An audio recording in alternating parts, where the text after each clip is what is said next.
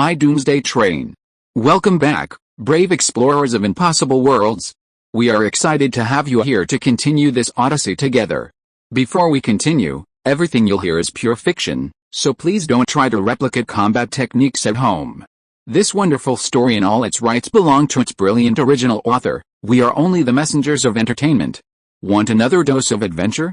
Subscribe to our YouTube channel so you don't miss a single chapter, and if you can't wait, our Patreon has exclusive surprises you'll love. Chapter 201 Beg for mercy quickly and I will spare your life. Beep, beep, beep. Rapidly approaching fire attack detected, expected arrival in 2 seconds. Attack intensity level 9. Recommended action, none. The bald man paused for a moment, his peripheral vision catching sight of hundreds of shells streaking across the night sky in the rearview mirror. A flicker of horror crossed his eyes. Without hesitation, he activated the Jebel energy shield and slammed the lever.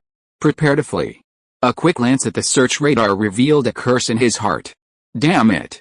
He couldn't even see the enemy on the search radar screen, and even if he wanted to fire back, he didn't know who to target.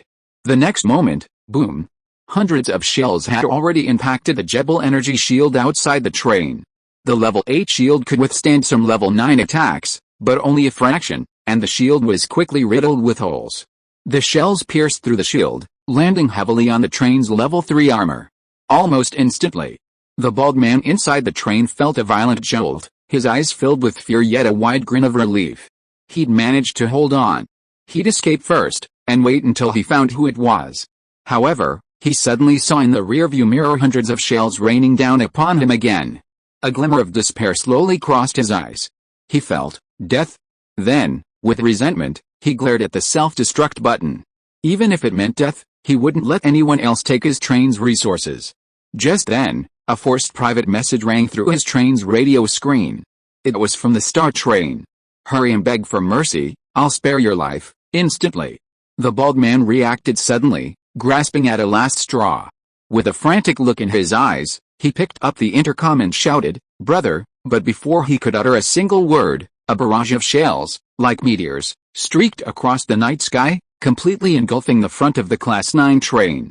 The unique name of the Class 9 mechanical train faded from the various lists and vanished. Bald man, dead. This was the first level 9 train to be destroyed in the zombie basin in recent days.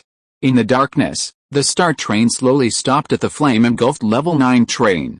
As the doors of guard car number 7 opened, members of teams 1, 2, and 3 filed in, quickly splitting up into several groups to control the train's slaves, eliminate the remaining personnel, and collect supplies.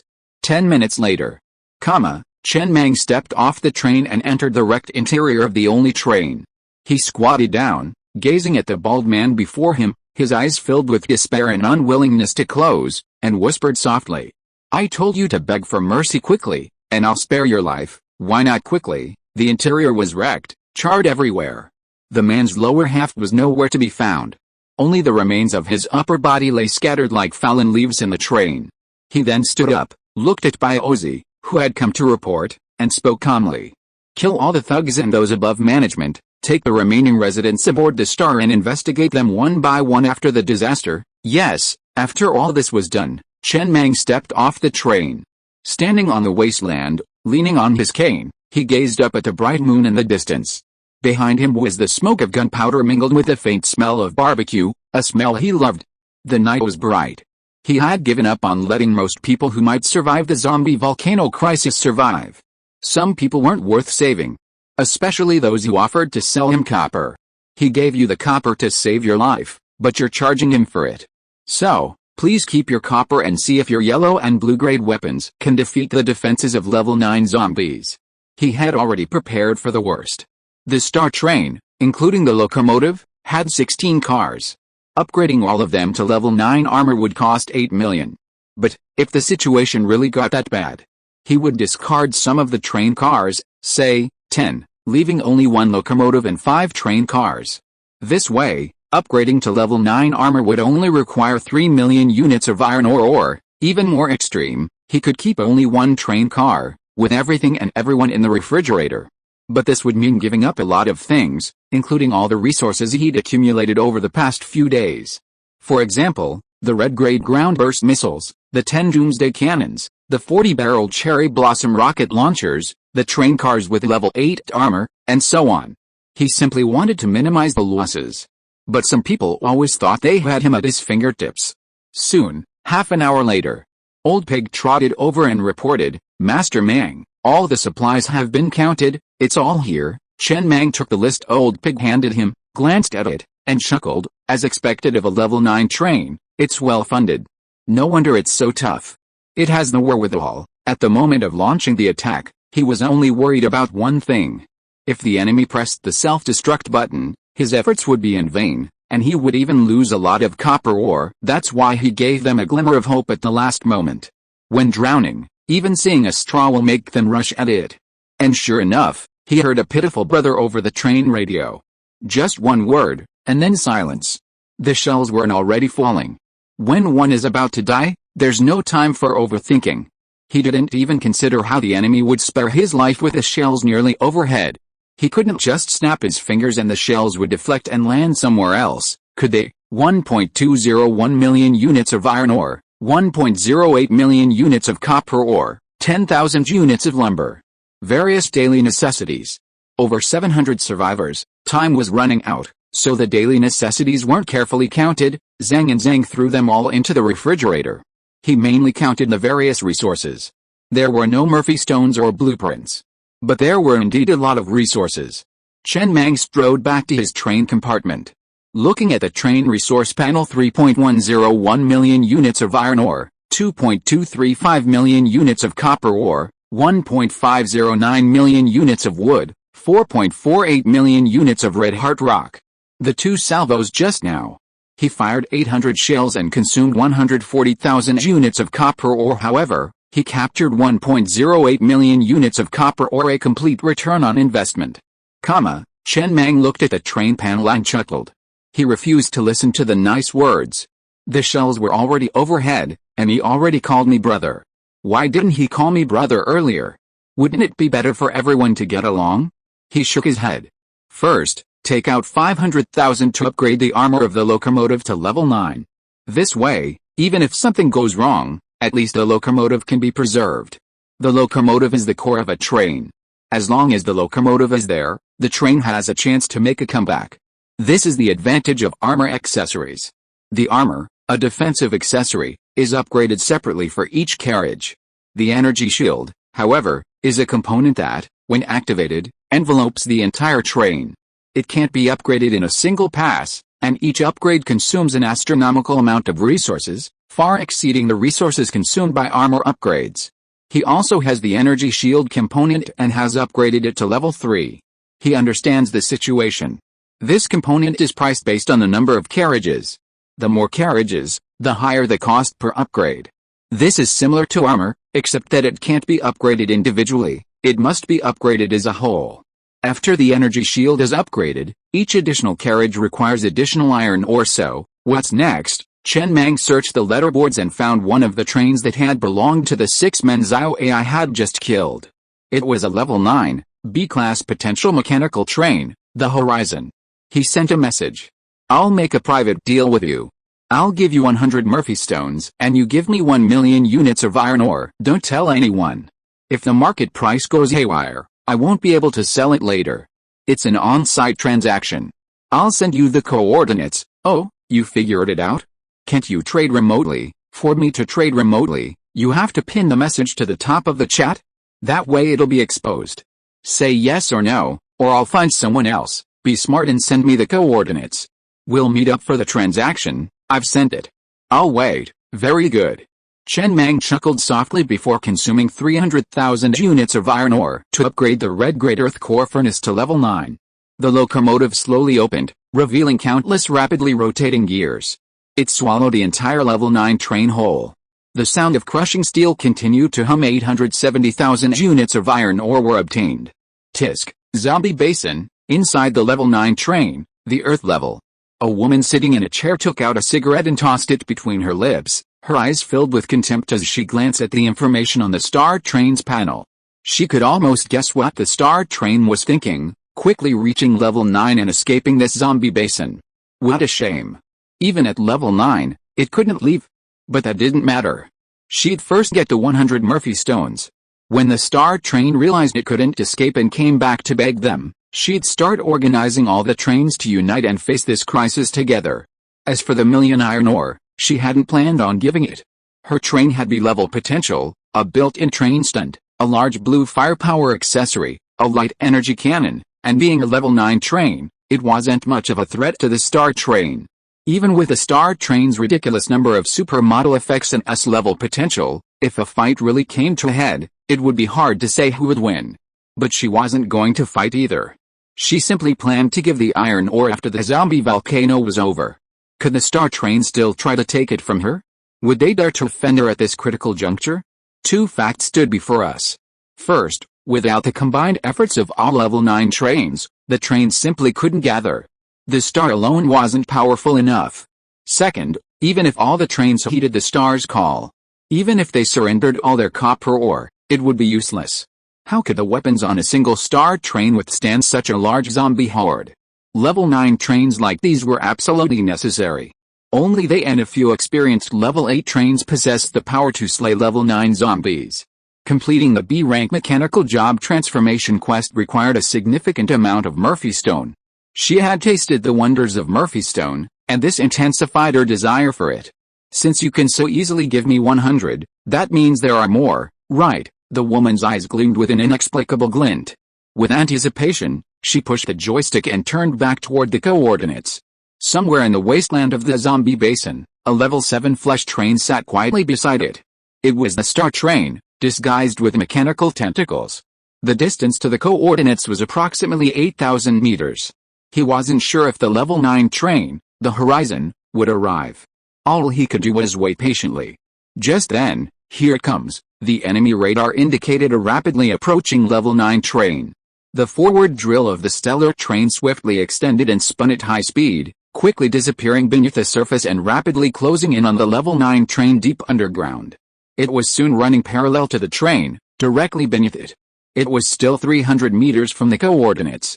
But he wasn't prepared to wait any longer. The next moment, train special, death spin. A whirling storm of metal erupted from the ground, aiming directly at the Class 9 train's cabin in almost an instant. The high-speed drill pierced the Class 9 train's interior. Then, the rapidly spinning blades on both sides of the train engulfed the cabin. In the blink of an eye, the battle was over. The level 9 train, the Horizon, was dead. The stellar, completely invisible on radar, lay dormant like a venomous snake. Killed in one blow. The level 9 train didn't even have time to activate its energy shield. This is another drawback of energy shields, they only activate when they sense an attack. In the case of the star, which suddenly emerged from the ground, the shield had no time to activate. The train cabin, with only level 3 armor, was shattered almost instantly. Even the second and third cars, driven by the inertia of the speed, collided with the star train emerging from the ground and were nearly pulverized on the spot. The cars behind it lost their balance and crashed into the open space nearby. Like a centipede with its head severed, the wheels spun on the overturned cars, their speed slowing down as they lost their power supply. The entire battle, from start to finish, took less than 3 seconds. If Chen Mang hadn't extended the blade only 1 meter, a full 10-meter blade would have been enough to crush nearly half of the 19-car train. Building a level 9 train would take a truly in. Even Chen Mang took nearly 3 months to build a level 7 train from a level 1 train. Even if others were as fast as him, it would still take them 4 months to build a level 9 train. Chapter 202 But, destroying a level 9 train only takes 4 seconds.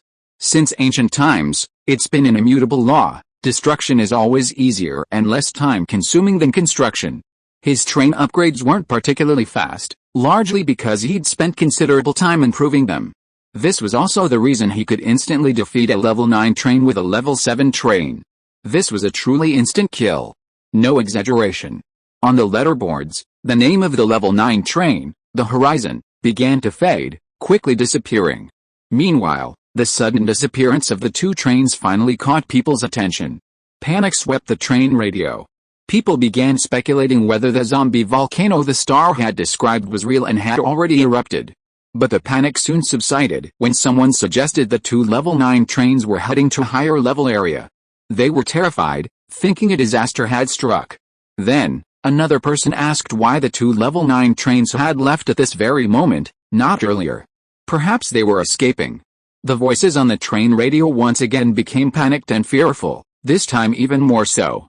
Humans subconsciously follow the crowd. If 9,900 people turn left, heading for hell, and 100 turn right, heading for heaven, then the 10,000st person will most likely turn left, even if they know the left is hell. That's why hell is so crowded, because there are always fools leading the way. Inside the Star Train, Chen Mang sat in a chair, watching the sudden changes in the messages on the train radio.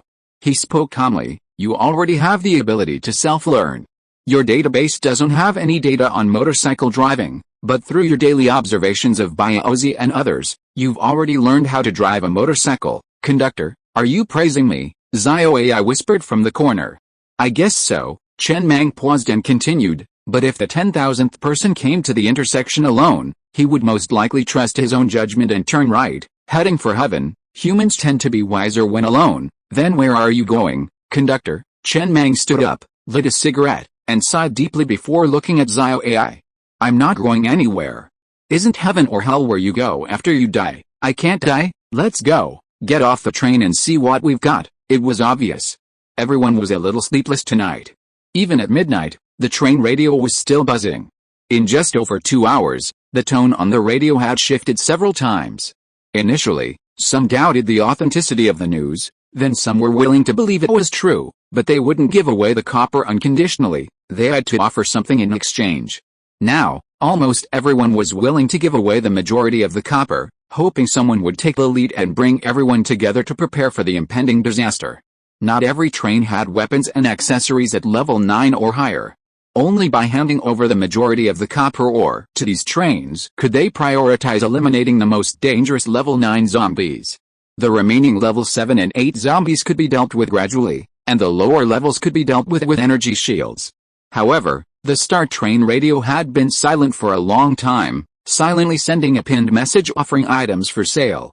The remaining 9 trains seemed to have gone mute, too. For some reason 634,000 units of iron ore, 580,000 units of copper ore, 1.01 million units of wood, 2 Murphy stones, and various daily necessities.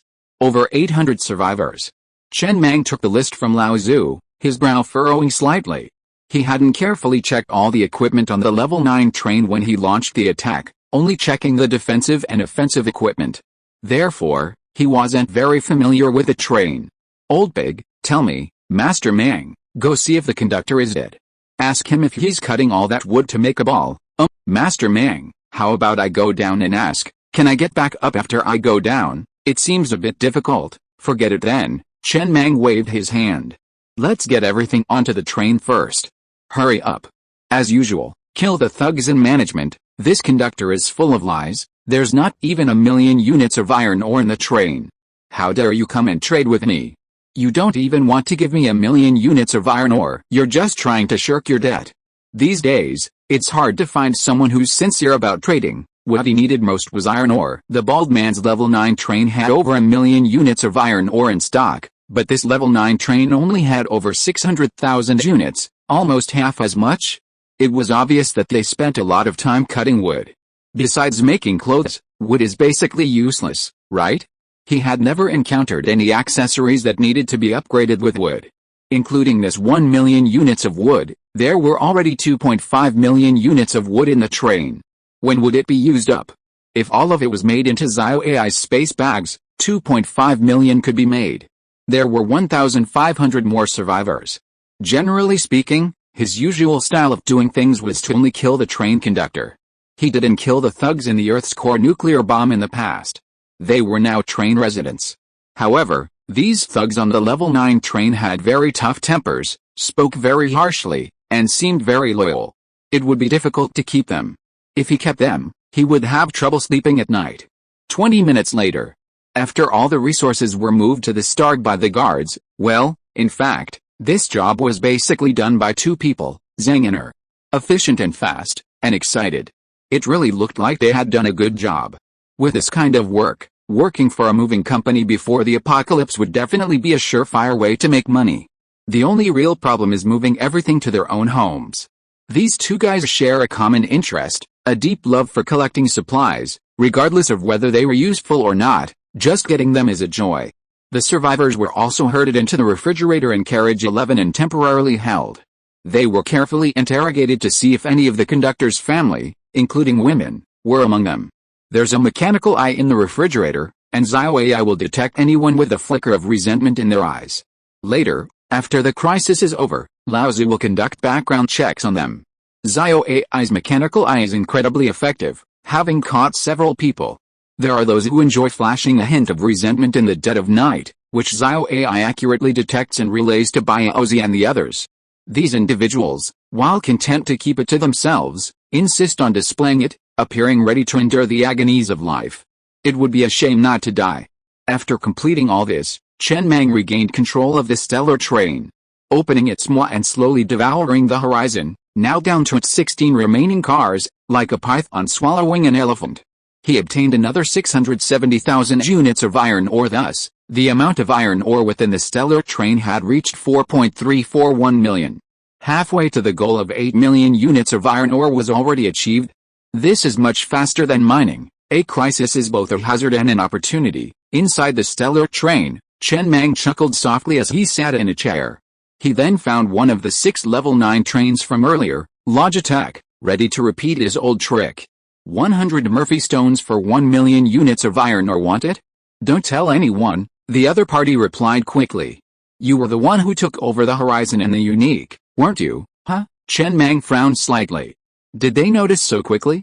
He still wanted to catch a few more. After a pause, he replied again.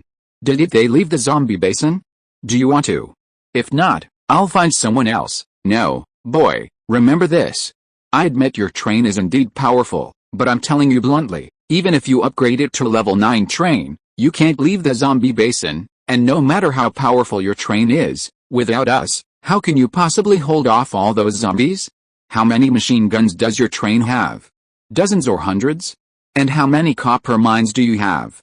Millions or tens of millions. Without us, you'll die? Chen Mang glanced at the message on the train radio and suddenly laughed. He understood. The message from the other party was clear. These level 9 trains couldn't leave the zombie basin either. He then replied to the last sentence and blocked the person. No wonder. No wonder the horizon and the unique disappeared from the list. This group immediately concluded that they were destroyed, not that they had left the zombie basin. It turned out that this group knew better than anyone that these level 9 trains simply couldn't leave this area anytime soon. He originally thought that these people were worried about the crisis in the blue zone, so they were unwilling to go. It turned out that they couldn't leave. That would be much more fun. He was not in a hurry now.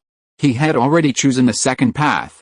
According to his progress, even if the level 9 trains could no longer be deceived, the zombie basin was so small that he could slowly look for them.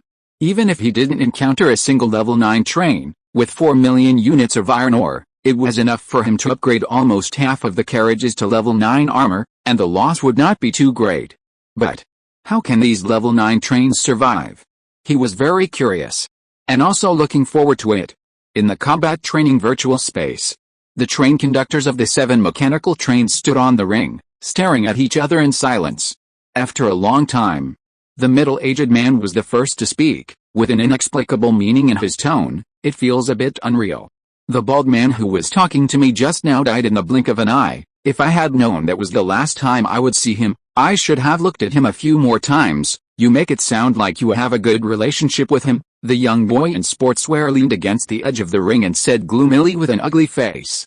Oh, that's not the case. The middle-aged man spread his hands and said helplessly, I just want to observe his face more and see what the face of a dying person looks like. In this way, when I have this kind of face in the future, I will hide carefully to avoid dying from an unexpected disaster. You have the same face as him now. Don't say that casually. I feel that my face is pretty good now. Okay. At this time, a man in a white suit stood up and said word by word with a cold face, we must contact the star. According to the estimated time of the star, there are at most 20 hours before the zombie volcano erupts. Just tell him the bottom price, 50 Murphy stones, 50 Murphy stones for each train. Then we can join forces with him to summon all the trains, and collecting copper mines also takes time. We can't drag it to the last second. You are not in a hurry, but I am. I don't want to die here. I can't go, the young man in sportswear said word by word with a haze in his eyes. That beast blocked me and replied to me with a he, seeing that no one spoke. The man in the white suit was silent for a long moment before he spoke up. I'll go. I arrived late and didn't have a conflict with him, I'll go ask. As soon as he finished speaking, the man disappeared from the ring, reappearing a minute later, his expression looking rather grim. What did you say? The middle-aged strong man hesitated and said, did you refuse?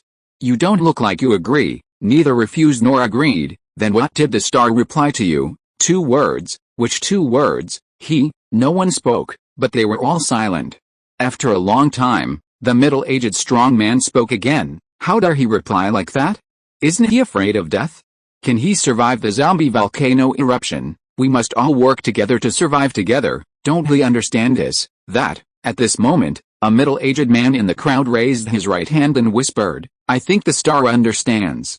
Wasn't this suggestion proposed by others from the beginning? It's just that you are too harsh in asking for Murphy Stone. I don't want to play with you anymore. Actually, I've always been curious. The zombie volcano erupted, and it wasn't just the star that died. Why do you always pick on the star? He has a lot of Murphy Stone. If I don't pick on him, I'll pick on you. Here's what I'm talking about, the middle-aged man said after a pause. Before the apocalypse, I was a negotiation expert. Leave him alone for an hour, and I'll go talk to him. This time, I can lower the price to 20 Murphy Stones per train. That should be no problem. There are 7 of us, and we'll only give him 140 in total. That's not much. An hour later, everyone looked at the middle-aged man who had returned with anticipation. How is it? How did the negotiations go? The middle-aged man stood there in silence for a long time before speaking hoarsely. Neither agree nor refuse. It's not 2 words, is it? Yeah, or he. Yeah. The middle-aged man standing nearby who had just raised his hand to interrupt sight and said helplessly, you're kind of treating me like a pig. It's obvious that I'd rather die than play with you. Well, I'll go. I'll tell him I don't want any Murphy Stones. Let's sit down and talk. After all, the star was able to take out the one and the horizon in such a short time. Its strength is unquestionable. With the star joining us, we can better overcome this crisis together. No problem. It's settled. Right. Let's survive first. Put those worries aside. The others exchanged glances, no one speaking. Clearly acquiescing to the proposal. This was the only way. Let's pull the star over and overcome this crisis first. With that, the middle-aged man disappeared. 3 minutes later, the middle-aged man reappeared on the stage, expressionless. What did the star say? 2 words, yeah. The young man in sportswear finally couldn't help but slap the ring, and said angrily, he. If you are listening to this novel on a channel other than Fanfic World, it means it was downloaded and re-uploaded without effort. We warmly invite you to visit our channel, Fanfic World. There you will find the original version of this story and many other novels of various genres. We look forward to seeing you dive into a world of incredible novels. Chapter 203. It has broken out. So what do we do now? The words fell. Everyone exchanged glances in silence. A moment later, the middle-aged man from earlier broke the tense. It's nothing. What else can we do? Everyone, get ready. We don't know the specifics of this zombie volcano. We just know there are a lot of zombies. We'll see after it erupts. In the zombie basin, the stellar train sped through the night. Sitting inside the train, Chen Mang glanced at the private messages from the level 9 train conductors on the train radio and chuckled softly. He wasn't in a hurry, anyway. It was up to you guys to be. We couldn't leave the zombie basin anyway. Just then, Arden's private message came over the train radio. Master Mang, is this crisis that serious? I only have a little over 300,000 copper mines. I'm not sure if that's enough. Send me the coordinates and I'll send it to you. Chen Mang glanced at Arden's message, thought for a moment, and replied. No rush, I'll contact you later. Okay, let me know if you need anything. But Master Mang, I should be safe if I'm flying. Could the monsters be so numerous they could cover the entire zombie basin? Chen Mang thought of the rather ridiculously large cavern and the many monsters he had never seen before, and replied again. Be prepared for the worst. The next moment, the radar detected a train. It was a level 6 train, currently mining at a level 2 iron mine. He frowned slightly, immediately pushed the control stick to turn the train, and headed towards the level 6 train. As it approached, beep, beep, a shrill, Long whistle blared. A mandatory private message was sent. Stop mining, and run to the shape lanes. A major disaster is about to erupt in the zombie basin, and you won't survive. Then he passed by the level 6 train. Unlike the Sand River Plains, the zombie basin allows anyone entering the basin to join the train radio, even if they were a level 6 train. This means this level 6 train, having clearly seen the announcement on the train radio, still dared to mine here, a truly unassuming sight. If we were to ask which level of train had the highest survival rate during this crisis, it would likely be the level 6. Level 6 trains can return to the green zone until they're upgraded to level 7. For the next few hours, Chen Mang piloted the star train across the wasteland. He encountered no level 9 trains, but he did encounter a level 3 copper mine. While the train currently possessed considerable copper reserves, the zombie basin was far smaller than the Sand River Plains, but neither was small, and the chances of encountering another level 9 train were low. He immediately stopped the train next to the level 3 copper mine. This was the first level 3 copper mine he had encountered in the zombie basin. Copper ore is much rarer than iron ore. After downing a bottle of Coke, all the residents jumped off the train with their pickaxes and resumed mining. Whatever they could dig up, the better. Inside the train, Chen Mang looked at the resources displayed on the train panel. 4.341 million units of iron ore, 2.815 million units of copper ore. He was just a little short of upgrading his armor to level 9. With a level 10 zombie barrier, he wasn't afraid of any zombies, unless they were affected. But besides zombies, there were many monsters in that huge cave he had never seen before. He also hadn't figured out why the village shook every night. It wasn't the sound of digging tunnels. Perhaps, as Zhang Yiren said, it was the vibrations from the breathing of some extremely terrifying creature.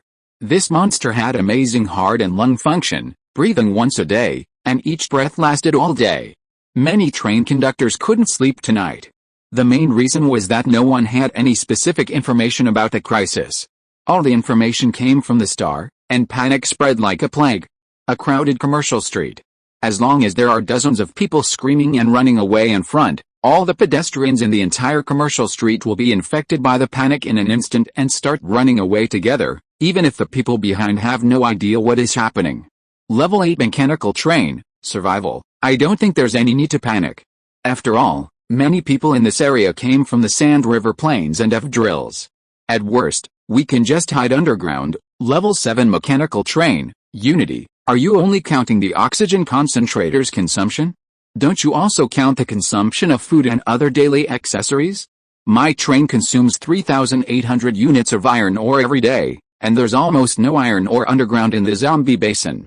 How long can you calculate how long your iron ore can last underground? Level 8 mechanical train, survival. A month or two shouldn't be a problem. Level 7 mechanical train, Unity. What about after 2 months? Level 8 mechanical train, survival. Wait for death. Level 7 mechanical train, Unity. 6. Drill. Chen Mang silently prayed for those planning to hide underground. He was extremely fast underground, but that was because his drill was a level 50 component. Even he didn't dare hide underground. The only way to deal with this situation was to kill all these monsters. Hiding for a while. Can you hide forever? No more mining? Just hiding? The other people's drills were only level 3 at best, and their speed underground was only a few dozen kilometers per hour. At that speed, you want to hide underground?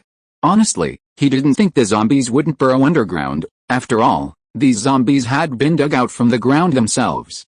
They clearly seemed smarter than the other zombies. They'd all used radar-blocking steel plates to cover the sides of the tunnels and move stealthily. But he still posted a pinned message on the train radio.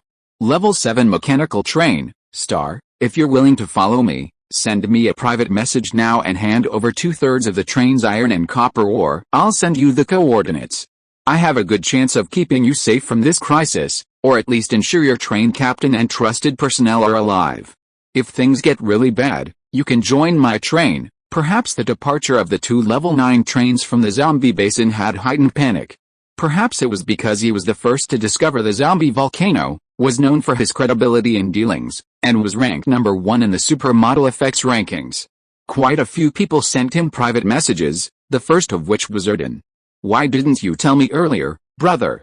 Give me a bottle of Coke, and I'll remotely trade you the iron and copper ore. My life depends on you, bro. 10 minutes later, 14 trains had completed transactions with him, receiving a total of 2.8 million units of iron ore and 2.1 million units of copper ore. The zombie basin is surrounded by high ground, and the closer you get to the center, the lower the terrain becomes. He set his coordinates on a high point.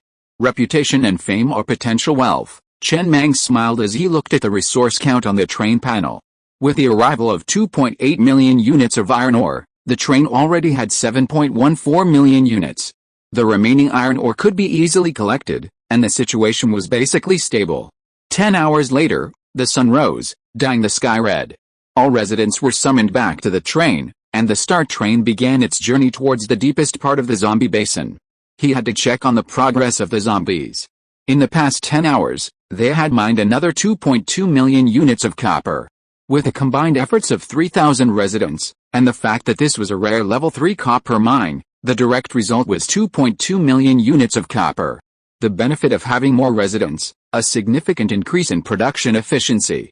This was even after the 1,500 survivors, who had been locked in the freezer and not working, had been removed. A small portion of the level 3 copper mine remained unmined, but that was too much to worry about right now. His unease grew, and he decided to check on the zombies first. The distance wasn't close, but his train was fast enough. In less than an hour, the train successfully reached the deepest point. The radar screen clearly showed that over a dozen trains had gathered there, clearly gathering intelligence, but unfortunately, their radar wasn't good enough.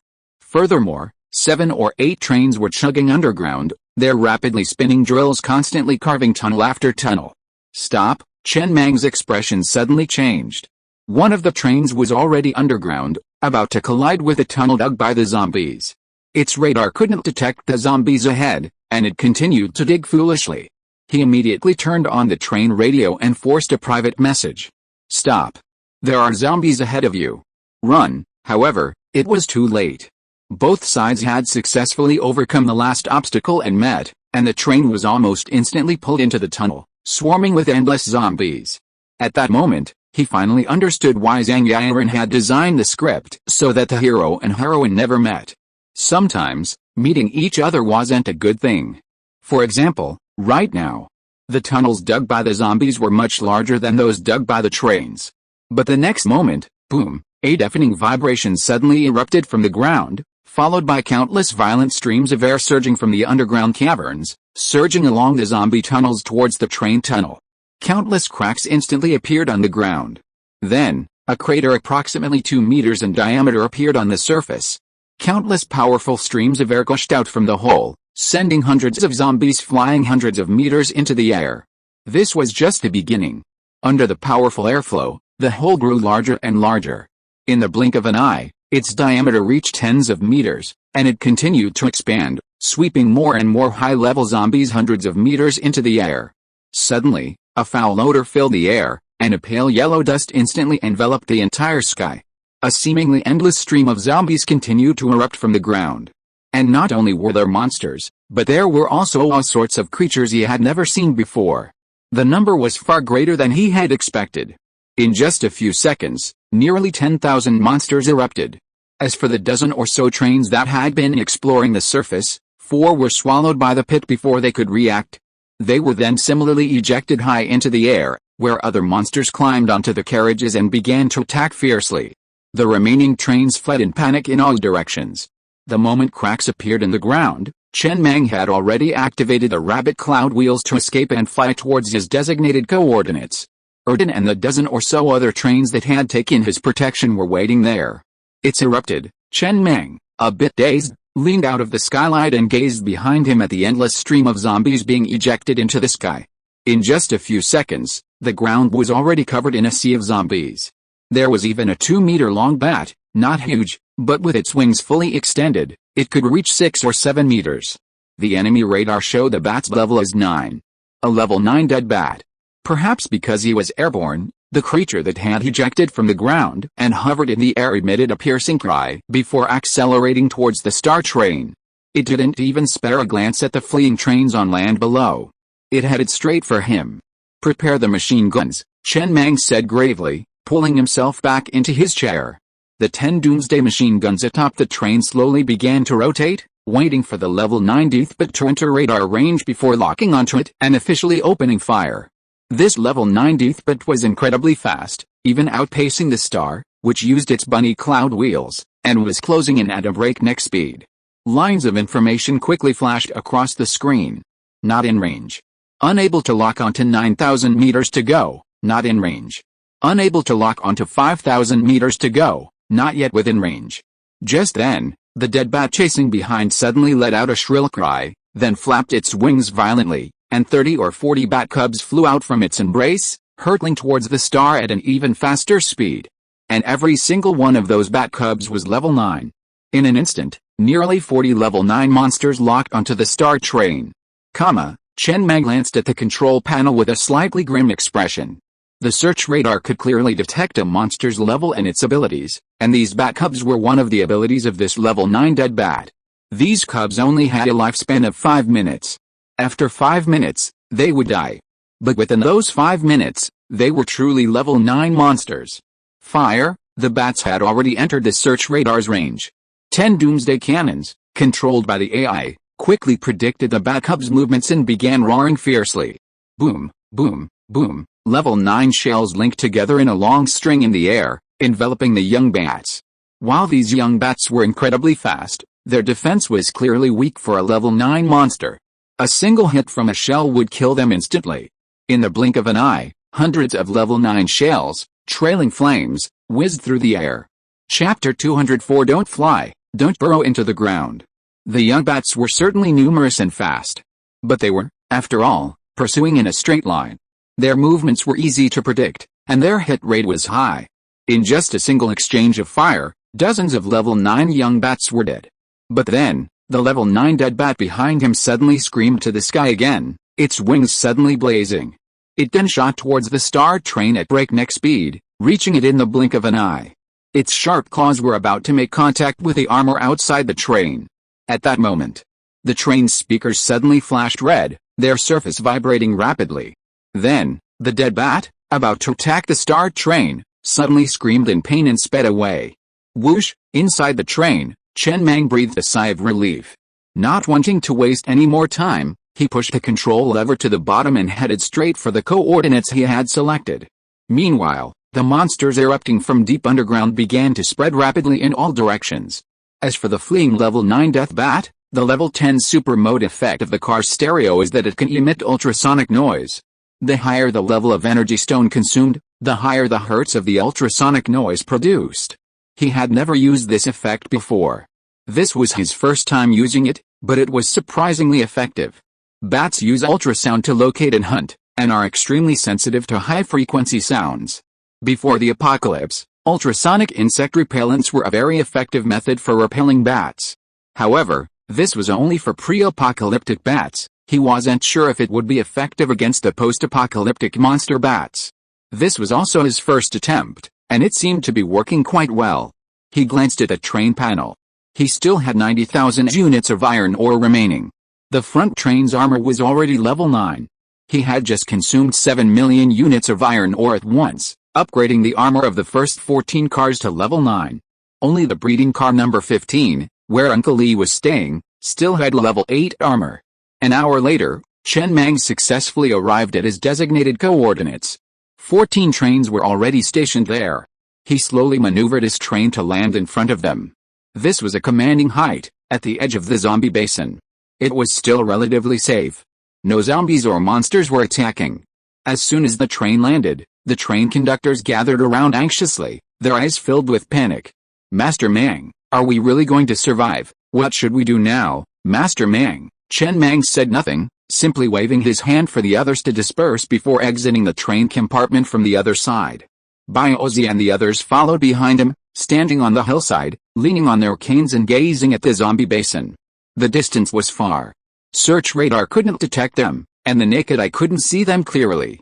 But he could see a swarm of monsters, like ink on a napkin, spreading rapidly in all directions. Their numbers continued to grow, far exceeding his estimated hundreds of thousands. Zombies were the primary monsters. Beyond that, there were all sorts of other monsters, both in the air and on land. Oh no, even underground. From the air, he saw an earthworm, 4 or 5 meters wide, constantly leaping out of the ground and darting deep underground, like a fish leaping from the sea. It was a level 8 monster. At that speed, he doubted the trains hiding underground could outrun it.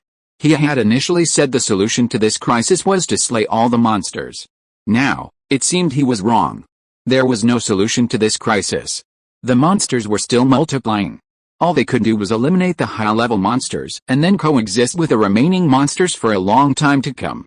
They would mine while fending off monster attacks.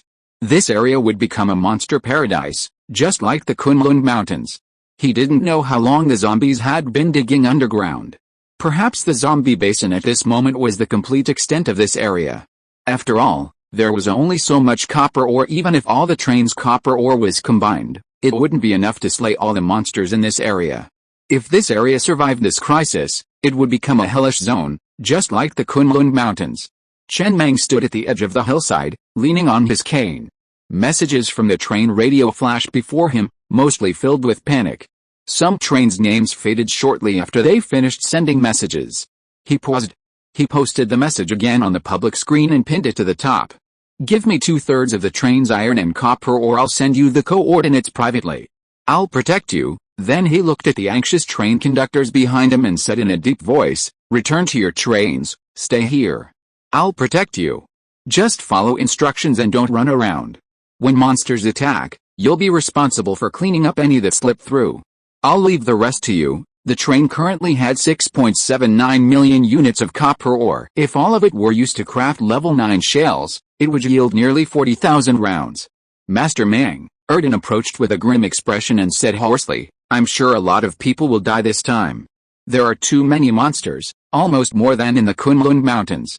It's hard for the train to survive in this environment. There's no connected yellow area around the zombie basin. There's a blue area ahead, and a green area behind. We can't go up or down. There's nowhere to hide. Even if we survive this, mining will be a big problem in the future. If the train doesn't have enough resources to replenish itself, even without monsters, it will gradually perish." "Yeah," Chen Mang nodded and said softly, "It's not a big problem. At least I can definitely keep you alive. Don't worry, I trust you." Erden's face was complicated, and he hesitated to speak. He said nothing more, simply turning and walking towards his own train. He knew Master Mang's train would be able to withstand it. The worst-case scenario was giving up his own train and joining Master Mang's. But he didn't really want to go that far. He knew that if he could join Master Mang's train and get a management position, his future development would definitely be better than his own Kanglong. He simply preferred the feeling of exploring the adventure map. If he joined the reckless train, he'd never have the chance to explore the adventure map again, which would be a lot less exciting. The zombie volcano erupted from the center of the basin and spread rapidly in all directions. Most trains weren't affected, fleeing quickly toward the edge of the zombie basin, the higher ground. Only a few, unlucky enough to be mining near the center, or those eager to see for themselves, were affected. "Keep going down. Keep going down." A level 8 mechanical train, deep underground, was being driven by a man with pale lips and bloodshot eyes as he pushed the control lever to the floor. The train hurtled deeper into the earth at a nearly perpendicular angle. On the search radar, a massive level 9 earthworm was rapidly approaching from behind. Its drill was a level 5, traveling at a speed of 80 km per hour underground. The monster behind him was already speeding at 300 km per hour on the screen, rapidly approaching. He expected to be overtaken in seconds. But there was nothing he could do. The moment the crisis struck, his first instinct was to hide underground. But as soon as he did, the giant earthworm behind him burrowed in, chasing him. He tried to get out, but his radar showed the ground was covered in red dots, making it impossible to escape. All he could do was keep going deeper, trying to shake the monster off. He even took out 2 Murphy stones and threw them at the drill bit. He wouldn't have used Murphy stones on the drill bit unless it was a life-or-death situation. But it was useless. Seeing the level 9 earthworm monster about to catch up, the man's eyes flashed with a murderous gleam. The doomsday cannon on the carriage began to slowly warm up and rotate. The moment the earthworm broke out of the ground to catch up, the level 9 doomsday cannon roared rapidly, firing one level 9 shell after another like it was free. He used Murphy Stone to upgrade a doomsday cannon to level 9. Although his Jebel energy shield was only level 7, his offensive capabilities were formidable. Since he couldn't escape, he had no choice but to fight. He threw away all the copper ore, which he normally wouldn't spare. Losing the copper ore while alive would be painful, but dying without using it would also be painful. Boom boom boom, deep underground, in an unnoticed corner, a level 8 mechanical train was locked in a desperate battle with a level 9 earthworm monster. It was just too close. If it were above ground, using the train's speed to kite the monster, at any cost, it would have a good chance of victory. Of course, that presumably meant the earthworm didn't burrow underground. Instead, it was a man-to-man duel on the surface. But this time, it was deep underground. By the time the train could reach the earthworm monster, it had already opened its bloody maw and swallowed the last few cars. The earthworm monster was fiercely attacked, its head a bloody mess, fragments of flesh flying everywhere. But it still relied on its speed to devour the entire mechanical train from tail to head. Clang, the sound of the energy shield shattering, followed by the sound of armor shattering and the terrified screams of countless survivors, followed by boom, a huge flame exploded from the earthworm monster's belly. The earthworm monster, which was still wriggling in place to digest its food, suddenly exploded into dozens of pieces, spraying countless blood and debris throughout the cramped tunnel. This was the power of the train's self-detonation. This level 8 mechanical train was henceforth officially eliminated from the zombie basin. And this level 9 earthworm monster also perished there. A few minutes later, the tunnel gradually collapsed, completely burying all traces of the battle. For a long time, no one would know what happened here, and no one would come here to take a look. Perhaps many years later, a train traveling underground would stumble upon this place. The so-called train. Essentially, they were mobile shelters. The most powerful person on each train was the conductor, the train's spokesperson. But the trains weren't just filled with conductors. They also contained countless survivors. The destruction of each train often meant the deaths of nearly 1,000 or more survivors in this apocalypse. Don't fly, don't burrow, don't fly, don't burrow. Messages spread rapidly over the train radios, and soon many trains discovered that the monsters in the air would prioritize attacking those in the air, while those darting underground would prioritize attacking those underground. Once on the ground, those facing only zombies and the scurrying monsters remained. Suddenly, every train on the ground in the zombie basin fled in all directions. However, it soon became apparent that if there were no targets underground or in the air, the monsters in the air and underground would prioritize attacking the trains on the ground. Who the hell said stop flying, stop burrowing into the ground? Fuck. Inside the control room of a level 7 mechanical train, a young man, his face pale and filled with despair, gazed at the scene before him. Behind him was an endless, sky-like, surging tide of corpses. In front of him, 2 earthworm monsters emerged from the ground and attacked the train. Above him, a level 9 rot eagle screamed and swooped down, claws extended. There was no hope. He didn't know how to survive. Originally, he only had to deal with the corpse tide behind him, but once all the trains were out of the ground, he would have to face monsters from all directions, from land, sea, and air. Even gods couldn't stop them. God damn it, with despair in his eyes, the young man opened the cover of the button that immediately destructed the train and pressed it. He was about to click the screen again to confirm. Boom, boom, countless shells blasted in from afar, directly hitting the swooping level 9 corrupted eagle and the 2 earthworm monsters that had emerged from the ground. Almost instantly, as the explosions resounded, the level 9 monsters all fell to the ground, gravely wounded. The young man's movements faltered slightly as the train rushed forward. Another round of shells descended, completely blasting the wounded monsters to smithereens. Then he saw a flying train crash down beside him, and a forced private message came over the train radio. Star, escape to these coordinates, just up the mountain ahead. Give me 2/3 of the copper and iron ore in your train. It was him.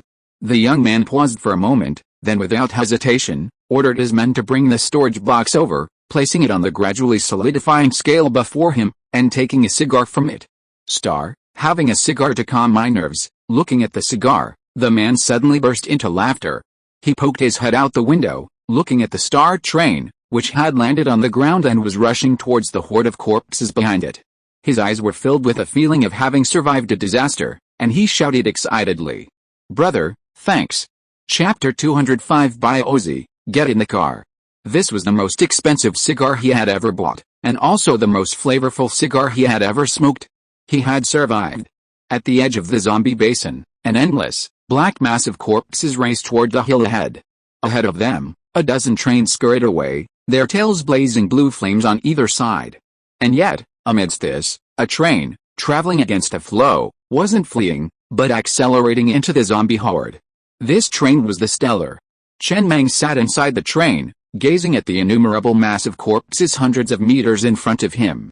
With a calm expression, he pressed a button on the control panel. The next moment, blades, 10 meters wide, on either side of the train suddenly extended and began to spin at high speed, their surfaces radiating purple-blue arcs of lightning. The threaded drill bits on the front of the train also extended and began to spin at high speed. The zombies were moving faster than he had imagined. In less than 2 hours, the train in the center of the zombie basin had been completely destroyed. The zombie horde began attacking the surrounding higher slopes. The horde before him was currently at the base of the hill he had selected as his coordinates. There were a vast number of them.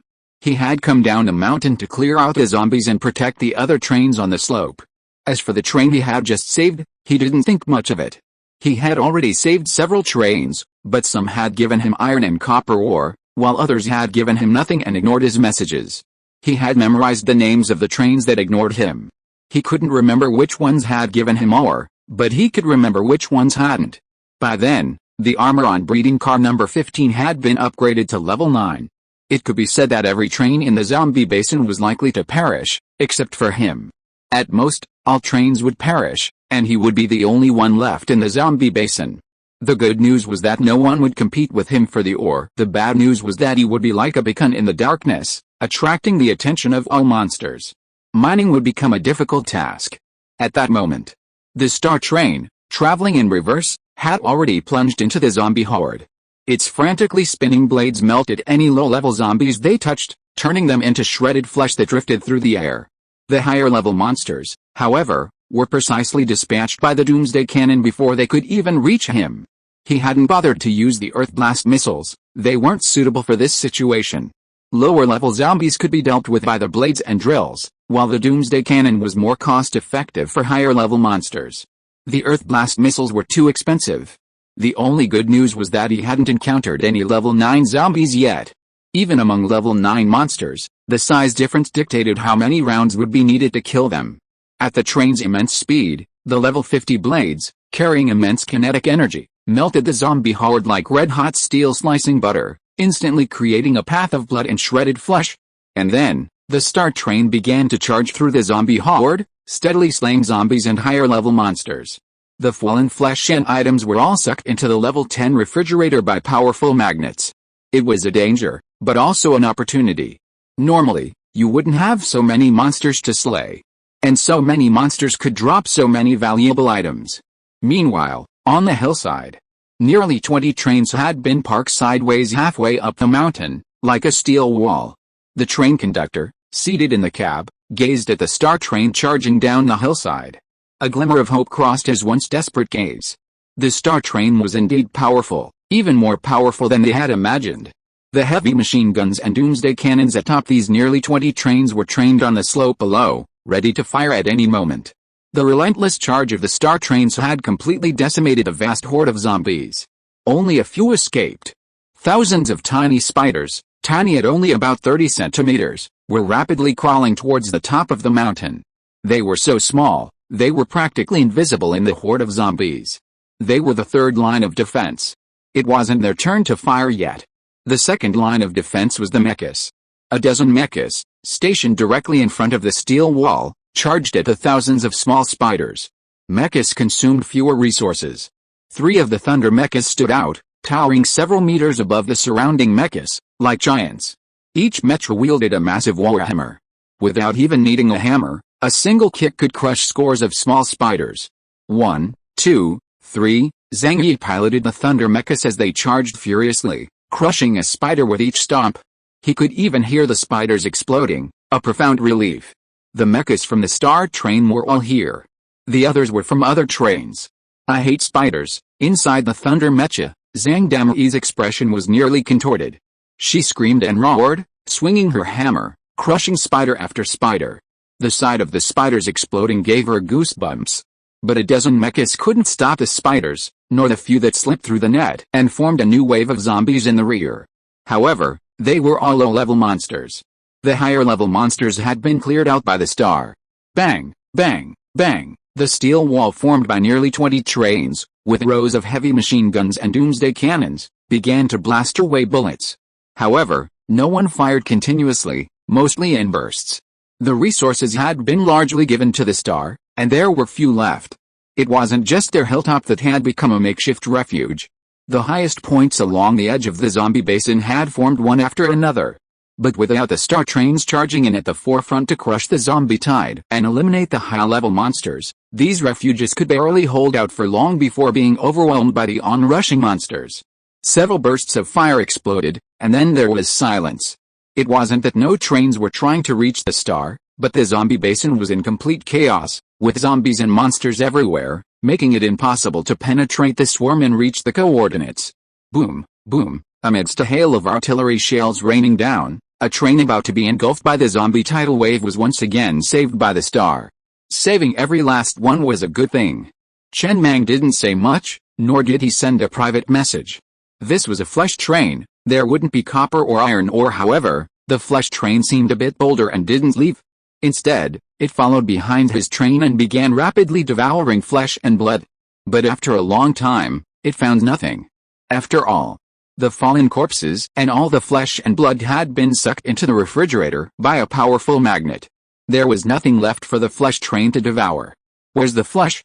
You put it away? You don't need it, why would you? Give it to me. I need to level up. Chen Mang blankly glanced at the message on the train radio, not bothering to reply, continuing to charge through the zombie tidal wave. But instead of replying, the flesh train began to blare its whistle. The sound was different from that of a mechanical train, a bit like the scream of a bat, extremely piercing. Sigh, he sighed softly. Will the flesh train corrode your brain? He immediately turned on the train radio and replied. Here you are. The next moment, several shells blasted past, and the flesh train quickly disintegrated into a fireball, soaring through the air before plummeting heavily into the tide of zombies. About an hour later, the star train slowly came to a stop.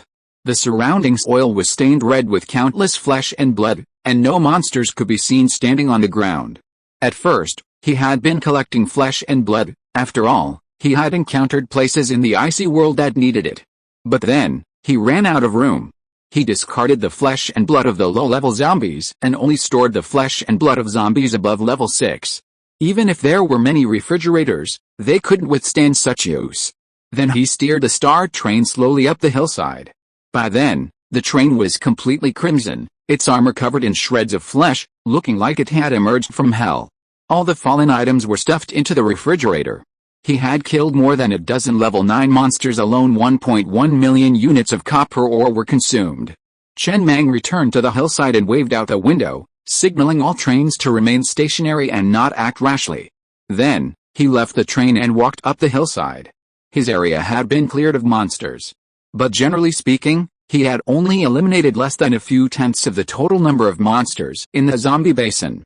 Looking down at the entire zombie basin, countless zombies were constantly charging towards the other hilltops. The center of the zombie basin was devoid of monsters. The safest place at this moment was the central area. However, getting through was a problem. All 3 paths were blocked. Chen Mang narrowed his eyes slightly as he took in the distant scene. This time, the zombie volcano contained many monsters besides zombies, but strangely, they all got along very well and didn't attack each other. Normally, different monsters would be territorial and would attack each other. For example, zombie hordes often attacked other monsters to obtain enough flesh and blood to provide the energy needed for the zombie king within the horde to evolve.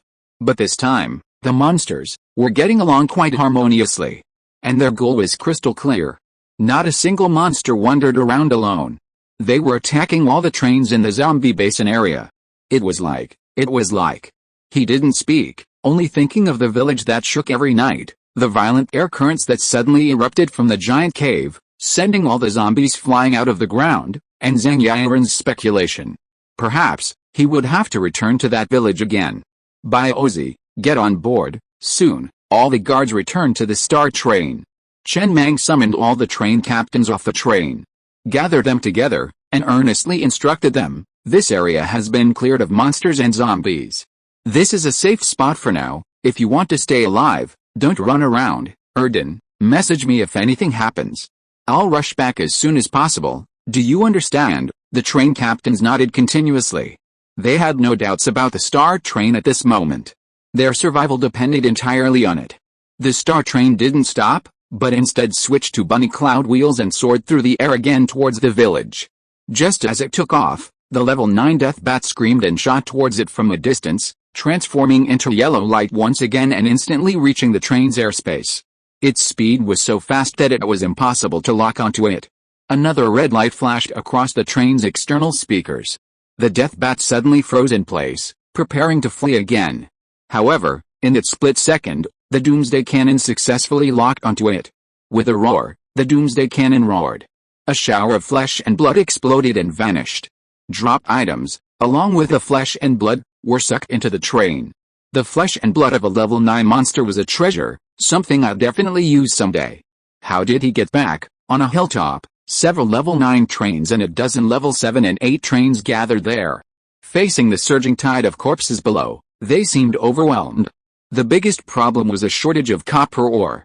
The middle-aged strong man jumped off the train, strode to the nearby level 9 train with an anxious look on his face, looked at the middle-aged man sitting on the train and shouted, "There is not enough copper ore, and the number of zombies is still endless. Can the Star come to support? Didn't a train say on the train radio that the Star had cleared all the monsters on their hill?" "I said so." The middle-aged man tilted his head with an ugly look at the endless stream of zombies on the hillside outside the window and said hoarsely, "I said that each level 9 train will pay 200,000 units of iron ore to the Star and ask him to come to support." He refused and replied with a laugh, "Fuck, keep raising the price. It's useless to ask for that little bit of iron ore now. Just say that there are more than a dozen trains here, and they are all willing to give him iron ore, so let him come to support quickly," the middle-aged strong man shouted anxiously. "We really don't have time. I only have 3 level 10 Doomsday Cannons, and those are the only ones I dare use. The others aren't even level 10, and they're too much of a drain. On your train, there are only 4 level 10 Doomsday Cannons combined." That's not enough. Just then, it was too late. A massive horde of zombies had already surged up the hill. Seeing this, the burly middle-aged man's expression changed slightly, and he strode quickly back to his train. The situation had worsened. The horde had already surged up the hillside. Now, they could only kill the high-level monsters and ignore the remaining low-level ones. His energy shield was level 8. It could ignore the low-level monsters, but the remaining low-level trains would be doomed. Furthermore, at this point, even if they managed to survive, how they would mine the minerals would be a huge problem. These monsters seemed to have level 1000 radars embedded in their brains, instantly locking onto their train's location and pursuing it. They had no sense of territory at all. Pure slaughter. Chapter 206 Chapter 205, This place is like a huge heart. In the blink of an eye, the mountaintop had completely fallen. The low-level trains were quickly melted by the zombie horde. Thousands of zombies and monsters attacked every part of the trains, and the shattering of the energy shield spelled doom. Boom, the sound of train explosions echoed continuously.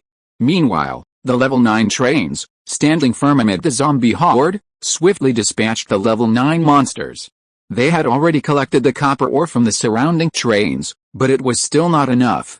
Not bad. The burly man sitting inside the train looked at the zombies and monsters that had now surrounded the trains and were beginning to climb onto the energy shield, and breathed a sigh of relief.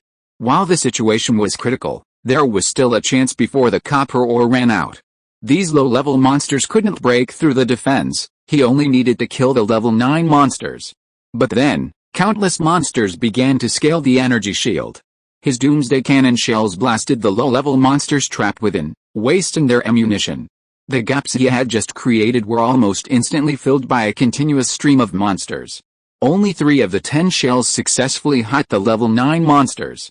Damn it! Seeing 2 level 9 zombies sprinting toward the train on the enemy radar, the middle-aged man's face changed slightly. He immediately pushed the control lever, trying to accelerate suddenly and throw all the zombies on the energy shield. The energy shield had no grip points, making it easy to throw them away. But, countless zombies and monsters were stuck under the wheels, almost blocking the train, making it difficult to accelerate. It was just a moment's delay. The two level 9 zombies, roaring, caught up and smashed into the train's energy shield. The sturdy level 8 energy shield was almost covered with cracks and nearly shattered. No, the middle-aged man roared in despair. He wanted to ignore the level 9 flying monsters and escape from here first. But there was no time to replace the bunny cloud wheels. He didn't even have time to drill into the ground. The energy shield was completely shattered. A train's great strength lies in its speed, but when it can't move, it often becomes a graveyard of steel. The middle-aged man, a sturdy man, died. He didn't self-destruct. Before his death, he stared at the horizon with resentment, hoping the star train would arrive on a rainbow cloud to rescue him from danger. Many trains on the train radio had claimed to have been rescued by the star train. However, until his final moments, his own rainbow cloud never arrived. Boom boom boom, over the zombie basin, the star train soared, its rooftop Doomsday cannon firing relentlessly, blasting a charging rot eagle to death. He had already lost count of how many level 9 flying monsters he had killed. As he soared, nearly every nearby flying monster locked onto him as their first target. Just then, Chen Mang noticed a nearby hilltop, where about 7 or 8 trains were gathered. A dark mass of zombies were already charging upwards from the surrounding slopes, braving the incoming fire. Clearly on the brink of collapse, they were on the verge of collapse. His brow furrowed slightly. He turned his train and rushed forward, first precisely dispatching a level 9 zombie before forcing a message to several trains. Drilling underground. The trains were clearly hesitant, but obeyed his command, quickly extending their drills and burrowing deeper into the mountain. Immediately afterwards, the star also burrowed underground. As soon as it entered, its radar detected 2 level 9 worm-like monsters rapidly advancing towards the trains. He maneuvered the star deep underground, meeting them and easily dispatching the 2 level 9 worms. Then, he emerged from the surface and flew back toward the village. For a long time, the underground wouldn't be attacked by worm monsters. Hiding here was temporarily safe. He couldn't possibly clear the hillside of monsters, he didn't have the time or ammunition. Why doesn't rescuing people earn inheritance points? Inside the train, Chen Mang glanced at the control panel screen, curled his lips, and said nothing more. Taking in children on the train would increase inheritance points, as it was a sacrifice for the preservation of human civilization. So, wasn't his expending copper ore to save these trains also for the preservation of human civilization? A few dozen minutes later, Chen Mang had successfully reached the village. He slowly descended, plunging deep underground to explore again. Soon, he saw the L-shaped cave again. This time, there were no monsters in the cave, it was completely empty. He continued to drill deeper, and after going over 20,000 meters, using a level 50 drill, he successfully drilled into the cavernous space before him. He had lost the support of the ground. The train instantly plummeted as if from a great height, plummeting deep into the cavern. However, he switched to the bunny cloud wheel mid-air, allowing the train to hover high in the air. Here, Chen Mang glanced around, a flicker of shock in his eyes. Seeing this space with his naked eyes was completely different from what he'd seen on the radar. It was like a giant heart. The surrounding walls were a bloody mess. Many zombie limbs lay scattered on the ground, likely crushed by the crowds. And in the very center of the heart, a small red dot flickered. Directly in front of the train, about a few hundred meters away, it was a head. A zombie head, roughly 50 meters wide, lay on the ground with its eyes closed. Here, Chen Mang tilted his head to look at the faintly flickering red dot on the radar. The message displayed on it was, monster information, none. Current level 9, complete form level unknown. At that moment, the gigantic zombie head suddenly opened its eyes, its head bouncing a few times on the ground. It turned its head to stare intently at the star train, hovering in the air above the cavern. Its eyes were filled with ferocity, and then it suddenly opened its mouth and roared. Roar, the deafening sound echoed throughout the zombie basin. Immediately afterwards, a powerful and violent blast of air erupted from the zombie's mouth, blasting towards the star train. Driven by the gust of wind, the hovering star train instantly slammed into the wall and fell through the air. Fortunately, the star train, with its level 9 armor and level 10 permanent shock absorbers, suffered no damage. Only the external components, such as the powerful magnets for the speakers, were instantly degraded to single digits. Chen Mang, manipulating the star train to hover again, looked at the gigantic zombie head and suddenly laughed. Unsurprisingly, This zombie head was the mastermind behind this zombie volcano incident. It was clearly in a state of disrepair. Those zombies and monsters had probably gone out to collect flesh and blood. Perhaps all the monsters in the zombie basin were rushing here, ready to protect their king. Sure enough, Erden's urgent voice soon came over the train radio. Master Mang, all the monsters in the zombie basin have suddenly retreated, rushing to the deepest part of the basin. The next moment, Chen Mang didn't hesitate. The Doomsday cannon quickly locked onto the giant zombie head and opened fire. Shell after shell, carrying an unbearable threat in the air, completely enveloped the giant zombie head. There was no way to fight back.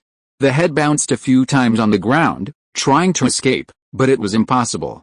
It could only roar in despair again, staring at the hundreds of shells enveloping it. Boom boom boom, countless explosions echoed. It was going much more smoothly than he had imagined. This zombie head had no means of retaliation. Its only attack was its violent airflow, the same force that had created the zombie volcano. However, it was clearly no longer usable. Even if it were, it would be meaningless, as it wouldn't penetrate the star's defenses. Then, 2 lines of text appeared on the train control panel screen. You killed the level 11 ancient boss, Giant Zombie King, gained 50 reputation points. Chen Mang took in the scene before him. The giant zombie head, already reduced to shreds in midair, along with its dropped items, were pulled into the train by powerful magnets. He chuckled softly before steering the star train away again. As it broke free again and soared into the sky, the sun's rays shone upon the zombie basin, and the zombie basin finally returned to its former tranquility. This zombie head was the commander-in-chief of all monsters. With the commander-in-chief dead, the crisis was naturally over. Well, this should be considered tranquility, right? Chen Mang, sitting inside the train, lit a cigarette and surveyed the zombie basin from above. The zombie hordes had completely separated from the monsters, no longer forming armies, but instead dispersing and occupying territory. The good news, these monsters would no longer attack the trains in legions. The bad news, they were still alive, not dead. The number of monsters in the zombie basin had increased tenfold, and the number of level 9 monsters had also increased tenfold. Mining would become significantly more difficult, but there would also be more unmanned mines to find. After all, not many trains were left. In the train rankings, there were 11 level 9 trains. Only 3 remained, a flesh train and 2 mechanical trains. The losses for the lower trains were even greater. Almost 60 to 70% of the trains were destroyed in this crisis. There was no escape. With level 9 monsters lurking on all 3 routes, sea, land, and air, where could they escape? He steered the train towards Erden. He needed a break. He hadn't slept in ages, and it was already noon, so he needed to find a place to sleep. He was really sleepy. He had been fighting without feeling tired, but now, with a sudden pause, a feeling of exhaustion quickly washed over him. About an hour later, Chen Mang controlled the star train and landed back on the hilltop. None of the trains he was protecting were killed or injured. Every train maintained 0 casualties. Master Mang, Erden walked over to Chen Mang, who was standing at the edge of the hillside. He looked down into the distance in a daze and muttered, "Is it over? I suddenly feel like I've been taking the wrong path. I prefer exploring adventure maps. I have more experience there. I always feel that with enough parts, I can create more combinations and deal with more crises. If I keep mining, I can only craft the parts that can be crafted after the train upgrade. There's no future, but now it seems I was wrong. If I had continued mining, I could have upgraded the Jebel's energy shield to level 9. Perhaps in this crisis, even without your help, Master Mang, I wouldn't have been in danger of death." "You're wrong." Chen Mang stood at the edge of the hillside, leaning on his cane. He chuckled softly, took out 2 cigarettes, handed one to Erden, put one in his own mouth, and snapped his fingers. Zio Ai, who was following him, immediately put her finger under the cigarette holder and blew out a small flame. "Huh?" He exhaled a long puff of smoke before stretching lazily, inhaling the mixed smell of gunpowder and blood in the air. The Jebel energy shield is a blue-grade accessory and can only be upgraded to level 8. If you want to upgrade to level 9, you must have Murphy Stone. You can't dig up Murphy Stone by mining all the time. You have to go to the adventure map and mine, and even if you have a level 9 Jebel energy shield, how many resources do you have to keep the Jebel energy shield activated, and how can you deal with those level 9 monsters? The train needs a lot of things to develop. The star will encounter a lot of things later. It's impossible for me to go to every adventure map. I don't have that much time, and it would be a difficult decision if I encountered two adventure maps at the same time. Do you have any idea of coming to my train and being a captain, responsible only for exploring the adventure maps, and you don't need to worry about anything else? How is that possible? Erden shook his head helplessly. Mr. Mang, many adventure maps require the train conductor to drive the train. If I join your train, I will not be eligible to enter the adventure map. No. Chen Mang patted Erden on the shoulder and said seriously, Captain is just a title. You'll still be the conductor of the Kanglong, but nominally the Kanglong will be subordinate to the Xingxing. All your slaves and other things will belong to me. You don't need to worry about iron ore, slaves, or upgrades. I'll provide all the resources you need to upgrade your train. You only need to explore the adventure map. That's exactly what you're good at and what you enjoy. You don't need to worry about the development of the train. Everything you gain from the adventure map will belong to me. It's like an auxiliary train. Of course, I'm not forcing you.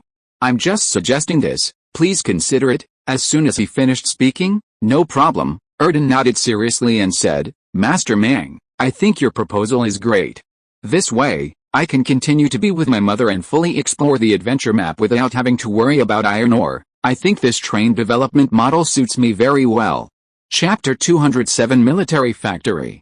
Decided so quickly, Chen Mang tilted his head in slight surprise, glancing at Erden. This was actually just a preliminary concept he had in mind, not yet a complete system. He envisioned Erden as a traveling frog. The kind who wasn't around much, but always returned with a ton of goodies. He'd noticed, and he didn't know if it was talent or just pure luck, that Erden was able to discover all sorts of adventure maps, including the underwater maze, the Tower of Babel, and the Eternal Prison adventure map he'd smashed out in the zombie basin with a pickaxe, and even encountered the zombie volcano. To put it nicely, he was incredibly gifted. To put it bluntly, he was a complete disaster, causing trouble wherever he went. Then he looked at Erden with a smile. I didn't expect you to agree so quickly. In fact, this is a good thing for both you and me. You can focus all your attention on exploring the adventure map in the future. Just leave those slaves to me, then you can take your thugs with you. You don't need carriages. Just a locomotive. The thugs will live in the refrigerator in the train room. Think about it, with only a locomotive, won't the resources consumed to upgrade the Jebel's energy shield be much less? Just build a small and powerful train. Isn't that great? Yes, it is. Erden grinned, with a glimmer of expectation in his eyes. For some reason, I suddenly feel that the twists and turns are gone. From now on, I will officially call you Master Mang. I will go back and disband the train and dismiss all the slaves. Okay, there's no rush. You can discuss it with my deputy train captain, Lao Zhu, later. He knows more about some details. No problem. After Erden retreated, the surrounding train conductors didn't dare to approach. Biozi and the others, in their mechas, stood expressionlessly behind Mangi, preventing any sneak attacks. They simply shouted from a distance. Mr. Mang, thank you for protecting us this time. If anything happens in the future, just say it, and we'll definitely come to your aid. That's right, Mr. Mang. That train next to you is the one you just saved, the one that didn't give you the iron ore. We've already persuaded him, and he's already handed over all the iron and copper ore and placed them in the storage box on the ground. Then, Mr. Mang, we'll withdraw first.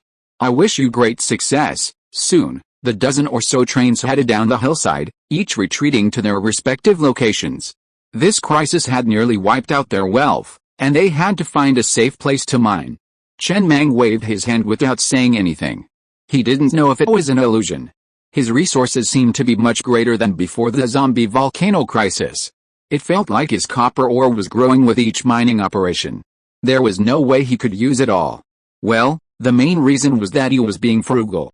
After standing there for a moment, he averted his gaze. Although the zombie volcano had ended, the zombie basin was now a shambles. It was no longer suitable for trains to survive. The monsters were simply too numerous. He needed to upgrade his train to level 9 and leave this area. This area was no longer suitable for mining. However, upgrading to level 9 should have allowed him to reach the blue zone. He wondered why those level 9 trains couldn't leave. Chen Mang returned to the train compartment and leaned back in his chair.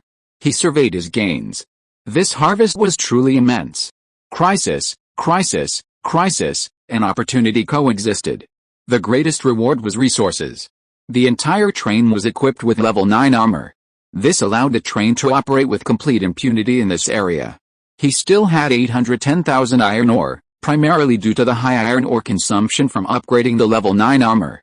He also had 5.12 million copper ore last night. His copper ore was just over 1 million. After the crisis ended, it had reached 5.12 million. This amount of copper ore would be enough to keep the train going for a long time. Secondly, there was the reward of defeating the level 11 giant zombie king, the ultimate boss of this crisis. Theoretically, those level 9 trains, including some level 8 trains, could easily defeat this final boss. After all, this boss was a commanding force, with only a single head, and virtually no means of resistance. As long as he could successfully penetrate the zombie horde and reach beneath the village, possess a slightly higher level drill to avoid the hours-long drilling at a depth of 20,000 meters, and possess the strength to kill and withstand level 9 monsters, then with these conditions, he could easily defeat the ultimate boss behind this crisis. It wasn't difficult, and he happened to meet all of them. Oh, and he also needed a prophet, namely Zhang Yiren. Zhang Yiren's information and predictions, combined with his own assessment of the situation, led him to believe that the boss behind this crisis lay beneath the village. As for why the village shook every night, he had found the reason: the beating heart. The heart is quite large, but I'm not sure if it belongs to the head. It doesn't look like it. It should be a higher level giant zombie. After all, the proportions are a bit off. Killing the level 11 giant zombie king dropped 3 items: 1, purple grade vehicle accessory blueprint, gilded tail spray; 2, special item, master key; 1, 3. 15 Murphy stones. Chen Mang looked at the 15 Murphy stones and sighed helplessly. Are Murphy stones really that hard to obtain? Why do they always seem to pop up from random places with him? Oh, I almost forgot about Mundo. I wonder if he's back yet. And there are those 30 Murphy stones in the underwater maze waiting for him to pick up. And this purple accessory, gilded tail spray, is a perfect match for Erden's train, perfectly in line with his plan. It's similar to nitrogen exhaust jet, used to accelerate trains, but the accessory also has another benefit: the fewer cars and the lighter the weight, the faster the acceleration, making it a perfect fit for his vision of a small, sophisticated exploration train. He actually kind of treated Erden like a destroyer in an aircraft carrier group. In his mind, the future star train would be the main vehicle, with numerous auxiliary trains like this one carrying out his orders. After all, in the early stages, everything he does is largely single-threaded, but as his power grows, multi-threaded progress will undoubtedly become necessary, with many things he'll have to handle simultaneously. Controlling the star train himself every time would be exhausting, even to the point of exhaustion. As for the master key, Chen Mang's expression was slightly puzzled. He had never seen such a strange and inexplicable item before. He honestly didn't know which train could use it. It was practically useless. Special item, master key. Item effect, unlocks any item marked with a use once. Incurs a 30-second cooldown. With that effect, he honestly didn't know which train could use it. Before the train's class upgrade, one of the craftable parts had no name displayed. After the class upgrade, this part automatically became a heavy firepower weapon part for the corresponding level, but at the time, it was named unknown part, not. In other words, if a train develops normally, this special item will never be used in its lifetime, completely useless. But, he just happened to need it. Chen Mang's expression was slightly odd. He looked at a button marked, on the control panel, placed the key in his hand on it, and tapped it lightly. The next moment, this button, which had been with him since his train reached level 6, glowed white, and the on it suddenly began to slowly disappear, transforming into 3 large characters: Arms Factory. After pressing the Arms Factory button, Chen Mang looked at the screen on the control panel, stunned for a moment, then a flicker of disbelief flashed in his eyes. He looked down at the key in his hand, couldn't help but kiss it, and cursed with a smile. Damn, it's really Daddy's little baby. He then carefully placed the key in a drawer. He didn't know if he would encounter another button again in the future. He knew one thing: anything marked with a question mark was definitely good stuff. Military factory. Research, craft, and purchase blueprints for various firepower and defense-related components. Location requirements are as follows: the train's auxiliary AI must be at least level 10. Each research, craft, and purchase consumes merit points, which can be exchanged for monster flesh. What's the most abundant thing on the train right now? Flesh. And it's not enough, he's also lost a lot of low-level monster flesh. Chen Mang immediately forgot to sleep. He first located the military factory in Zio AI's Armored Research and Development Center, then had Biaozi and the others carry the refrigerator and dump all the monster flesh into the furnace. Then, he took control of the star train again and went down the hillside to retrieve the monster flesh he had just discarded using a powerful magnet. He had originally planned to leave the zombie basin as soon as possible, but now it seemed he should do a good deed and clear the trains in this area of the monsters before leaving. There weren't so many monsters in other areas. The Kunlun Mountains didn't have as many monsters as here. While there were high-level monsters in the Kunlun Mountains, their numbers were far inferior to the hordes of zombies here. Furthermore, the terrain wasn't ideal, with mountains everywhere. This place was just a basin, like a bowl. Great. This time, he'd reaped a bounty. There were still tons of dropped items waiting in the refrigerator for him to check out. His foundation had been strengthened at this moment. Meanwhile, atop the mountain, Erden had already called everyone on the Kanglong out of the train. Standing on the carriage, he looked down at his 700-plus slaves, his expression a momentary tinge of uncertainty. From now on, these slaves belonged not to the Kanglong, but to the Xingxing. He could finally stop worrying about the train's development and devote himself entirely to searching for adventure maps. He couldn't imagine how relaxing and happy such a life would be. In the apocalypse, being able to do what he loved was a bit of a luxury. And with the Xingxing as his backer, he didn't have to worry about lacking resources for train upgrades, as the Xingxing would cover them all. But he still felt a sense of inadequacy for these slaves, as if his company had closed down and laid off its employees. Huh? After a long silence, Erden stood on the top of the carriage and looked at the slaves below. With slightly red eyes, he said hoarsely, "I have been with you all for a long time these days. I feel that I have been good to you all in all the trains. I didn't let you go hungry, nor did I let you get cold, but today I have to say goodbye to you all. From today on, the Kanglong is officially disbanded, and everyone will be incorporated into the Xingxing. You will no longer belong to the Kanglong, but to the Xingxing. Master Mang is your only master, do you understand?" The slaves below the stage stood in the cold wind and looked at each other. No one spoke. After a while, a brave slave stood up, raised his hand cautiously and asked, "Master Den, is this true?" "Of course it is true," Erden sighed lightly. "Going to the Xingxing is not like the Kanglong. You have to behave yourself, don't." However, at that moment, he seemed to suddenly hear laughter. Before he could carefully search for its source, the laughter grew louder and louder, even evolving into the excited shouts of hundreds of people. "God has eyes, God has eyes." A male slave from the Kanglong knelt on the ground, arms wide open with excitement, and shouted, "Finally, I'm joining the star train. Fragrance bread, iced cola, and pork, cabbage and vermicelli stew. I'm here, ha ha ha, I actually have this day, Master Mang. Do you still remember me? From the first moment I saw you, I swore allegiance to you, your most loyal slave." Standing nearby, two women hugged each other in tears of joy. "Don't cry, don't cry.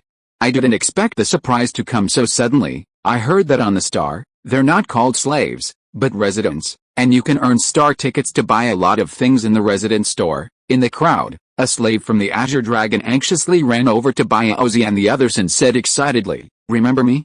I said I would help you blow up Carriage 2 of the Azure Dragon. That's what I said. Does this count as surrendering?" The moment I saw the star, I felt like I was destined to be on it. Erden stood expressionlessly on the carriage. He was already feeling a little sad because of the emptiness in his heart at the separation, but seeing his slaves so excited, why did he feel even sadder? Could the star really be that much better than the Azure Dragon? After a long pause, he sighed softly. Okay. It seemed that it was indeed that much better. At least the residents of the star train were treated better. He didn't know which other train could compare. Well, let's not think about it anymore. From now on, I'll concentrate on exploring the adventure map. Then he jumped off the train car and looked at his deputy conductor and thugs beside him. He whispered, "You've been with me for a long time. Next, don't worry, Master Den." The deputy conductor couldn't hide his excitement. He stood straight and roared, "Even if I go to the star train, I will never forget your kindness in nurturing us, Master Den. We will too." The thugs beside him nodded excitedly in response. Erden's mouth twitched slightly. After a long silence, he continued. "What I want to say is that you will continue to adventure with me from now on. You won't go to the Star Train. The smiles on everyone's faces suddenly froze. After a long while, the deputy train conductor said tentatively, "That's right, Master Den. Do you think there is a possibility that you suddenly remove my position now, and then I become a slave again, so that I can go to the star smoothly? Don't think about it." Erden rolled his eyes at the deputy train conductor. "Is the treatment of the Kanglong so bad? In the future, the Kanglong will be an auxiliary train of the star, responsible for exploring the adventure map. You will work with me in the future and you will not be able to go anywhere. However," Master Mang said, "I will also issue star coupons to you according to your merits. Don't think I don't know what you are thinking. Did you fall in love with those little stars at the last wedding? Work hard, and you will have a chance." Chapter 208. You didn't announce the name of the star when you went out, did you? Upon hearing this, the lost look in the eyes of the Kanglong train's deputy conductor and other thugs finally brightened up again. Having a star voucher wasn't bad at all. At most, they weren't considered regular employees of the star, but rather extraneous personnel. At least with a star protected, their quality of life and sense of security were much better. "Eggmaster," the deputy conductor's eyes remained serious and earnest. "I don't know what others think, but I know you gave me a new life. I will be loyal to you and only you in this life. It doesn't matter if I have a star voucher or not. As long as I follow you, Eggmaster, I'll do anything." The thugs behind him stared at the deputy conductor's back with expressionless faces. This was the deputy conductor, and look at how he could switch emotions so easily. At least they couldn't change their emotions so many times in just a few seconds. It was quite a challenge. "It has to be you," Erden patted the deputy conductor's shoulder with some emotion. "You're worthy of being my second in command. You're still loyal. Alright, that's it for now. I'll discuss the details with Lao Tzu after the star returns. The main issue is the details of the Kanglong's renovation." Soon, the star returned to the hillside. "Captain Pig," when the train slowly came to a stop and Old Pig stepped down from guard car number 7, Erden's eyes lit up and he immediately went to greet him. "We'll all be colleagues from now on, so please take care of me." "You're welcome, Mr. Den." Old Pig smiled and shook Erden's outstretched hands before putting his arm around his shoulders. "Master Mang just talked to me about this on the train. Master Mang now has two ideas for your Kanglong. One is to keep using your current Kanglong, the other is to help you restart it." "Restart?" "Yes," Old Pig smiled and said, "By chance, the train just obtained a rare train order. Trains built with rare train orders can randomly obtain 2 red-grade vehicle accessories, and Master Mang still has an S-grade mechanical job transfer quest in the underwater maze that he hasn't completed. Master Mang's intention is to help you rebuild a train, and then Master Mang will deliberately fail so that you can successfully complete the S-grade mechanical job transfer quest.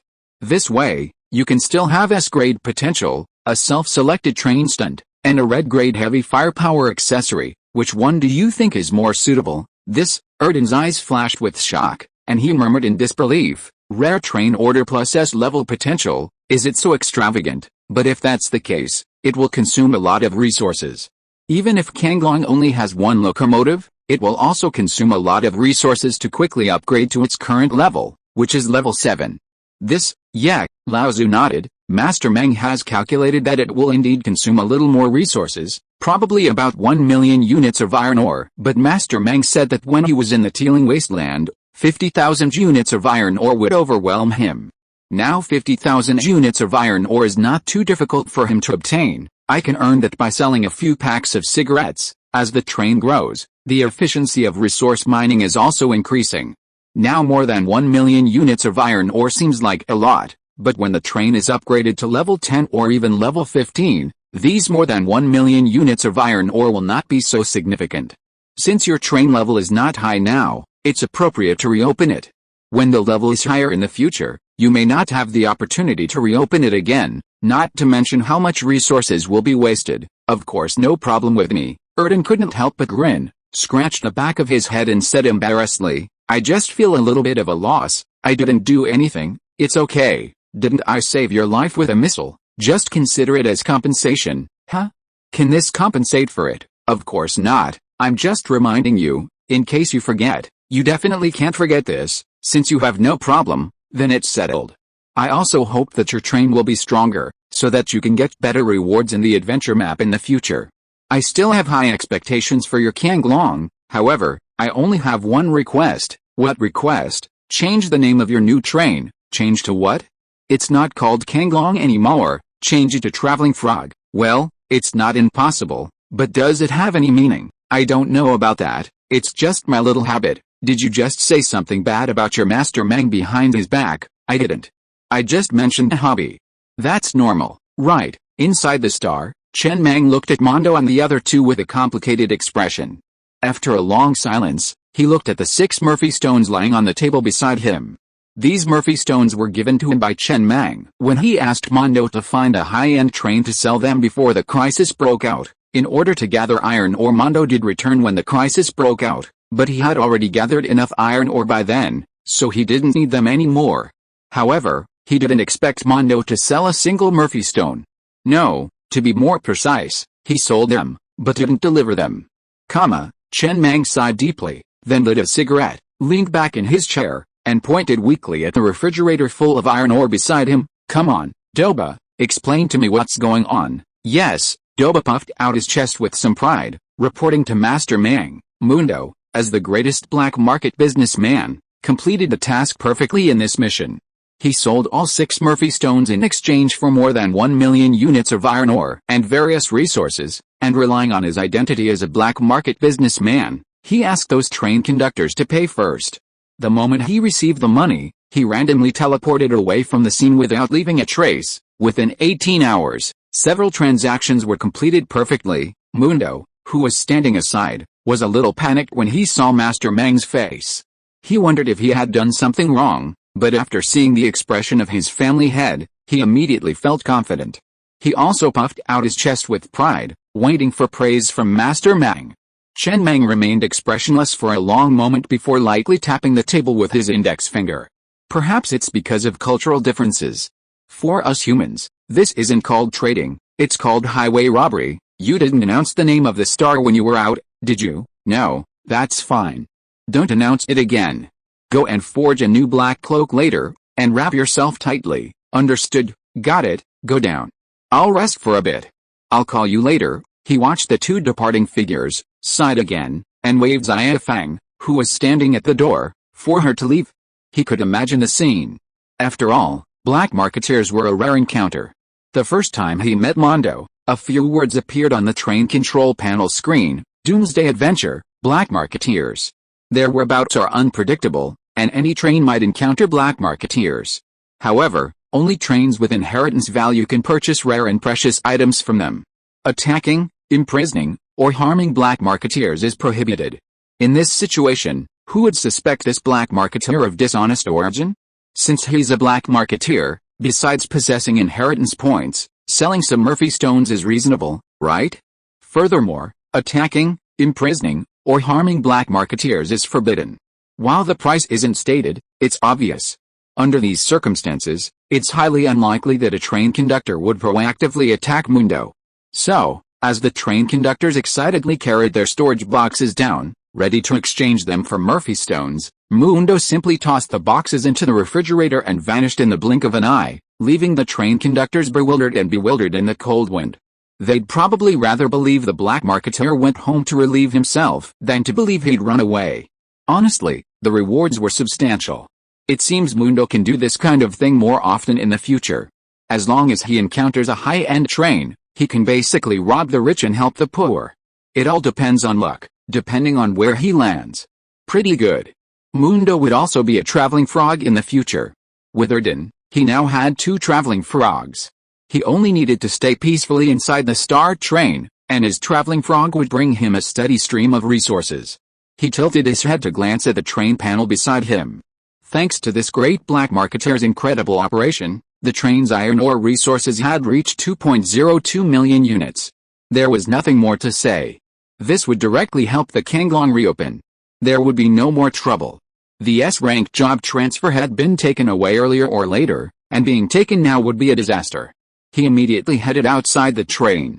As for the rare train token, it had been dropped by a level 9 monster upon its death. Farewell, my old friend. Inside the Kanglong, Arden stood inside the train with a hint of reluctance, looking at the numerous accessories. All the removable parts had been removed, such as the headlights, the stereo, the 3-legged cat heavy machine gun, the bunny cloud, the nitrogen exhaust, and so on. The remaining parts that could not be removed would have to remain on the train. He took one last look around the train cabin, took a deep breath, and on the crew panel, he chose to resign as train conductor and declined to hand over the responsibility. The next moment, he felt the lingering connection between him and this train vanish. The once familiar cabin took on a strange air, a feeling like his mother's death. It felt empty. When his mother died, he hadn't been deeply saddened. One day, when he returned home from get-off work, he instinctively opened the refrigerator and saw the dumplings his mother had made for him before she passed away. He froze in his tracks. He realized he was now alone in the world. It was then that he began to enjoy wondering, because he no longer had a home. All right, his mind raced, and Erden stepped off the train. He looked at Chen Mang, Lao Zhu, and the others standing nearby with a touch of emotion. I'm still a little reluctant to leave my old friend, but he smiled, clutching the train's auxiliary AI, which he had dismantled. But just being able to remove the AI component is enough, at least I have someone to keep me company. Lao Zhu smiled but said nothing. He simply tossed a rare train order from his pocket and pointed to a nearby storage box. There's 1 million units of iron ore in there, along with some wood and copper. Use it as you please, let's talk if you need more. Okay, Erden took a deep breath and immediately took the rare order. The next moment, a train head composed of countless dotted lines suddenly appeared in the air. As the lines gradually solidified, the train head dropped from the air, slamming heavily onto the ground. Just like before. Having been here once before, the process was familiar. Erden immediately entered the train and crafted every craftable component. He then reinstalled the components he had just removed from the Kanglong train. Using iron ore, he upgraded all basic components to level 5. He also built 4 standard carriages for the train upgrade. Once the upgrades were complete, he began crafting the components required to upgrade to level 2. Soon, they arrived at a level 3 train, also boasting 18 carriages. These carriages lacked any components and were merely used to upgrade the train, soon to be consumed by the star's core furnace. All the upgrade requirements were met. As for the total component level, the Kanglong's components were already at max level, so naturally that was also met. The process had reached the job selection stage. I'm going, Master Mang, go ahead. The moment Erden chose the S-level mechanical train job change mission, the intercom in Chen Mang's hand, which had been unresponsive until then, finally began to flash red and beep. He chuckled softly, returned to the star's train compartment, closed the door, pressed a red button, and then his vision went black, and he fell backwards, feeling powerless. 10 minutes later, the sound of propellers slicing the air echoed overhead. Then, a massive drone flew in from a distance and hovered above everyone's heads, a square box dangling from its underside. As the box landed heavily on the ground and scattered, a robot stood up. Is this what it feels like to be a robot? Chen Mang's consciousness was now within the robot. He tentatively stretched his muscles, feeling quite stiff. Did Zhao AI usually control this body? He didn't waste any more time. Instead, he strode past Erden and the others, giving Old Pig a smack on the head. Then he headed for the last carriage of the traveling frog, which marked the starting point of Erden's maze and ended in the train compartment. After entering the carriage, he sat cross-legged on the ground and waited patiently. His mission was to fail the level, thereby foregoing the 30 Murphy Stones reward and gaining S-rank potential for Erden's traveling frog. Chapter 209 Let the traveling frog bring back the first pot of gold. Which of these two rewards is more significant? It depends on the individual. For him, Murphy Stone is useless, only used to exchange for resources. For example, he sold Murphy Stone on the train radio, but Mondo told him that the most important thing in a trade is getting paid for the goods. Whether or not they were delivered is irrelevant. No one cared. As long as they got paid, it was a good deal. Now, Murphy Stone has lost even its sole trading attribute. Half an hour later, Chen Mang emerged from the train room again. There were no consolation prizes. Erden had just told him there might be one, but now it seems only for pioneers. However, Erden had successfully upgraded to level 4 train and completed the job transfer quest to an S-class mechanical train. He was currently selecting one of 3 special abilities. A rare train order plus S-class potential. This is basically a perfect start for a mechanical train, bar none. This doesn't include him, after all, because his level 0 permissions come naturally, and they're considered cheats. Not everyone possesses them. The robot also fell to the side. Zio AI has already moved it back to the armor R&D center. It looks like Zio AI will have 2 bodies from now on. That's great. At this time, Erden came jogging and said excitedly, Master Mang, didn't you give me a purple grade vehicle accessory, the gilded tail spray? It just so happens that my Kanglong originally had quite a few acceleration accessories, and I dismantled them all. Just now, among the 3 train stunts, I also chose the train stunt that increases burst speed. When the train stunt is activated, my train can reach a maximum speed of 6,000 km per hour. Chen Mang's mouth twitched slightly. This speed was already quite exaggerated, almost equivalent to the maximum speed of many fighter jets. What is your red grade heavy firepower? Erdeo sighed with some regret. It's useless. You gave me an armed black hole robot production line, red grade, which can produce offensive robots. In fact, I don't know how this thing can be considered a heavy firepower accessory. It needs to be placed in the space gate. Chen Mang narrowed his eyes slightly. You make it and put it in a carriage, and then give it to me. I think I can use this. Okay. He didn't say anything else, just looked at the train behind Erden. This is probably the only level 4 train in the zombie basin. Lower level trains aren't allowed in higher level areas, but building a train section in a higher level area is a different matter. However, the resulting lower level train is confined to that area and can't travel to lower level areas. Next, Erden upgraded his train all the way to level 6, but that was all he could do. To upgrade to level 7, he'd need to clear an adventure map first. Currently, the traveling frog train hasn't cleared an adventure map yet. A small amount of wood, copper, and 1.8 million units of iron ore were consumed. The bulk of this was armor. Yes. Chen Mang directly took out 6 Murphy stones and used them on the traveling frog, upgrading Erden's train's locomotive armor to level 9. Short and powerful. Though small, it's incredibly tough. In every way, at least for now, armor is superior to energy shields. It not only directly protects against energy and physical attacks, but also doesn't require additional energy consumption and doesn't cause the shield to activate prematurely due to lack of enemy detection. If a train uses 17 carriages, upgrading the armor to level 9 requires a vast amount of Murphy's stone. However, with only 1 locomotive, the required Murphy's stone is much less. Go ahead. After giving the traveling frog 200,000 units of iron ore and 1 million units of copper ore, Chen Mang looked at Erden, who was sitting inside the train, and waved and smiled. Go clear an adventure map first and upgrade the train to level 9 quickly, or you'll be behind me. Bring me some goodies soon. After you clear it, prepare a guide, and I'll go back and get double the rewards. No problem. The locomotive before them was adorned with 5 3-legged heavy machine guns and 10 doomsday cannons mounted on its roof. All of them had been dismantled, making it look unattractive, like a steel hedgehog. Chen Mang even took out 2 Murphy stones and upgraded one of the doomsday cannons to level 10. It has the potential to kill level 10 monsters and boasts 2 super mod effects that have the cost. This train, while small, is unrivaled in the zombie basin. No other train can rival it. However, with so many components concentrated on the front, it looks a bit crowded, especially on the sides. There are 7 different types of tail jets, and it's unclear where this guy got them from. The bunny cloud wheels have already been switched on. With those 14 tail jets emitting different colored flames, the train instantly vanished into the sky at an incredible speed.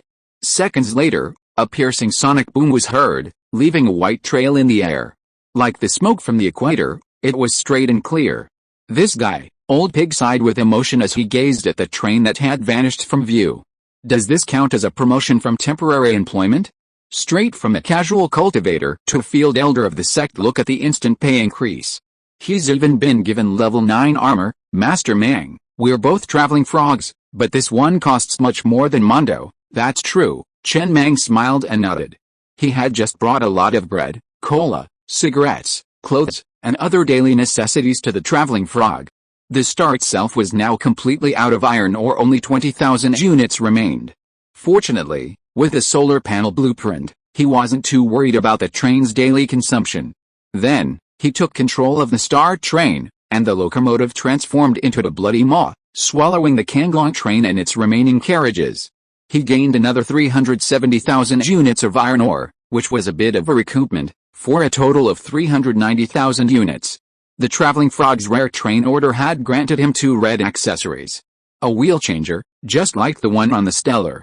This red accessory, capable of seamlessly and instantly changing wheels, is incredibly buggy.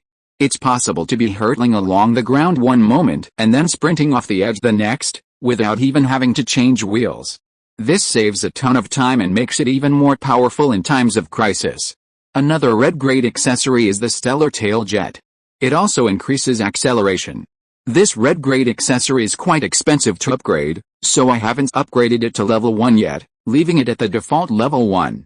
Upgrading it to level 2 requires 100,000 units of iron ore, so I won't need to upgrade it for now. However, even at level 1, this accessory still provides a significant acceleration boost. A top speed of 6,000 km per hour is truly outrageous. Chen Mang sighed softly, then walked towards the train interior with his cane. So sleepy, so sleepy, so sleepy. He needs to sleep. He hasn't slept in a long time. This top speed was far faster than the stars.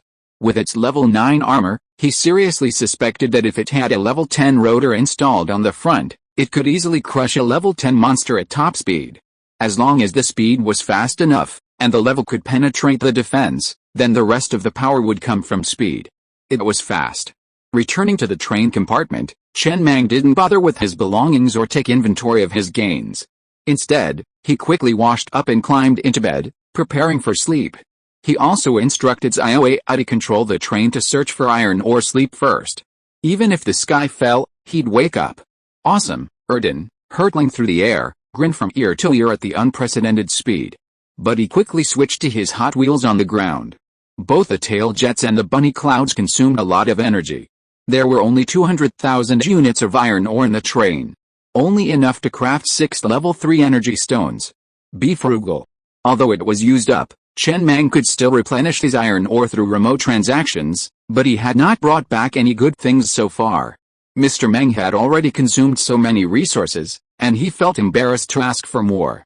He had to at least produce some results first. Mom, Erden landed the train on the ground, smiling at the zombies charging towards the train's front but unable to break through. He sighed, I suddenly feel a lot lighter. I don't need to worry about anything. I just need to work on my favorite adventure map. What do you think? The next moment, a familiar voice echoed from inside the train. I don't have any objections to this, but I'm glad you remembered to take me with you when you changed trains, instead of letting my database and the train go down together, of course. Now, let the traveling frog take home the first pot of gold. Where do you think there are any more adventure maps in the zombie basin? I suggest we keep looking in the village. Maybe there's some clues there. That makes sense. Inside the train, a spatial portal was embedded in the interior of the carriage. Inside the spatial portal were 5 refrigerators. His thugs also had some daily necessities and would live inside the spatial portal from now on. Zombie Basin.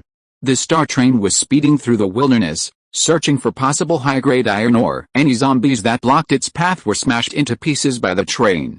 The journey was smooth and unobstructed. It was mid-afternoon, the sun still not setting, but the air above the zombie basin had a slightly more bloody smell than usual, and through the window one could clearly see a sharp increase in the number of monsters outside. Sister Chuchu, Yan Yao sat on the window chair, looking as if she had just survived a disaster. She put her feet on the chair, hugged her legs in her arms, and curled up into a ball, whispering, I almost thought we were going to die this time. I've never seen so many monsters. From childhood to adulthood, all the horrific nightmares I've had were not as scary as what I saw just now. It's a bit too much. Ji Shuchu, wearing a silk suspender nightgown, occasionally leaned against the window, propping up her chin and saying lazily, but I'm not too scared. If even the star is destroyed, then no matter which train we are on, we will die at this moment. I've watched the star develop with my own eyes, so I have great faith in its strength, and, have you noticed that Master Mang is really good at letting everyone do what they are good at? For example, Erden who likes to explore adventure maps, Laozi who is good at internal affairs management, Biozi who likes to solve problems with force and calls himself a reckless man, Li Shiji who has unlocked the gene lock, and, those of us who are good looking, Master Mang always makes sure everyone does what they are good at and love. Is that difficult? Yan Yao tilted her head in confusion. It's difficult. Ji Shuchu nodded seriously and said, first of all, discovering what a person is good at is not easy in itself. Many people don't even know what they are good at, or they don't want to admit it. And being able to materialize each person's strengths into specific jobs after the apocalypse is even more difficult. I think I understand, but Sister Chuchu, it's afternoon and there's still a long time before bedtime. Why did you change into your nightgown so early? Oh, Ji Chuchu leaned on her arms and looked out the window with a dazed look in her eyes. She said casually, I wasn't thinking about it. The last time Master Mang saw me wearing this silk nightgown, I felt quite heavy. I thought Master Mang might need to relax after just going through a battle. I'll put it on in advance. What if Master Mang passes by and sees it? Then, what if it doesn't come? If it doesn't come, then it doesn't come.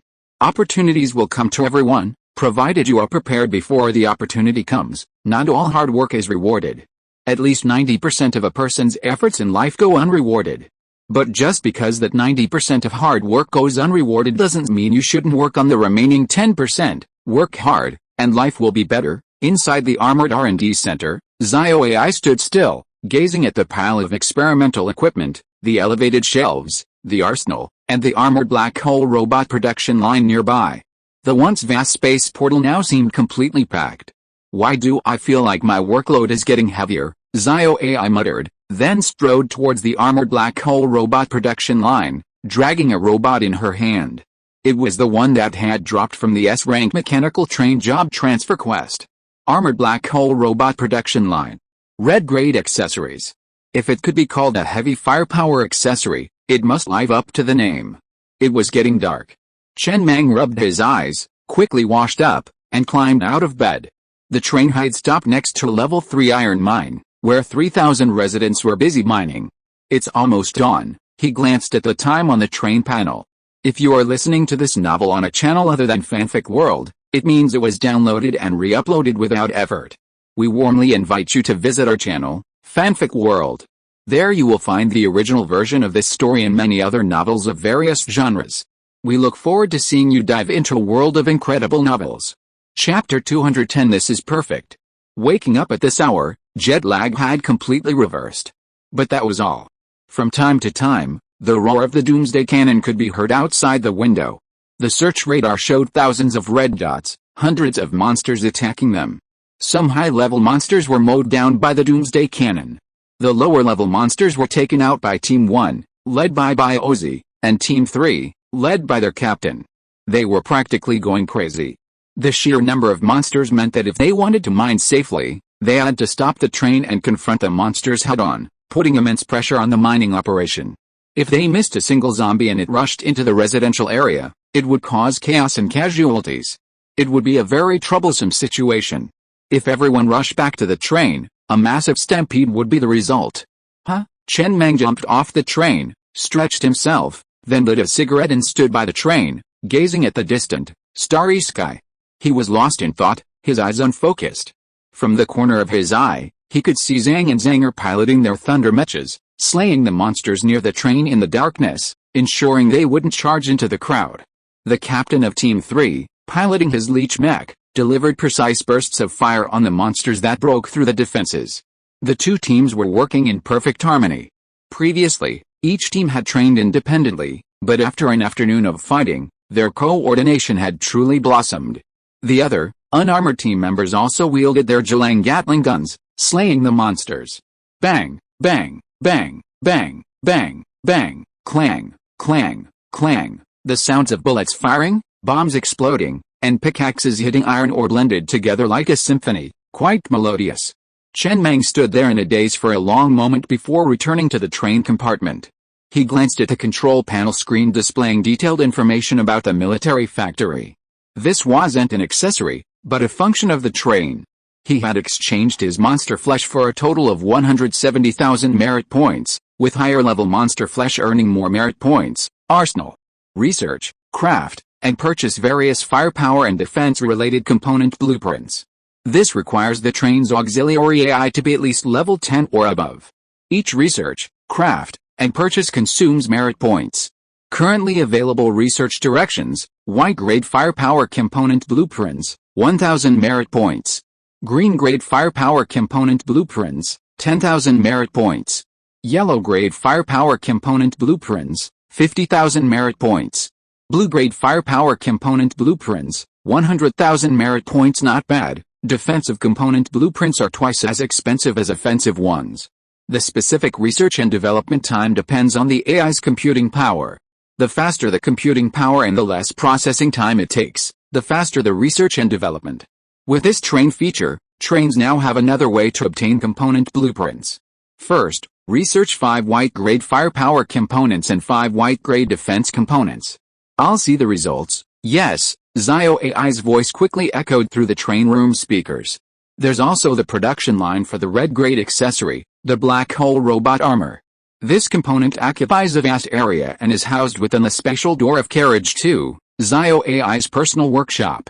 It can produce attack-type black hole robots, which can be controlled by AI or programmed to attack, patrol, and so on automatically. The specific number of black hole robots the AI can control at once depends entirely on its computing power, and in turn, the level of the train's auxiliary AI. He stood up and walked to the special door of carriage 2. He was greeted by a variety of instruments and a vast amount of material stacked high and stacked to the side. Conductor, a robot covered in mechanical structures, strode toward him. The next moment, its mouth suddenly opened, revealing a small Gatling gun, which slowly rotated. This is a level 1 robot from the level 1 armored black hole robot production line. Both its armor and weapons are level 1. It can be used for patrols, guard duty, and so on. There's a small compartment behind the robot's head that can store a large amount of copper ore, used to manufacture Gatling gun bullets and other weapons. This production line is customizable. You can choose from a variety of weapons, such as chainsaws, shoulder-fired rockets, and foot mines. You can also choose your armor level. The manufacturing price of different robots varies. Chen Mang said nothing, simply striding towards the armored black hole robot production line. This was the largest component he had ever seen, much larger than a ground-burst missile, almost the size of a small arsenal. Copper ore was needed for both upgrading and manufacturing. It was valuable, and he needed it right now. After all, with so many monsters, it was difficult to hold off the guards alone. Armored robots would be much more effective. After a moment's contemplation, he immediately spent 540,000 units of copper ore to upgrade it to level 10. The upgrade wasn't expensive. The main cost of this component was the manufacturing.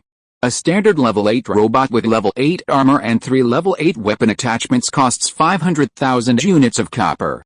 This price is a bit steep, and this is for the standard version. Adding specialized accessories like night vision goggles and level 1-3 smart chips would increase the price even further. However, none of these specialized accessories are required. Zio AI can simply control them. Zio AI's mechanical eye combined with the enemy detection radar is far more effective than night vision goggles. Zio AI's perspective is different from a human's, giving him a kind of God's eye view. His immense computing power allows him to process multiple images simultaneously. The train currently has a significant amount of copper. A full 3.51 million units of copper, but that's only enough to build 6 level 8 robots, which isn't a significant improvement. However, this black hole armored robot production line is customizable and less rigid. If you don't want level 8 armor, or even level 1 armor, then building a standard level 8 robot only requires 50,000 units of copper. That's a full 450,000 units less. The price plummeted. He didn't need the robots for defense. Why would a ranged attack robot need such high armor? Even if it got destroyed, he could just build a new one. He immediately consumed 2 million units of copper ore and created 40 level 8 robots. That's perfect, Chen Mang smiled and nodded, turning to look at Zio AI. The rest is up to you. Put another 50,000 units of copper ore behind each robot's head. That should be enough ammunition. With your current computing power, can you control so many robots at once? Or do I need to set patrol orders? Absolutely. Without adding any other workload, my remaining computing power is enough to control up to 500 robots simultaneously. 40 of them is more than enough, so high. A hint of surprise flashed in Chen Mang's eyes, and then he waved his hand and walked out. Okay, then you get on with your work. I'm leaving now. He didn't know why he told an AI to get busy. Perhaps it was because Zio AI seemed genuinely busy. With these 40 level 8 robots, the residence mining was completely safe. The most amazing thing about this production line was its 2 supermetal effects. The armed black hole robot production line's level 5 supermetal effect. Intact robots can be traded in at full price. Damaged robots can be traded in at a discount based on the severity of their damage. The armed black hole robot production line's level 10 supermodel effect. Robot ammunition consumption is halved, recyclable. Intact robots can be traded in at full price. Damaged robots can be traded in at a discount based on the severity of their damage. In other words, even if these level 8 robots were no longer needed, they could all be recycled to create higher level robots. He finally understood why this component was called a heavy-duty firepower component. In a way, this component was even more powerful than the ground blast missile. With enough copper, he could even create a massive robot army, each one perfectly disciplined, fearless of life and death, and, under Zio AI's control, perfectly coordinated. If Zio AI could also include some command techniques for large-scale wars in her database, it would be perfect. One man, one army. More importantly, these robots are incredibly cheap, even without considering their armor. Add to that the supermod effect that cuts ammunition consumption in half, and it's perfect. This is the most satisfying red-grade accessory he's ever purchased. While the ground burst missiles are also excellent, they're so expensive that he simply can't bear to use them. If they were a little cheaper, he would have used them to decimate the zombie volcano just now. Under the night sky, 40 identical, jet black robots, rifles in hand, filed out of carriage 2 and strode into the fray, their rifles accurately firing at the surrounding monsters charging towards the train. Their coordination was impeccable. There was no way 2 robots' bullets would simultaneously hit the same monster, causing damage to overflow. 40 robots fanned out from the residence, forming a protective ring like a city wall. Elegant, precise, inside the train, Chen Mang observed the scene, silently forming these 2 assessments. Not a single bullet was wasted, aiming and firing with remarkable efficiency. Though there were hardly any tactical movements, the entire process was quite pleasing to the eye. A kind of charm that belonged to a mechanical civilization. Ozzy and his companions, initially feeling overwhelmed, felt a sudden sense of relief after these 40 robots joined the fray. 40 isn't enough, he muttered, a bit dazed, after observing the situation for a moment. He wanted a robot army. At least 1,000. These robots weren't made of simulated leather, their exposed structure was standard steel. They were instantly recognizable as robots, completely different from the robots in the Neon City. At least these robots were asexual. No groin, no pussy. Pure killing machines. At that moment, all the robots suddenly stopped dead in their tracks, swung their rifles behind them, and then stretched out their arms. With a mechanical transformation, their arms instantly transformed into 2 Gatling guns. In unison, they aimed their weapons at the monsters in front of them. The next moment, bang, bang, bang, simultaneously, the piercing roar of the Gatling guns resounded across the wasteland, clearing the surrounding monsters in an instant. The effect was truly remarkable. The sight of the 40 robots whose arms had transformed into Gatling guns was truly breathtaking. But Chen Mang was slightly stunned. What are you doing, Zio AI? There are not many monsters. A rifle is enough. What are you doing all this? Save the copper ore. Ahem. Zio AI's embarrassed voice came from the train room audio. I see that the conductor is fascinated by you, and I want to show you something more awesome, but it's okay. Not much ammunition was consumed, they are all low-level monsters. Making low-level bullets will not consume much copper ore, not to mention the supermodel effect that reduces ammunition consumption by half. Focus on patrol and vigilance. Don't actively attack monsters that are not close to the train. Save some iron ore and don't do anything fancy, understood? Got it. What do you mean? The captain of the third team controlled the leech mecha and looked at the scene in a daze, muttering, am I out of a job? It seems like I'll be soon. Ozzy's voice came from the mecha cab. You should be glad that President AI can't control the mecha, otherwise you would really be out of a job. I think President AI is definitely better at controlling the mecha than you. That's nonsense, isn't it? Mr. AI's computing power allows him to do so many things simultaneously. I can easily become so engrossed in reading a novel while taking a shit that I can't even poop. He, Ozzy, piloting the executioner mech, looked at the scene before him and chuckled, saying nothing more. It didn't bother him anyway. He was a violent gravity mech, so he wouldn't be out of work. Having these robots was a good thing. It would give him time to train in the combat training virtual space. He'd been so busy these past few days that he couldn't stop, leaving him no time for training. He was also anxious to improve his overall physical fitness and apply to Mr. Mang for Thunder Mech. The train's strength had clearly increased by another 10%. After each crisis, the star finally grew a little stronger. And his sense of honor for the star grew stronger. Night gradually deepened. All the residents had returned to the train, and all the guards had returned. There would be no patrol outside the train tonight. Or rather, no night watch outside the train for a long time to come. There were too many monsters. On the one hand, the guard team couldn't hold on, and on the other hand, there was no need to hold on. The residents had all returned to the carriages, so there was no point in holding on. Chapter 211. Your train has been upgraded to level 8. The train will take care of the rest. With its level 9 armor, the star train sat quietly here at night, no monster able to breach its defenses. 3 days later, the level 3 iron mine had been mined, with 3.2 million units of iron ore deposited. This level 3 mine held a considerable amount of iron. The train was also completely repaired. The civilization order had begun to function again. Sitting inside the train, Chen Mang activated the order, and the familiar, massive portal suddenly appeared before him. He pushed the joystick, slowly steering the star train into the portal. Goblin's Tomb. That magical space, teeming with resources, was open for mining again. This time, his target was the level 2 copper mine. The zombie basin had plenty of iron, but less copper. He needed more copper to build more robots and replenish ammunition. Before entering, he contacted Erden to inquire if he still had enough iron. He was told it was more than enough, which was fine, considering he would be out of contact for the next 48 hours. He didn't want to emerge 48 hours later to find his highly anticipated traveling frog train stranded in a corner. Once the train had fully entered the portal, it closed. Finally, the star train finally reappeared in this familiar space. Without hesitation, it headed directly for the coordinates recorded from its previous visit, where 2 level 2 copper mines lay. Pushing at top speed, it arrived in about 10 minutes. As soon as the train came to a complete stop, Duoba and the others, along with all the residents, jumped off. The train originally had over 3,000 residents. Adding the 1,500 residents taken from the other 2 trains and the 700 on Erden's train, the mining staff alone now numbered 5,000. There were nearly 400 residents working in various other roles.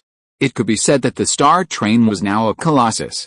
In any immortal world where merit was valued, saving so many survivors would have earned him, if not instant enlightenment, at least a heavenly edict. There were no monsters here. Biozi and the others, along with the 40 robots, were already digging the ground, trying to see if they could unearth something as good as last time. These robots were armed, and he'd tried them, but they couldn't be used for mining. But since he had armed robots, he also had mining robots. One day, his mining efficiency would be greatly improved. His mining efficiency was already quite high. It wasn't efficiency that was holding him back, but the lack of mines. Chen Mang, sitting inside the train, gazed out the window at the thriving scene and nodded with satisfaction. He then began to take stock of his haul, a full refrigerator. He'd slain quite a few level 9 monsters. 1.78 million units of corpse flesh. 4 Murphy stones. 3. 17 train orders. 4. 1 rare train order. 5. 370,000 units of crocodile meat, spider silk, and other miscellaneous materials. 6. 1 level 3 iron ore refresh ticket. 7. Special item, hell sunglasses. Spider silk. Chen Mang raised a brow. He didn't remember killing spider monsters. Never mind. He'd killed so many. How could he remember what monsters he'd killed? He couldn't even count how many he'd killed. He only remembered going in and out 7 times, slaughtering constantly. He'd killed quite a few level 9 monsters, too. He couldn't remember anything else. His harvest was so abundant it could almost fill a refrigerator. The flesh could also be exchanged for merit points at the military factory, but he'd just saved it. Adding the original flesh, he'd already accumulated over 2 million units. This was the main ingredient for upgrading the flesh train, equivalent to iron ore. You could say, this crisis was a carnival for the flesh train, and a rain of iron ore for the mechanical train. Of course, that was assuming he could survive. He had an idea. Perhaps one day, he could build a flesh train, give it to a member of the train, and have it become a subsidiary train for the star train. Of course, it was just an idea. He hadn't yet decided whether to realize it, but he'd save it first. He had a bit of a collecting habit. 4 more Murphy stones, bringing the total to 18 on the train. 15 of them had dropped when he killed a level 11 giant zombie king. Erden had already used the rare train token. As for the 17 train tokens, he tossed them into the refrigerator nearby. This thing wasn't selling well. Not many people wanted it. He'd save the level 3 iron ore refresh ticket for when he couldn't find the ore. There was no rush now, at least not on the goblin tomb. As for the hull sunglasses, they were a special item. They were quite nice and stylish. Wearing them slightly increased one's overall physical fitness. A nice little gadget. I'll give it to Biozi later so he can control the thunder mech as quickly as possible. It's worth noting that while the monsters dropped quite a bit this time, they didn't drop a single accessory blueprint. I wondered why. Chen Mang didn't dwell on it. The harvest from the zombie volcano has been fully inventoried. Now it's time to digest it. Once it's almost digested, you can upgrade to level 8 train and then move on to higher zones. If a train had been developing smoothly since the beginning of the apocalypse, and had been developing for a year and a half, it would probably be at level 17 or 18, meaning it would quickly catch up with the top tier. Once it reached the purple or even red zone, it would likely be the only train in that area. All the mines and adventure maps would be its own. Just dig slowly. But that seems unlikely. Many train owners are stubborn, focusing solely on upgrading their trains, completely ignoring component levels and combat power. Furthermore, upgrading a compact and powerful train like Erden's would require few resources, but would require sacrificing many components, resulting in a decrease in combat power and requiring support. Without support, such a compact train would perish within a few days. Outside the train room, everyone was busy. Chen Mang looked at the requirements for upgrading to level 8 train. Upgrade requirements: craft all required vehicle components and consume 100,000 units of level 2 iron ore. All components in the train must be at least level 160 and possess 5 supermetal effects. He met all the requirements. There are now 3.55 million units of iron ore in the train. Enough. After consuming 1 million units of iron ore, the train has successfully reached level 8. A few lines of text slowly appeared on the console screen. Your train has reached level 8. Unlock more craftable components. It's a level 8 train. This time, there's still only one craftable component. The most noticeable improvement from level 7 to level 8 is the increase in base speed, a boost to the train's base rating in the train power rankings, and the addition of a purple grade craftable component. Nothing else. Selling all this for 1 million units of iron ore is clearly a huge loss. A train's combat power isn't determined by its level, but only by the effects and levels of its components. The train's level simply allows it to reach higher level areas, providing access to more resources and the opportunity to obtain higher level blueprints. Each train upgrade adds a new function. Beyond that, upgrading the train serves no other purpose. However, upgrading to level 7, 8, and 9 doesn't add any new functions. Only level 10 adds another new function. Level 10 is a major hurdle: stamina fragrance, a special purple grade accessory. Crafting requires 10,000 units of wood. Chen Mang was slightly taken aback when he looked at this accessory. Was this the reason the level 9 train had collected so much wood? But purple grade accessories can only be upgraded to level 10. Even that would require over 500,000 units of wood. Why would he need to collect so much? But, without hesitation, he immediately spent 550,000 units of wood to craft it, upgraded it to level 10, and installed it in Car 11. There are no lumber yards in the zombie basin. There are scattered trees for felling, but no extensive lumber yards. At least he hasn't seen any, perhaps hidden away in a corner. This accessory relieves fatigue within a certain range and continuously restores stamina. A faint fragrance drifted through the nearby crowd of residents, and many of their eyes suddenly lit up. They felt as if they had inhaled mint, their bodies cooling down. Their aching arms regained strength, and they dug even harder. This accessory significantly improved their mining efficiency. Physical fragrance level 5 supermodel effect, relaxes the mind, making people more calm under pressure. Physical fragrance level 10 supermodel effect, none, a very nice purple accessory. These two level 2 copper mines were almost completely mined in less than 24 hours, and they can now move on to other mines. With 5,000 residents now, mining efficiency is much higher than before. They can only stay here for 48 hours. Clearly, there's no rest. However, with the physical fragrance and special foods like cola and tea that replenish energy and keep the mind alert, even after 48 hours without sleep, They won't feel overly exhausted. Huh? Chen Mang stretched and leaned back in his chair, quite relaxed. There was nothing else for him to do. His work was done. He casually asked, "How's that Zhang Yiren film going?" "Have him bring his crew to me." "Got it." For the first 3 days after entering the Goblin Tomb, while the residents were mining the level 3 iron ore, Zhang Yiren and his crew had been filming. He'd reportedly even recruited several extras from the residents. He filmed with a mechanical eye. The results seemed quite good. Mining the level 3 iron ore took about 2 days. On the third day, everyone rested, partly to prepare for the next 48 hours of work and partly to wait out the civilization order's calling-off period.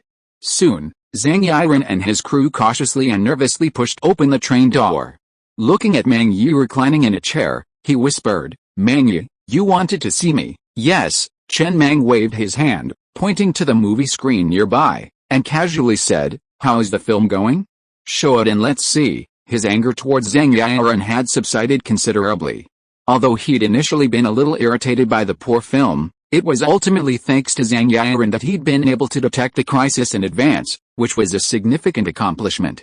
If this disaster had occurred without his knowledge, he wouldn't have had enough time to operate the iron mine.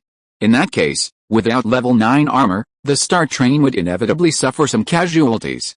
It's considered a meritorious service. But this merit offsets the fault. It just neutralizes it.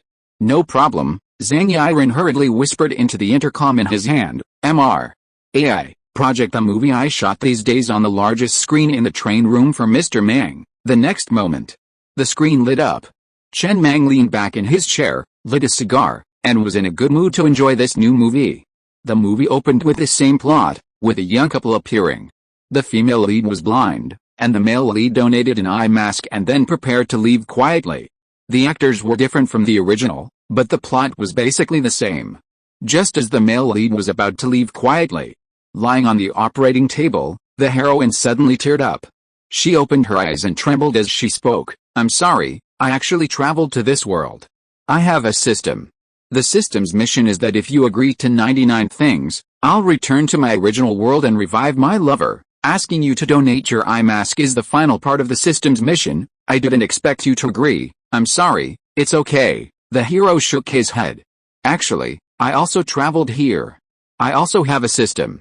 The system's mission is that if you do 99 things for me, I'll become a saint when I return." At this point, the scene shifted. The hero returned to his original world, becoming a blind saint and beginning a murderous rampage. Only occasionally, in the dead of night, would he think of the girl. The movie ended. It was a short 5 minutes. After the movie ended, the train suddenly fell silent. A long moment passed. A somewhat nervous Zhang Yiren spoke cautiously. "Master Mang, how is it?"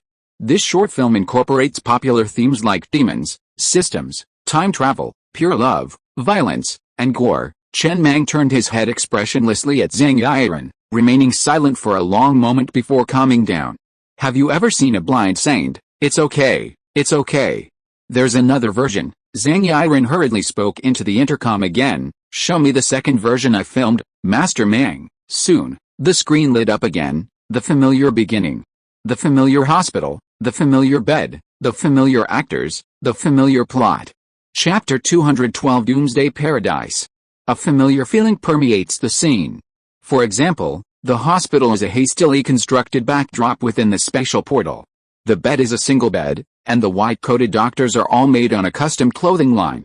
Even the beeping instrument next to the bed is a piece of experimental equipment retrieved from the Earth's core nuclear bomb. The entire scene is extremely simple, completely lacking the exquisite cinematic quality. Yet, through the lens of multiple shots, it possesses a simple beauty. In the scene, the hero, his eyes wrapped in a black cloth, sits at the bedside. He holds the still unconscious heroine's right hand tightly and lets out a wry laugh. "You'll have to walk the rest of your life on your own. You won't like a blind man. I'm leaving. This farewell may be forever." Just then, the curtains flutter slightly, and the bedside cabinet begins to vibrate. Only when the sound of shattering glass is heard does the hero suddenly react. He looks around in panic and shouts, Who? The next moment, roar, a hideous zombie suddenly appears at the window, rapidly climbing through it, poised to pounce into the ward. Meanwhile, the television in the ward was also blaring a patchy, poor signal. Breaking news, An unknown virus is rapidly spreading through the city, transforming those infected into mindless, bloodthirsty monsters we call zombies. All citizens, please close your windows and doors and await government assistance. Believe. A piercing scream echoed through the TV, and the host reading the script was tackled to the ground by a zombie that appeared from nowhere. Soon, the only sound on the TV was the crackling of electricity and the sound of zombies chewing on corpses. Seconds later, the battered female host, her eyes bloodshot and white, stood up with a roar, seemingly transformed into a zombie herself. The end has arrived. Follow me. The now blinded male protagonist anxiously picked up the female host, threw open the ward door, and ran out. However, the corridor was a mess, with a dozen zombies frantically gnawing at the medical staff. The scene ended there. It was clearly just the beginning. Master Mang, Zhang Yiren said cautiously, "Is this okay?" Chen Mang leaned back in his chair, a glint of satisfaction flashed in his eyes, and nodded, "It looks much better this way.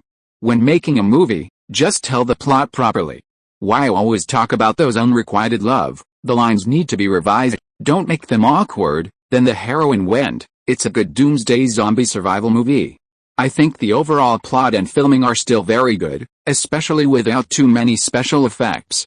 The pictures are simple like a documentary, which makes the sense of substitution stronger. The scenes of these zombies attacking the actors are very real.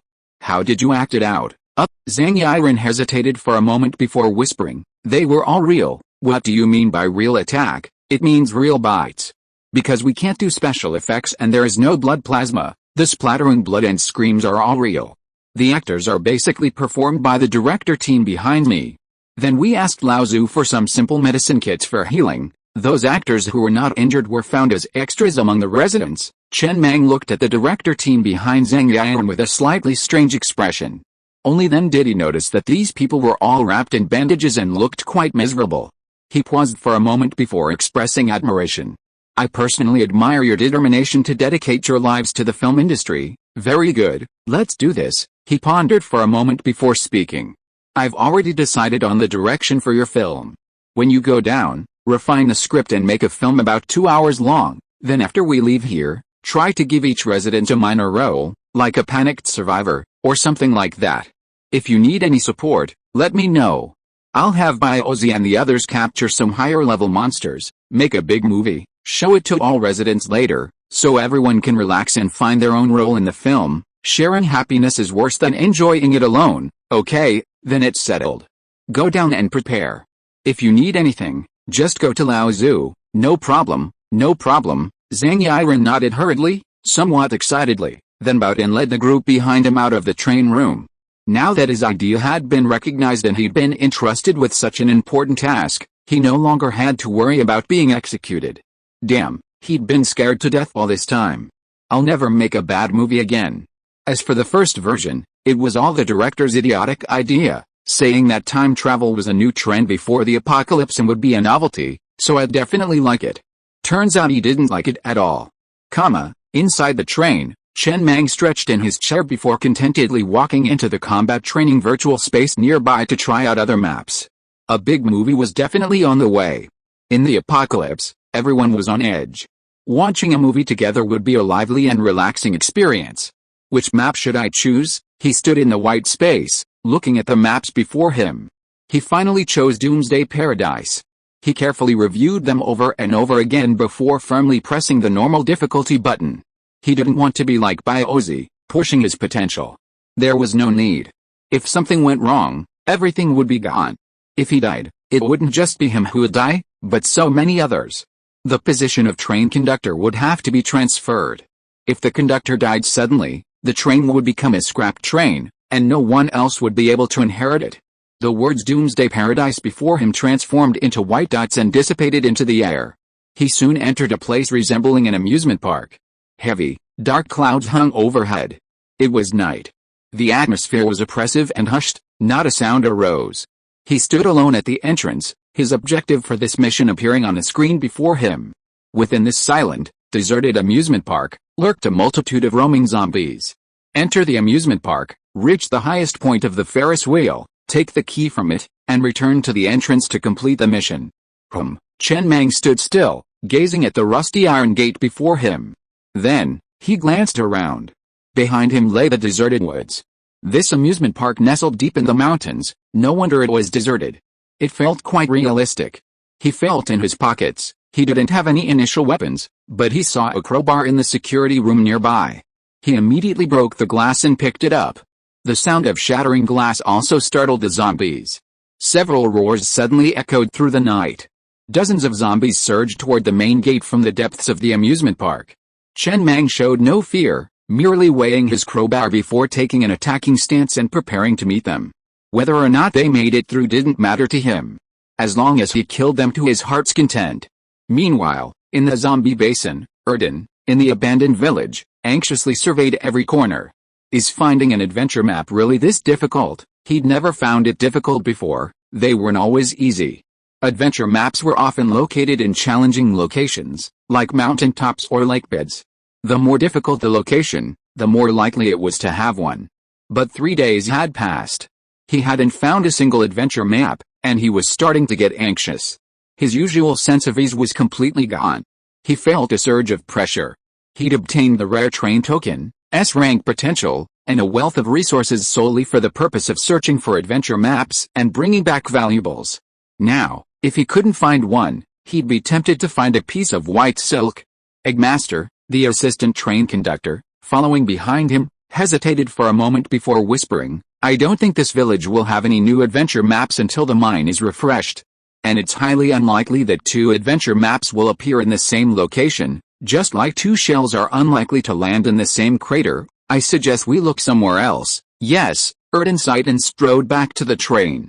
As expected, when a hobby becomes a job, it starts to feel stressful. Just then, he suddenly stopped and looked at the anthill on the ground. Ants were crawling out of the anthill, forming a long line like an expeditionary force, carrying the flesh and blood of nearby monsters back to the ant nest. But when these ants passed a certain area, they would rather take a large detour than cross directly. Could it be? Erden's eyes flashed with excitement. He walked over to the location, took the manuscript handed to him by a thug, and slammed it down. A large amount of soil was continuously dug out, and then, as Erden looked expectantly, nothing happened. After waiting for a long time, seeing Erden still without any reaction, he strode towards his train with an expressionless face. "Let's go somewhere else." He just couldn't believe that he couldn't find an adventure map. 48 hours later, the star train left the goblin tomb and returned to the zombie basin. It also brought back 2.8 million units of copper ore and 2.1 million units of iron ore. Both were level 2 mines. The resources were greatly replenished. He consumed another 1 million units of copper ore to create 20 level 8 standard robots, bringing the star train to a total of 60 level 8 standard robots. Now there was no problem at all. Very good. Inside the train, Chen Mang looked at the 60 robots patrolling outside the train and smiled with satisfaction. It was a pity that there was no city in the zombie basin, otherwise these robots would be very useful for exploring abandoned cities. He had already made arrangements for the next period of time, digging for about half a month. Stock up on resources as quickly as possible. Currently, there are very few trains in the zombie basin, and many mines are unmined. Mines are still easy to find, especially once all the mines in this area are refreshed. There will be even more mines to mine. However, the trains in the Shay Plains are in trouble. The only yellow area the Shay Plains can reach is the zombie basin. This means that if the trains on the Shay Plains want to go further, they must go through the zombie basin, where development is already difficult. The Shay Plains is effectively blocked. Unless he clears out all the monsters in this area before leaving, which is exactly what he was thinking. "I'm so kind-hearted," Chen Mang sighed with some emotion. By then, the train's inhabitants had all fallen asleep. After 48 hours of continuous mining, their bodies were exhausted and they practically fell asleep as soon as they lay down. He glanced at the 2 blueprints in his hand. Both were white grade. Both blueprints were unearthed from the goblin tomb. This time, they didn't yield anything valuable, but last time, they'd unearthed a train and mecha blueprint. But that was just extraneous stuff, and he didn't really have much of an opinion on it. Besides, he actually quite liked the white grade blueprints. "Band-Aid production line, napkin production line." "Old man, you're finally here." The moment Chen Mang saw the napkin production line, his eyes welled up. By now, all the napkins in the train were gone, having been collected from the city, and he was the only one using them. As for what everyone else used to wipe their butts after pooping, he didn't really want to know. Lately, he'd been using A4 paper and then washing it with water. How should I put it? It felt stinging, a bit hot. Now that he had a napkin production line, he could finally be free of napkins, and the happiness of all the train residents would rise to another level. Without hesitation, he consumed 4,500 units of iron ore and 4,500 units of wood to craft these two accessories and upgrade them to level 10. Both crafting and upgrading the napkin production line consume wood. Napkin production line level 5 supermetal effect. Long-term use can maintain smooth bowel movements. Napkin production line level 10 supermetal effect. Long-term use can treat and prevent hemorrhoids. Very good. Chen Mang was quite satisfied with these two supermetal effects. Although they sounded a bit vulgar, they were both very practical. Only after experiencing certain things can one realize that there are actually only three most precious treasures in the world. First, smooth bowel movements. Second, falling asleep in an instant. Third, enjoying everything they eat. These were quite impressive supermetal effects, and each pack of napkins produced had 200 sheets, requiring only 1 unit of wood to produce. The price was extremely low, making it perfectly affordable and suitable for direct distribution as a resident welfare benefit. There is a lot of wood in the train now. So much that it can't be used up. He immediately stood up and walked towards the number 4 living car. He wanted to get a few packs of napkins to take back to his own train room. As soon as he pushed open the door, he saw Xia Feng standing outside. She asked with a little surprise, "Everyone is asleep, why aren't you asleep? Oh, by the way, I want to ask you something. What have you been using to wipe your butt when you go to the toilet recently, huh?" Xia Feng's cheeks flushed instantly. She lowered her head embarrassedly, pinching the corner of her clothes and whispered, "With my hands, and then wash my hands." Chen Mang was expressionless and silent for a long time before he said softly, "Congratulations, you are unemployed, someone else will bring me food tomorrow." Chapter 213. When there are many people, there are all kinds of people.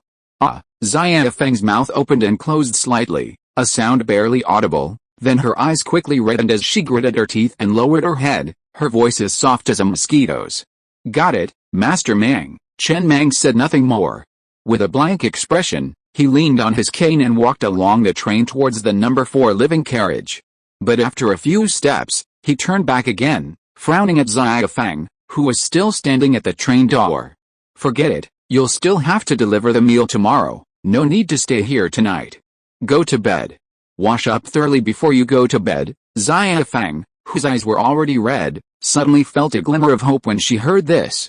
She bit the corner of her lip and whispered, "Got it." He shook his head, sighed softly, and continued walking towards carriage 4. Why bother asking such nonsense? He had wanted to change people, but the others on the train were probably in the same boat, especially Xia Feng. At least she still had water. As for the residents, their daily water supply wasn't unlimited, and no one knew how it was handled. Forget it. He didn't want to know. He'd have toilet paper anyway. Toilet paper might seem insignificant, but it could actually improve happiness and even civility. Chen Mang, carrying a bag of napkins, continued walking from the number 4 living compartment toward the train room. Seeing Xia Feng still standing there, he frowned slightly. "Why are you still standing here? I'm waiting for you, Master Mang, to return to the train room before I go to sleep." "Why? Otherwise, you and I will meet in the train room, and then what?" "I'm socially anxious." "I don't know what to say." Chen Mang sighed again. "Fuck your social anxiety. Society has already collapsed, and you're still socially anxious here. Go to sleep now, don't tire the child out." With that, he pushed open the train room door and sat back in his chair. He tossed the napkins he'd created onto the table nearby and reclined comfortably. It was night, and the sky was filled with stars. After the apocalypse, visibility had become much clearer, and there were many more stars. A nightscape filled with stars could be called a true nightscape. Those nightscapes composed of countless neon lights were certainly bustling and beautiful, but they always felt overwhelming. A sky filled with stars, on the other hand, was free of that worry. There was no sense of pressure at all, and one felt completely relaxed. Chen Mang lay in a chair, opening the skylight and taking in the familiar surroundings of the train. He rested his feet on the table, gazing at the stars overhead, seemingly within reach. His expression gradually drifted away, his thoughts drifting away. He thoroughly enjoyed the moment. The roars of monsters surrounding the train and the occasional burst of machine gun fire added a touch of liveliness to the otherwise silent night, like the chirping of cicadas in summer. A chilly night breeze blew into the carriage, and Chen Mang tightened his blanket around him, curling up in the chair like a baby returning to its mother's arms, staring blankly at the sky. He hadn't initially intended to make Xia Fang unemployed. It wasn't just because there weren't any better alternatives, like Xiao AI, but more importantly, he was already very familiar with her. He loved being with familiar people, in familiar places. It made him feel at home when he returned to the train. He hadn't seen his mother since childhood, and he had no idea what family affection felt like, nor did he fully grasp the concept of a retreat. He only knew that if he couldn't make money, he would starve to death on the streets. He made a lot of money, but he didn't know who to spend it on. He spent every night drinking, but it couldn't buy him any peace of mind. In a daze, Chen Mang fell asleep, curled up in the chair. After Chen Mang fell asleep, the skylight slowly closed, revealing only a corner. The control panel screen showed data showing the train's central air conditioning rising slightly. Xiao AI, sitting cross-legged in the Armored Research and Development Center, dismantled a robot in front of her with various tools in hand. After a while, she put down her tools and looked up at the various experimental instruments and large components of the military factory in the distance, muttering, "I really shouldn't talk right now. Just a reminder that sleeping with the windows open won't keep you cold, right? Although that scenario is written into the underlying code, but according to human thinking, keeping quiet is the right thing for me to do right now. Human thinking is so hard to understand." Xiao AI shook his head and continued to busily dismantle the robot they'd used to complete their S-rank mechanical job transfer. This was his second body, but he needed to make some minor modifications. He'd been learning how humans speak, but he suddenly had a vague feeling that in human culture, what you say isn't important, but when you don't say anything, forget it. Let Mang Yi rest. A level 20 AI isn't capable of thinking about such complex matters. It was late at night and quiet. The residents on the train were mostly asleep, with only a team of guards still patrolling the next few residential cars. He didn't need to sleep. Suddenly, being an AI felt pretty good. He actually had a hard time understanding the concept of sleep. If sleeping was for recovery, then embedding an energy stone in his back should have allowed him to stay awake all the time, right? Oh, that's how robots are. It didn't seem like such a great discovery. Inside a refrigerator in resident carriage number 9, a man tossed and turned, unable to fall asleep. He had been working non-stop in the goblin's tomb for 48 hours, yet now he felt barely any sleep, his mind racing. Originally a slave on the Azure Dragon, with the Azure Dragons Incorporation, he naturally joined the Stellar, enjoying the same treatment as a third-level resident. During those 48 hours in the goblin's tomb, the Stellar had unlimited coke. Refreshing and sugary. He'd never experienced such treatment before. Though he felt a little embarrassed to admit it, he still wanted to take advantage. He drank can after can of coke, keeping him awake for 48 hours straight, and now, sleep was completely impossible. He tossed and turned. "Can you stop tossing and turning? Do you have fleas or hemorrhoids?" A middle-aged man lying on the ground with his arms folded next to him said in a bad mood without even opening his eyes, "We still have to work tomorrow. Can you sleep quietly?" The man was slightly stunned, but after noticing the number on the middle-aged man's collar, he reacted and asked with some expectation, "Brother, you are a first-level resident? When did you join the Star?" The middle-aged man snorted coldly, opened his eyes and stopped sleeping, but coughed lightly with some pride. "Resident number 789, your number should be 4 or 5,000, right? When did you say I joined the Star, brother? How many star coupons have you saved now?" "More than 90, so many. I heard that those little stars only earn 7 star coupons a night." The middle-aged man raised his eyelids and glanced at the man, and said meaningfully, "Since you asked, then I will give you a few instructions. There have been faint rumors from above. It won't be long before all residents will move into the space gate. It is an extremely vast and fertile territory. The environment there is much more comfortable than here. However, all residents still have to live in dormitories, unless you save enough star coupons to buy a house of your own, which is equivalent to a villa in the apocalypse. On the Star, star coupons are the only and extremely important currency. Try not to spend the star coupons you earn on a daily basis. Save them to buy a house of your own. A level 10 refrigerator requires 1,000 star coupons, but with only 200 star coupons, you can enjoy the treatment of a level 3 senior talent. You can receive 2 star coupons for free every day.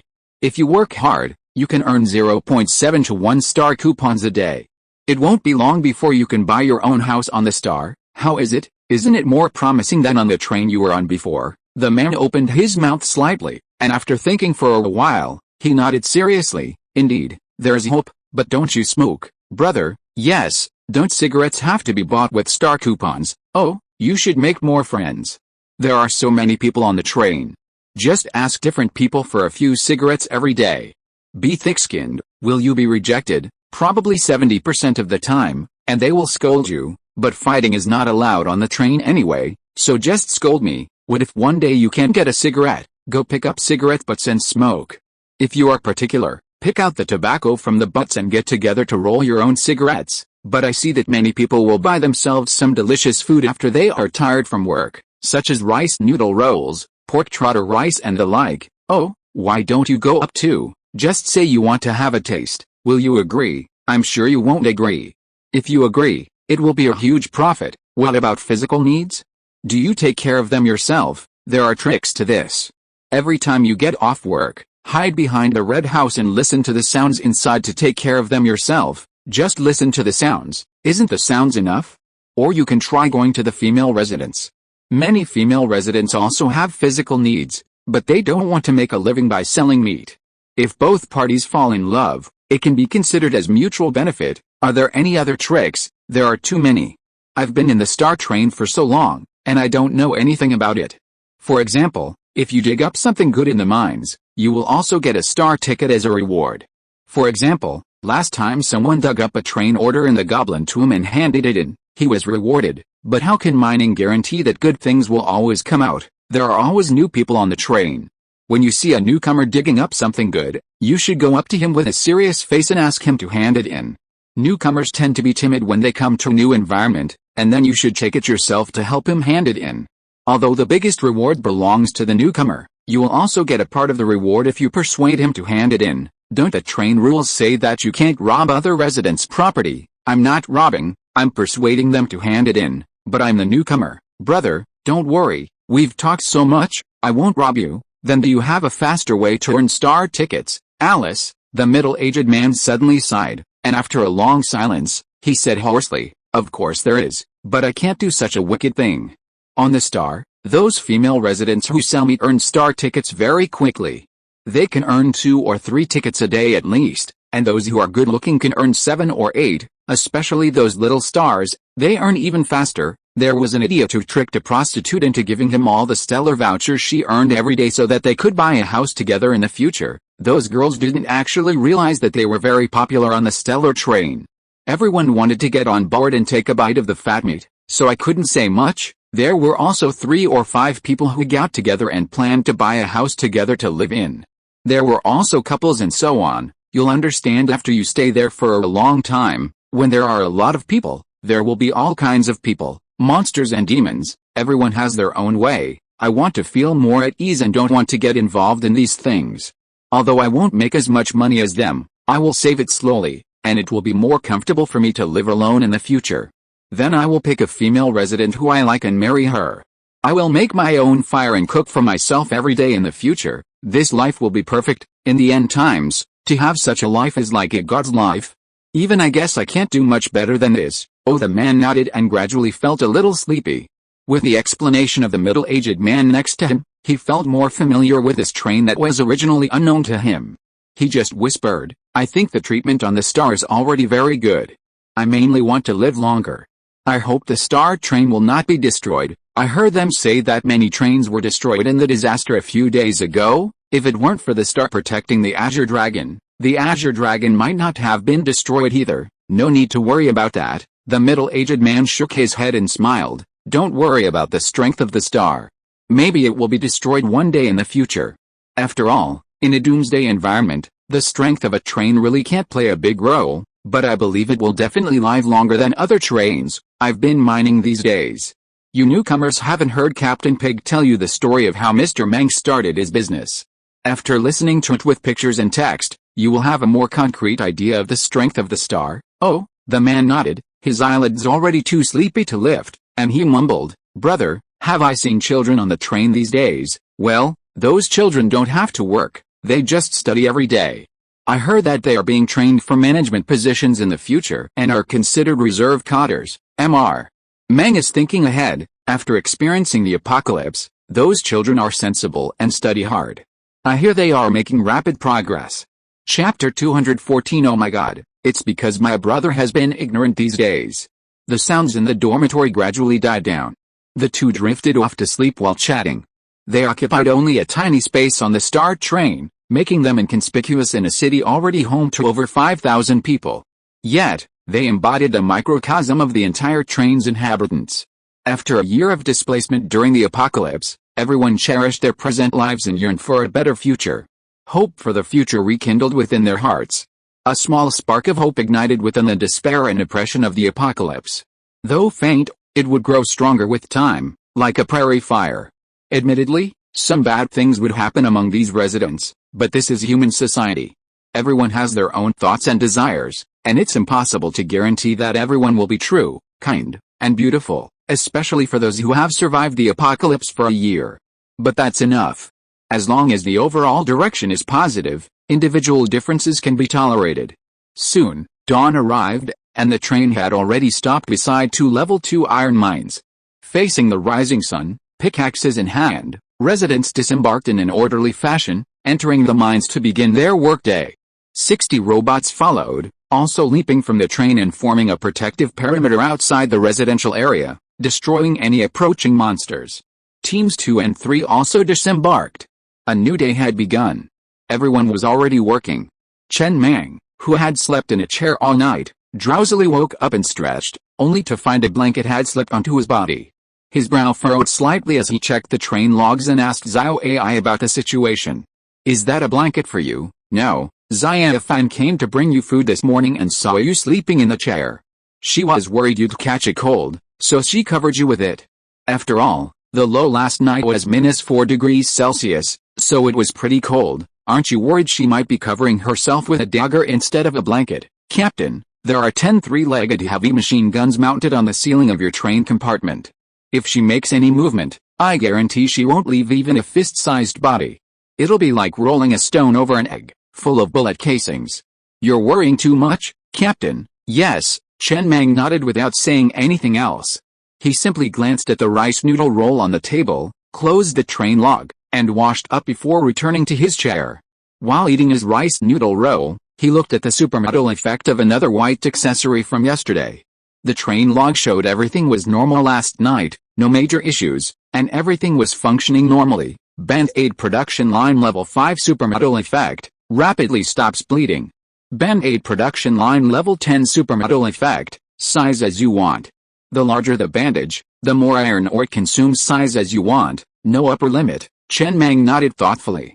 The hemostasis function was relatively common. After all, a simple first aid kit was more effective, but the level 10 supermetal effect of size as you want often had its uses, and could still be useful in some special situations.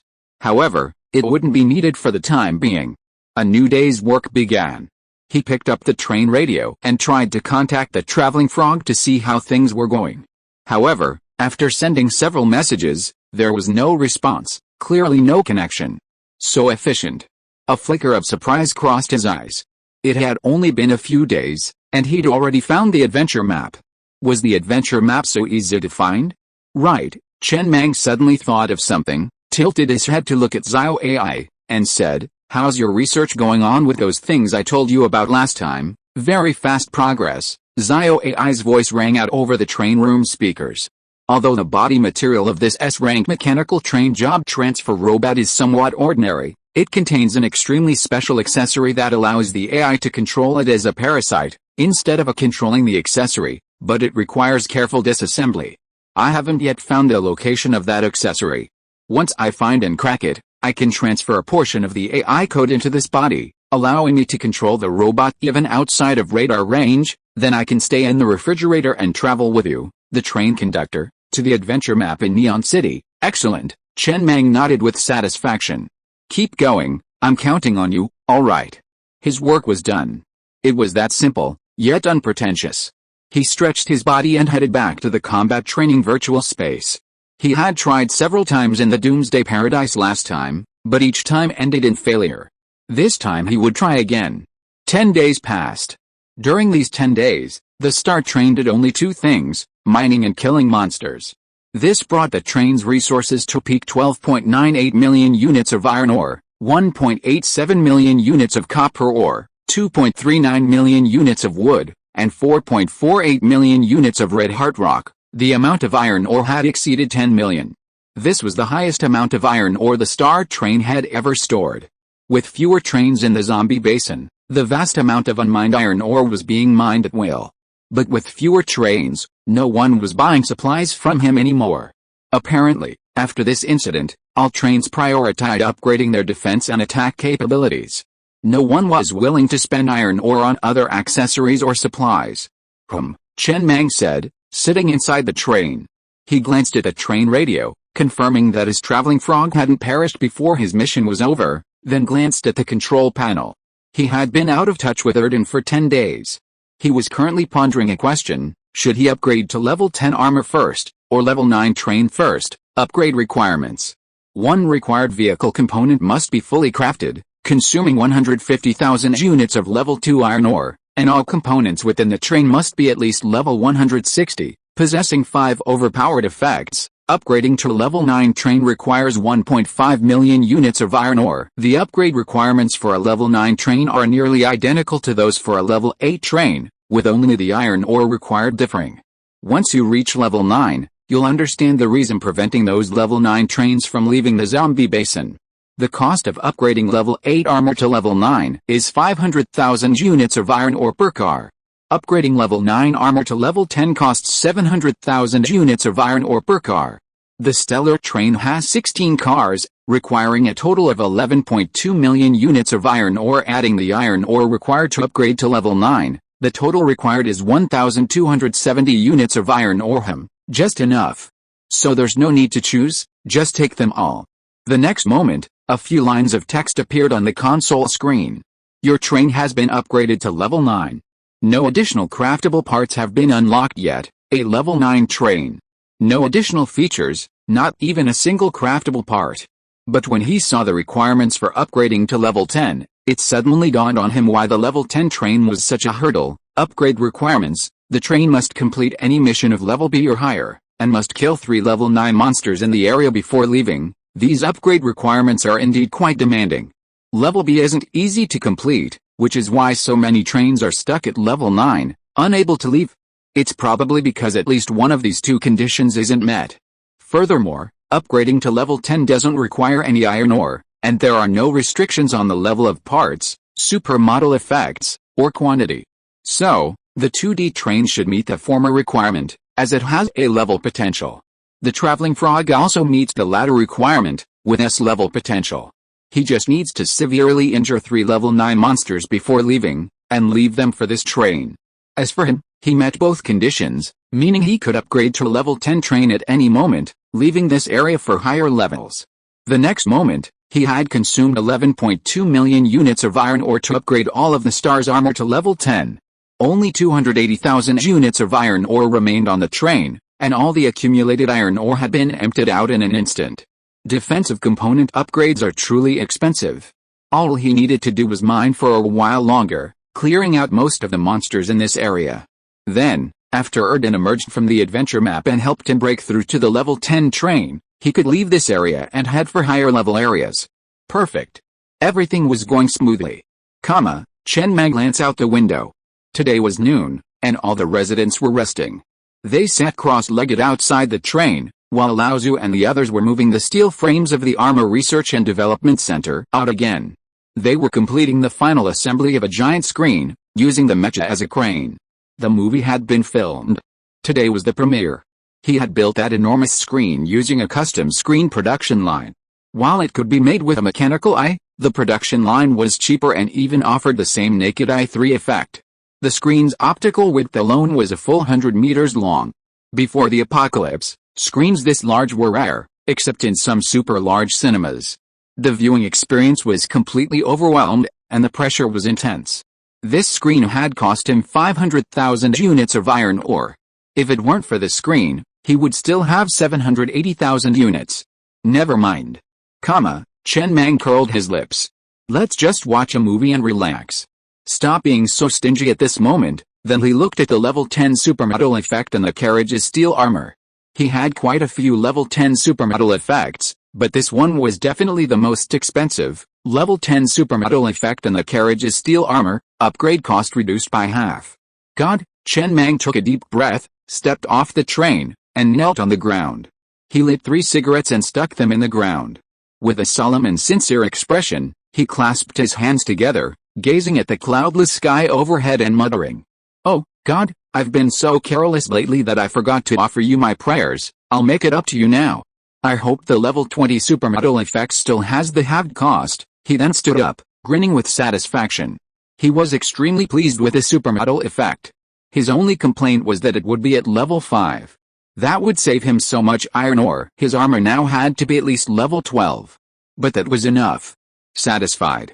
For some reason, he suddenly felt the air was beautiful today, and so was his mood. The corners of his mouth couldn't help but curl up. He leaned on his cane and gazed at the horizon, and the slight fear of the unknown in the blue area faded a lot. He would upgrade the Doomsday Cannon to level 20 soon. Maybe the Doomsday Cannon's level 20 supermodel effect even has half the cost? It's a bit far-fetched, but you have to try it to find out. Luckily, it only costs iron ore. Everyone else is using Murphy Stone to test it. No one's going to reveal the supermodel effect. If the Murphy Stone upgrade turns out to be useless, expect to cry. Meanwhile, Zhang Yiren approached cautiously. "Master Mang, everything's ready for the movie.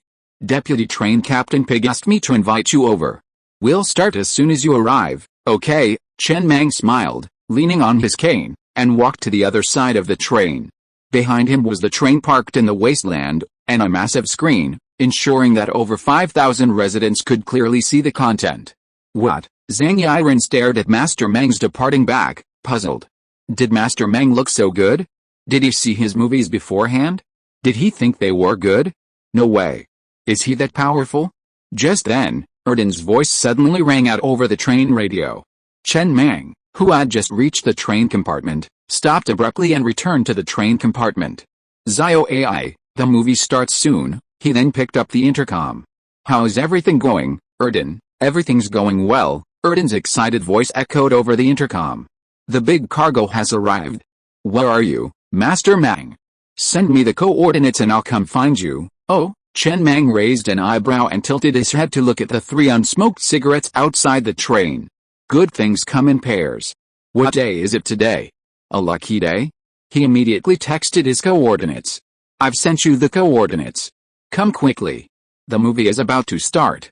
I'll watch it with you when you arrive." "Got it." After handling this matter, Chen Mang pulled 3 cigars from a drawer and walked out of the train compartment, his face a little apologetic. "I seem stingy. Come on, for God's sake, let's have a good meal today." He stuck the 3 cigars into the ground. He held the flamethrower to the ends of 3 cut cigars and pulled the trigger. A fierce burst of flames erupted. In just a few seconds, the cigars were alight. Cigars light slowly, taking a long time with a lighter, but a flamethrower was much quicker and easier. This was part of a flamethrower production line he had recently acquired as an accessory. Chapter 215. Everyone wants to see something exciting. The 2 super mode effects gained by upgrading this accessory to level 10 both have its cost. When used against enemies, its attack range is relatively short. However, it's quite useful for lighting cigars or starting a small stove. It doubles as a large fire starter. Very good. Chen Mang gazed at the 3 cigars standing on the ground with satisfaction. He didn't move, simply watching the tobacco inside the cigars gradually bloom under the flames, slowly turning to ash, releasing its fragrance. Some died in the flames. Some blossomed in the flames. After waiting for about 7 or 8 minutes, he saw a train hurtling towards him at an incredible speed in the distant sky. It soon arrived directly above the star and landed beside it, the sound of a sonic boom echoing in his ears. It had just come to a complete stop. Then he saw Erden rushing down excitedly and running towards him. "Master Mang, the big stuff has arrived. I was so stressed out the past few days because I was worried that I couldn't find the adventure map and I felt ashamed of all the resources you gave me. Now the big stuff has finally arrived. Master Mang, I'll give you a brief account, no hurry, Chen Mang said with a smile. The movie is about to start. Let's go watch the movie first and talk about it after the movie. This movie was made by the people you gave me last time. Let's see how they are doing this time. Please give us your evaluation on whether there is any progress. Huh? Erden was slightly stunned and noticed a huge screen standing behind the star train. Then he said anxiously, Master Mang, how about I finish my story quickly? If I don't finish, I won't be in the mood to watch the movie at all. I'm so restless. Okay, Chen Mang stopped teasing Erden. In fact, he also wanted to know, but seeing Erden's look, he wanted to tease him. Tell me, what's the situation? Judging from your expression, you should have cleared an S-level difficulty. No, Erden took a deep breath and said seriously, that is not an adventure map of the level-breaking type, and you can't choose the difficulty. It's an open adventure map. Let me tell you how I found it first. After leaving that day, I went to that village first. I found a colony of ants looking for food, but it was originally a straight line, but they all avoided one place. I picked up the pickaxe and smashed it for a long time, but found nothing. Just as I was about to leave, I suddenly remembered something and subconsciously looked up at the sky. Then I drove the train and began to explore in the air. Sure enough, when the train flew to a certain point in the air, it suddenly felt that the front was solid, and then the train suddenly entered this adventure map. This is an adventure map similar to an amusement park. Then I encountered it first, then, and again, in the middle. Fortunately, I solved it perfectly. Just when I thought I was stable, it happened again. Finally, I overcame all difficulties and successfully got out of this adventure map, and the reward is generous. Erden took out a bottle of mineral water from his pocket with a dry mouth and drank it all. Then he wiped the water stains from the corners of his mouth with his sleeve and took a deep breath. This is roughly what happened, and the adventure map seemed to appear randomly at a certain point. When I went there again, there was no movement at that point. A purple-grade accessory blueprint. Chen Mang took the purple-grade accessory blueprint of the weather controller handed over by Erden. The corners of his mouth couldn't help but rise again. He stuffed the blueprint into his arms, put his arm around Erden's shoulders, and said with a smile on his face, I'm very pleased with this gift. Don't stress so much. Relax. We've almost cleared the zombie basin adventure map. You can just stay here for the next few days. Let's watch a movie. After some more mining and monster killing, we'll head to the blue zone. You can show off your skills there, okay? Erden didn't hesitate, grinning and nodding emphatically. He felt much more relaxed at this moment. It wasn't because of Chen Mang's comfort, but because he had found something good. If he had come empty-handed, he would have been embarrassed to come here. That would have been embarrassing. Although a small incident delayed him for a while, once Chen Mang took his seat, the movie started as scheduled. Chen Mang, Lao Zhu, Bai Ozi, Erden, and other management members sat about 30 to 50 meters away from the screen, in the front row. The other residents all sat cross-legged on the wasteland behind them. Although the weather was cold, a cool breeze whistled past. But perhaps because this was the first movie of the apocalypse, many people were still excited. What a shame. Chen Mang, also sitting cross-legged on a blanket, shook his head with a hint of regret, motioning for the girl beside him to get up and go to the back to watch the movie. It was a shame there wasn't a popcorn production line, otherwise it would have been even more perfect. And you? He tilted his head to look at Lao Zhu and sighed softly. Don't do these things anymore. I'm not that perverted. This blanket is quite comfortable to sit on. There's no need to get a girl to sit on my stomach. Got it? Yes, Lao Zhu nodded seriously, pulling out a small notebook and quickly jotting down something. There wasn't any popcorn, but there was a melon seed production line. It was just a bit pricey. 100 units of iron ore could only produce 1 kilogram.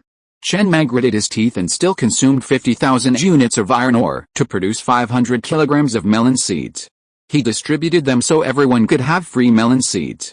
1 kilogram of melon seeds was more than enough for 10 people, more than enough. It felt a bit inadequate to watch a movie without popping something in your mouth.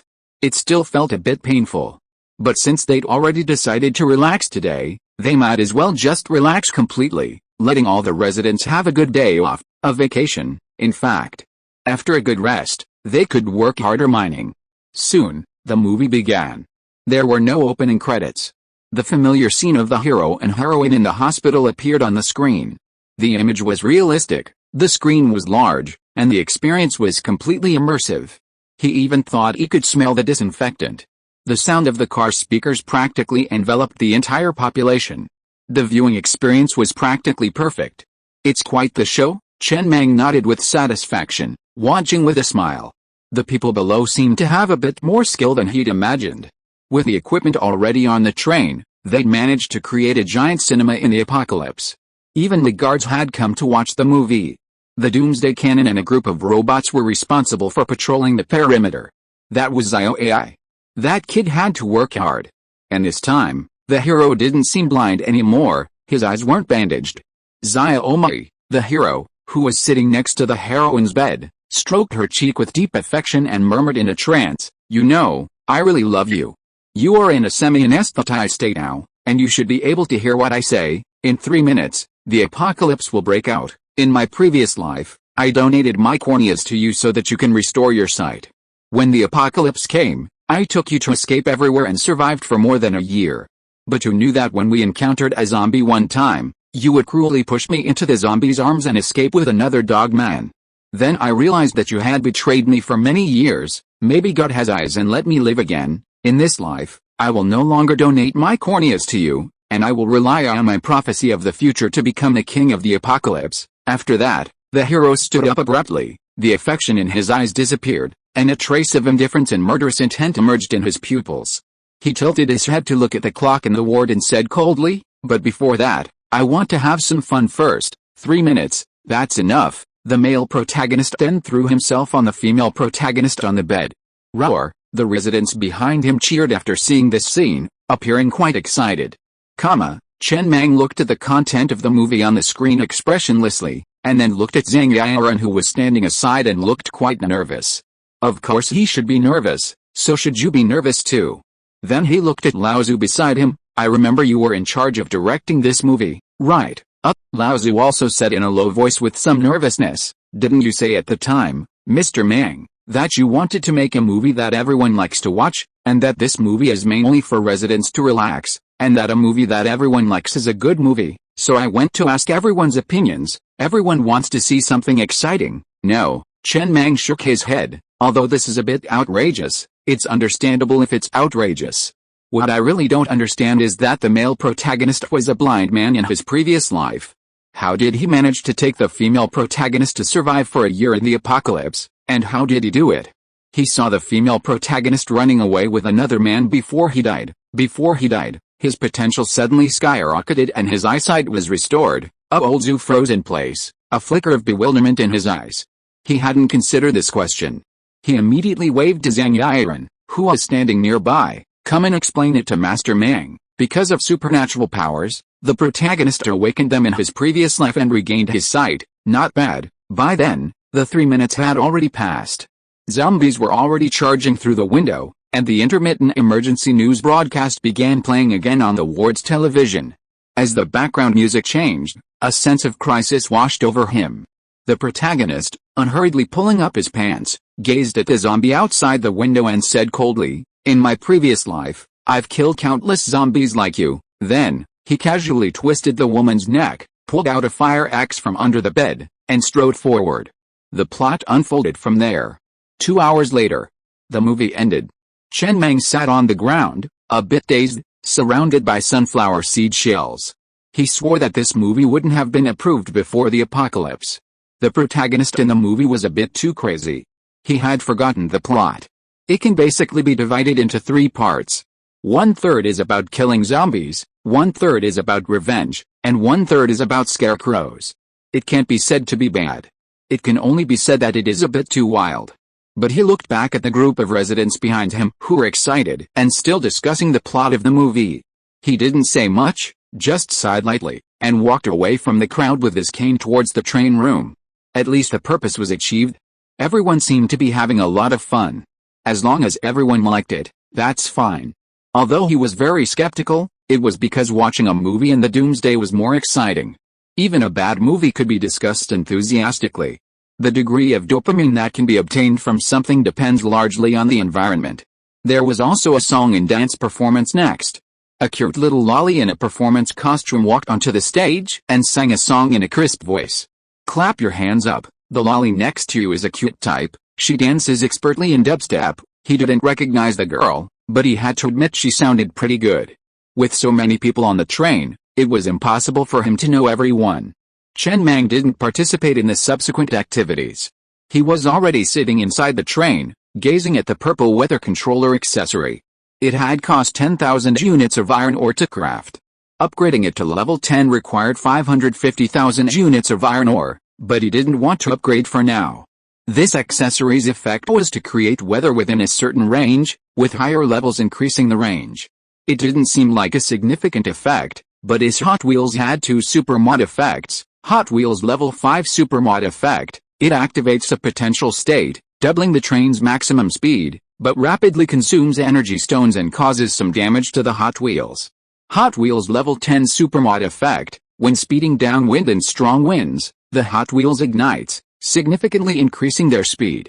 With a weather control accessory, he could keep his train in constant high winds in a perpetual tailwind. In other words, his Hot Wheels would be constantly gaining speed. Combined with the Hot Wheels level 5 supermodel effect, its top speed could reach over 1,000 kilometers per hour. While still a bit inferior to the traveling frog, the latter was a bit too extreme. Very good, Chen Mang reclined in his chair, quite content. He wondered how Mundo had been doing lately. He hadn't returned to the Star Train for 10 days, constantly out and about. He was a little worried he'd been killed. Next, it was time to prepare for the upgrade to level 10 and head to the Blue Zone. The Residence Carnival quickly ended, and everyone was excitedly discussing the event.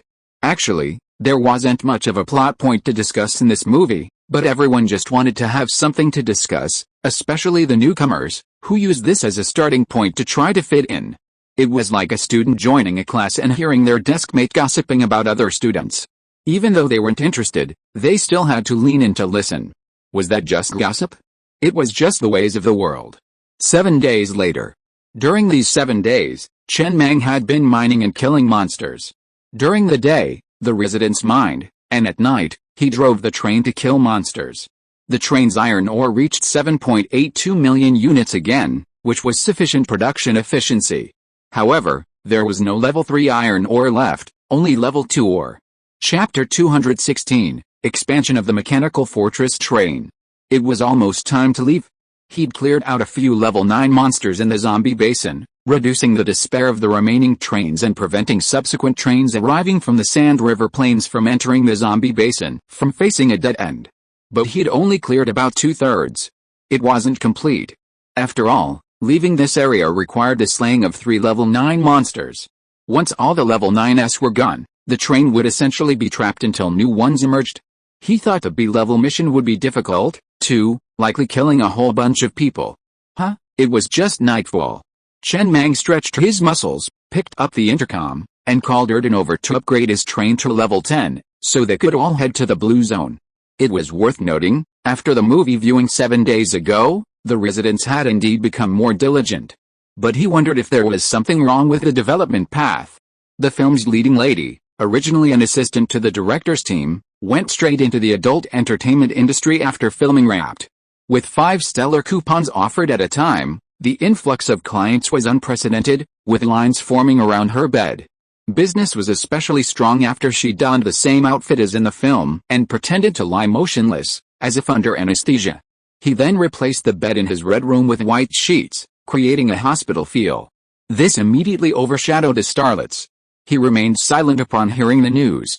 He learned it from Xiaofang. That day, on a whim, he was about to inspect his train and, in carriage number 5, overheard Xiaofang gossiping with Ji Chechu. He was then told this somewhat outrageous, yet seemingly logical, story. His movie viewing session had become a promotional video for this woman.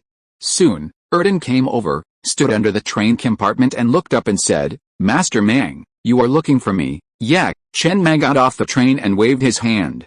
Zio AI jumped off the train carrying a refrigerator. "You are now on a level 6 train.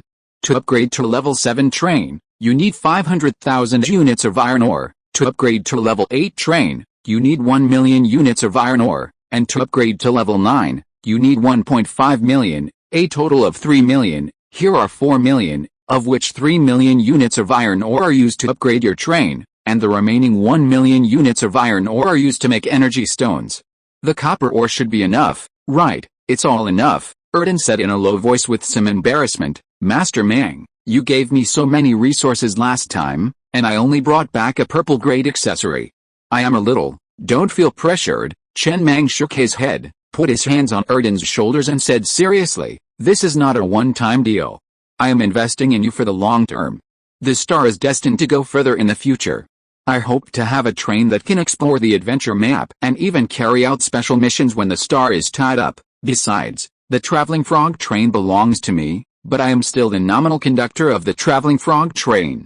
Aren't you worried that I might suddenly run away, Mr. Mang? No worries, Chen Mang smiled and said, your current life is what you've always dreamed of. If you run away, you won't find another person like me who would be a sucker for providing you with iron ore. Besides, people still have to have feelings for each other. I believe in you, even if you run away, it must be because I did something wrong. We can part ways peacefully, really, of course it's fake. Chen Mang took out a cigarette from his pocket with emotion, put it in Erden's mouth, and lit it before chuckling. If you really run away, then you will experience the oppression from the star firsthand.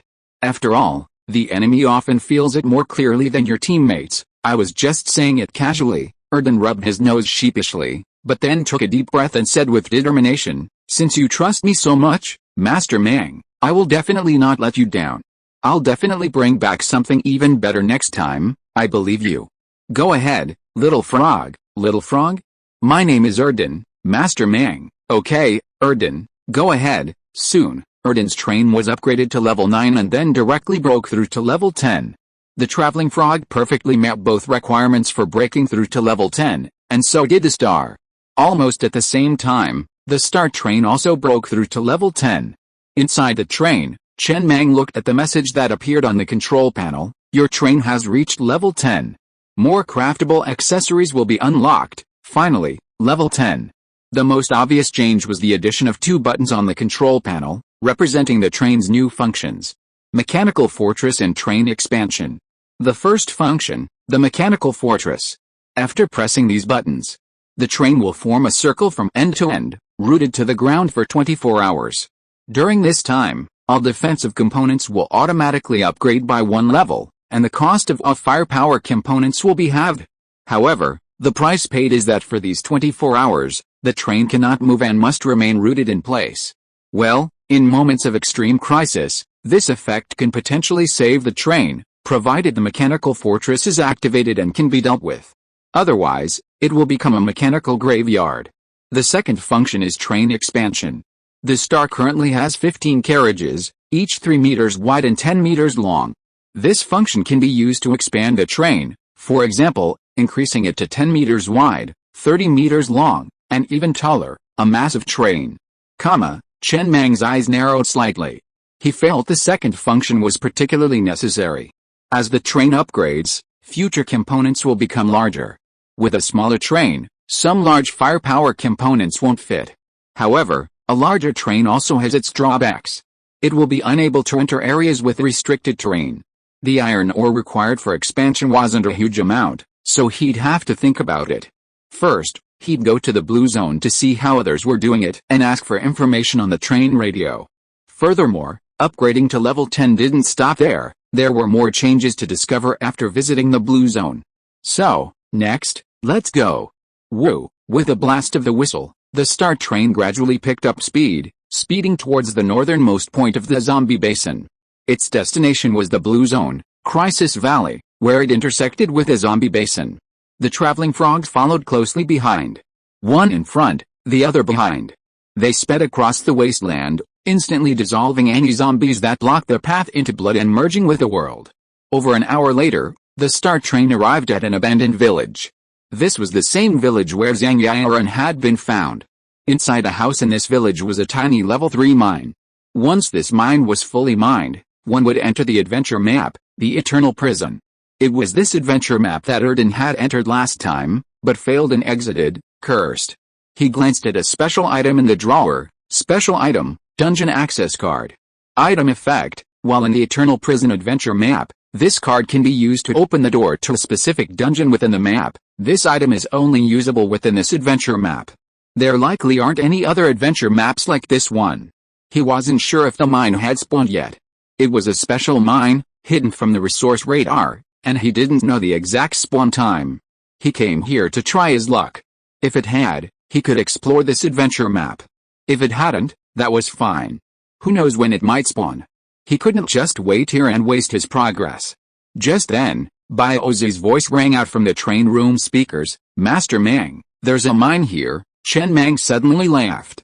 He'd noticed how smooth things had been these past few days, which had been making him a little uneasy. Could he have overdrawn his luck and, once he reached a blue zone, a disaster awaited him? He immediately picked up the intercom. Get to work, now that the level 3 iron mine had spawned. All that was left was to mine the iron ore and then enter the adventure map. Although his train was packed with residents, the mine was small and couldn't accommodate them all. It would take at least an hour to mine it all, so he had to wait patiently. Erden had already been to this adventure map once and couldn't go back. He picked up the train radio. "Erden, tell me in detail what's in this adventure map." "Okay." Elsewhere, on the shape lane, an invisible pressure and panic enveloped all trains, casting a pall over many train conductors. It was a long story.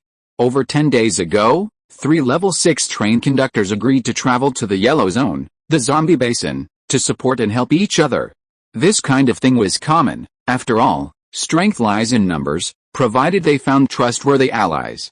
As the 3 train conductors confidently crossed the Kunlun Mountains and prepared to enter the zombie basin, they encountered an incredible sight. The zombie basin was the only area they saw. A seemingly endless black mass of zombies launched a fierce attack on the trains atop the hills at the edge of the zombie basin. They even spotted a village with level 9 zombies. Countless monsters flew in the sky. Even from the ground, high-level worm monsters occasionally emerged. The sky was filled with zombies and monsters of all kinds. The thick stench of corpses and blood filled the entire junction of the Kunlun Mountains and the zombie basin. The ears were filled with the roar of gunfire, the roars of monsters, and the desperate screams of the dying. Occasionally, balls of flame exploded. That was the train exploding. The scene terrified them. After a long pause in the train compartment, the 3 trains hurriedly returned to the shape lane. They were so grateful they hadn't entered the zombie basin earlier. Otherwise, they would have perished miserably. When this news reached the shape lane, many train conductors fell silent. The zombie basin was clearly inaccessible in this state, yet it was the only yellow zone they could reach. Meaning they were permanently trapped on the Sand River Plain. Some trains accepted this reality. Reigning supreme on the Sand River Plain wasn't bad at all. But many train conductors refused to resign. No one knew what would unfold after the apocalypse. The stronger the train, the greater their chances of survival. But no matter how the train conductors reasoned, there was no solution. Furthermore, if only trains were entering an area, with no exits, it would quickly become overcrowded. Squabbling over iron ore would become more frequent, rather than the default practice of leaving and searching for the next mine if another train occupied it. "Is Mr. Mang okay?" Inside the King of Electronic Music train, the dwarf man gazed dazedly toward the horizon. He'd heard about the events in the zombie basin in recent days. The star was located there. When they last met in Neon City, it was said to be a level 7 train. He wondered if a level 7 train could survive this crisis. So many level 9 monsters. It seemed difficult, but since Mr. Mang claimed he could destroy a level 8 train at level 7, he might have a decent chance of survival, as long as he didn't encounter level 9 monsters. He wondered if he'd ever see Mr. Mang again. Meanwhile, in the village of the zombie basin, the level 3 iron ore mine had been successfully mined, a small mine. Then, a portal appeared in front of the train. A powerful suction emanated from the portal, and the star train immediately entered. The view shifted, and the surrounding scene rapidly emerged. Everything froze. The star train was already inside a massive prison cell, one large enough to hold the train. Surrounded by mud walls, the light was dim, save for oil lamps hanging on either side of the corridor outside. In front of the cell stood a massive iron bar. This was the adventure map, and the scene before him was exactly as Erden had described. Chen Mang's expression was calm as he quickly surveyed his surroundings. All of the adventure maps were real scenes, not fictional. Most of them had once belonged to the machine civilization, meaning they had truly constructed a dungeon to imprison a train. Given the size of the surrounding dungeons, it was more than enough to hold a train with 30 cars or more. On the screen in front of the train, the information about the adventure map appeared. Long ago, trains that had committed misdeeds were imprisoned here to reflect on their sins. But one day, a newly imprisoned train discovered a way to escape, successfully escaping the train dungeon and causing a catastrophe. The machine civilization never learned how that train escaped. Maybe you will know. You have to escape within 24 hours to pass. If you fail within the time limit, you will receive a random curse. If you are listening to this novel on a channel other than Fanfic World, it means it was downloaded and re-uploaded without effort. We warmly invite you to visit our channel, Fanfic World. There you will find the original version of this story and many other novels of various genres. We look forward to seeing you dive into a world of incredible novels. Chapter 217 Train Dungeon. That was all the information. Chen Mang narrowed his eyes slightly and slowly pushed the lever. The drill extended, ready to test its effectiveness. He was curious about why a train dungeon existed. Wouldn't it be more appropriate to simply imprison the train conductor in the dungeon? There wouldn't be any need for such a large dungeon. Furthermore, with the conductor's abilities, there was no way he could escape the dungeon without the train. If he could capture the train, he could capture the conductor. The next moment, bang, the star train slammed heavily into the iron railings. The 50-level drill struck the railings, sparks flying nowhere. The iron railings were incredibly strong. He then tried the surrounding walls. They appeared to be earthen walls, but after impacting them, not a single scrap of dirt fell off. Chen Mang, expressionless, picked up the intercom. Lao Zhu, Li Shiji, Bai Ozi, and the others, get off the train. Zio AI, you get off too. Let's figure out how to leave this dungeon. It was obvious. It's definitely impossible to get in by brute force, so the only way is to outsmart them. And when it comes to outsmarting, numbers are always a good thing, so everyone should share their ideas. Inside the dungeon. The train dungeon is parked nearby. Lao Zhu stood at the iron railing, somewhat puzzled, and said hesitantly, Master Mang, the gaps between these railings are a full meter. Even Zhang Damai could get through. This thing can only stop the train, right? A person definitely can't stop it. Wait a minute, don't rush out. Li Shiji frowned, carefully examining the patterns and clues in the corners of the dungeon. He analyzed carefully. According to the information we have, the train escaped this train dungeon less than 24 hours after it was captured, and the mechanical civilization still doesn't know how that train did it. I now have a rough idea of the origin of the adventure map. It's likely related to the anchor point. Anchor point. Chen Mang, standing nearby with a cane, nodded thoughtfully. Yes, anchor points. Li Shiji nodded seriously. For example, when you humans look back on your lives, it is impossible for you to remember every memory clearly. You can only remember some of the more profound memories. For example, the first time you confessed your love and were rejected, the first time you embarrassed yourself in front of everyone, the first time you got scolded by your boss. Can't you say something good? Bai Ozi said unhappily. And what do you mean by you humans? You are not human. Li Shiji's face did not show any extra expression. He just searched for clues carefully and continued, humans tend to remember painful memories more easily than happy memories, and I'm indeed different from you. I can basically remember every memory since I can remember clearly. This is indeed far from human. Hyperthermesia, it's not that exaggerated. It's not as good as hyperthermesia. These anchor points support the human life form. In other words, if these anchor points in a person's mind are instantly cleared, then this human can almost be said to be starting over, and the memories of the first half of his life have been wiped out, and these adventure maps we visited are somewhat similar to the anchor points of mechanical civilization. Haven't you noticed, whether it's the Tower of Babel, the Neon City, the Earth's core nuclear bomb, or the current train dungeon? They are all relatively important anchor points in the history of mechanical civilization, a bit like, well, like the anchor point of a human being when you carefully dissect it. It's a bit like obsession. At this point, Li Shiji withdrew his gaze from the train dungeon and tilted his head to look at Chen Mang. Master Mang, there aren't many clues, but I know what kind of train he was imprisoned in. It was a flesh train. Based on this dungeon and the information we've learned before, it's obvious, when the flesh train upgrades to a certain level, the train conductor can no longer leave his flesh train, or the two become one. This explains the appearance of the train dungeon and the large gap in the iron railings. Chen Mang remained silent. He had thought of this earlier. It wasn't a difficult conclusion to deduce, but since Li Shiji hadn't found any other clues in the dungeon, he had to explore outside. He walked ahead, leaning on his cane, passing through the iron railings and arriving in the corridor outside the train dungeon. Dim light bathed the floor. The corridor was incredibly high and wide, easily enough to accommodate several mechanical trains running side by side. On either side of the corridor were train dungeons, one after another. However, the iron railings of these train dungeons were in a state of disrepair, as if they had been forcibly damaged. The dungeon they were in was the first one on the far right of the corridor, and the corridor only led to the left. There were no clues along the way. The corridor was perhaps several hundred meters long. At the end of the corridor, they came upon the first unopened train dungeon, its iron railings intact. In the corner of this dungeon, crouched a massive flesh train. Yes, crouched. A normal mechanical train wouldn't be crouched in a corner like this. It looked like this flesh train had been abandoned for a long time. The flesh armor on the carriages had long since turned black and dried, and the train dungeon was devoid of any life. Chen Mang looked down at the keycard in his hand. Perhaps this access card was used to open this dungeon? But in this dungeon, anyone could easily pass through the iron bars, making this access card somewhat useless. He handed the access card to Zhang Yi, who was standing nearby. The key was too high for him to reach.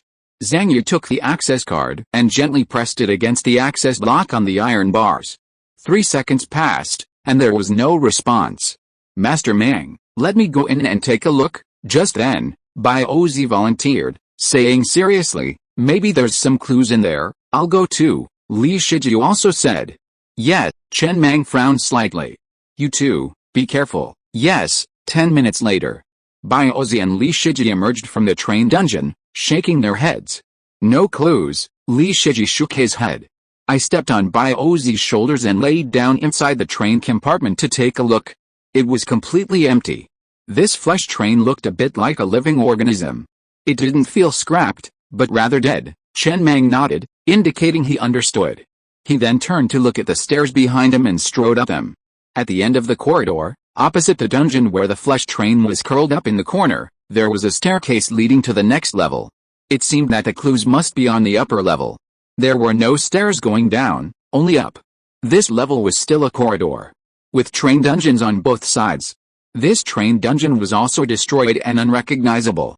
After searching for a long time, they found a very small dungeon in the corner of the corridor. It was obviously not on the same level as the surrounding dungeons. The dungeon was only 2 meters high and covered an area of about 10 square meters. The gaps in the iron bars of this dungeon were only the thickness of a thumb. It was absolutely impossible for a human to pass through. It was also a bit too narrow. The gaps between the bars of a normal human prison cage were about 10 centimeters. Too narrow was pointless. This width was enough to prevent many people from slipping through. There was also a lock on the bars. Chen Mang took out his access card and affixed it to the lock. The next moment, the access card in his hand suddenly shattered, transforming into countless points of light that merged into the lock. Then, a crisp cracking sound was heard, and the lock suddenly broke in two and fell to the ground. The bars instantly retracted. The once tightly sealed dungeon suddenly became unobstructed. This cramped dungeon was empty except for a humanoid corpse and a small bed. On a table next to it lay a chip and a blueprint.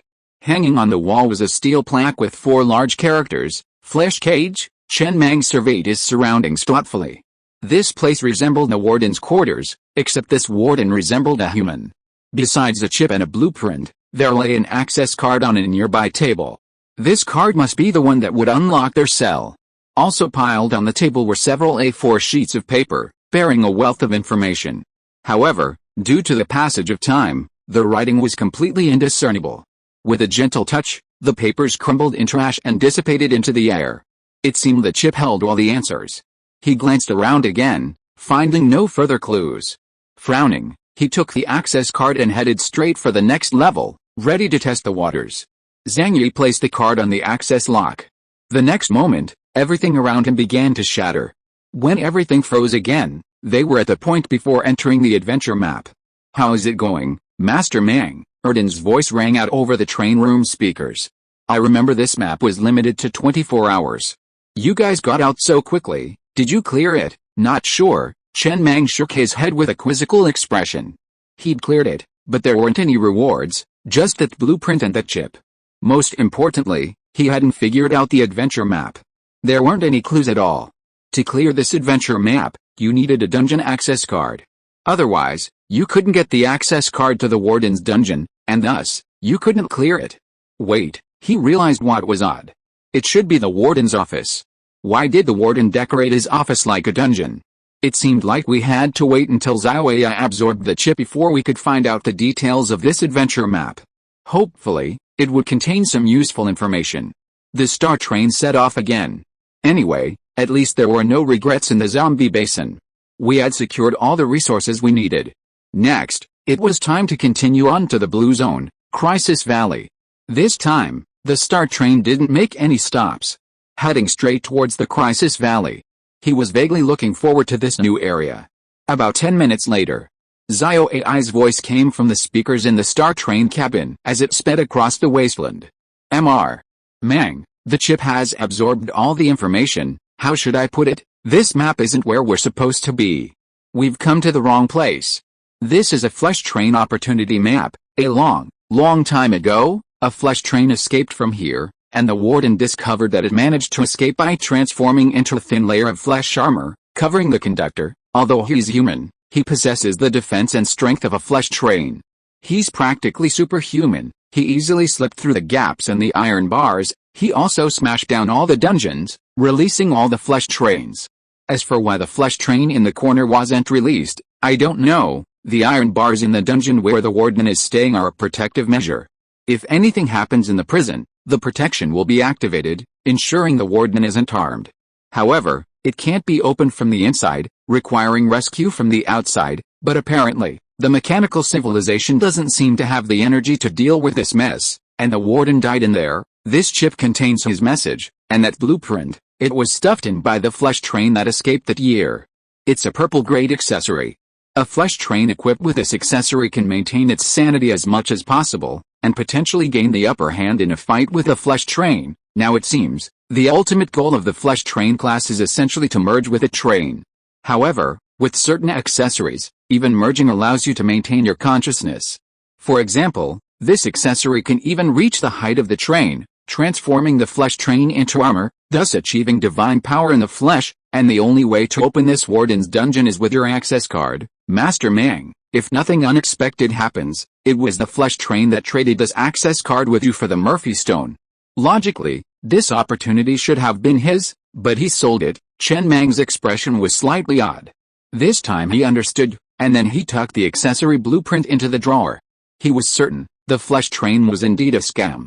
We'll see when it'll be useful. Nearly an hour later, the star train arrived at the junction of the zombie basin and the Crisis Valley. A huge light curtain spanned the two areas, and 3 huge words appeared in the air. Crisis Valley.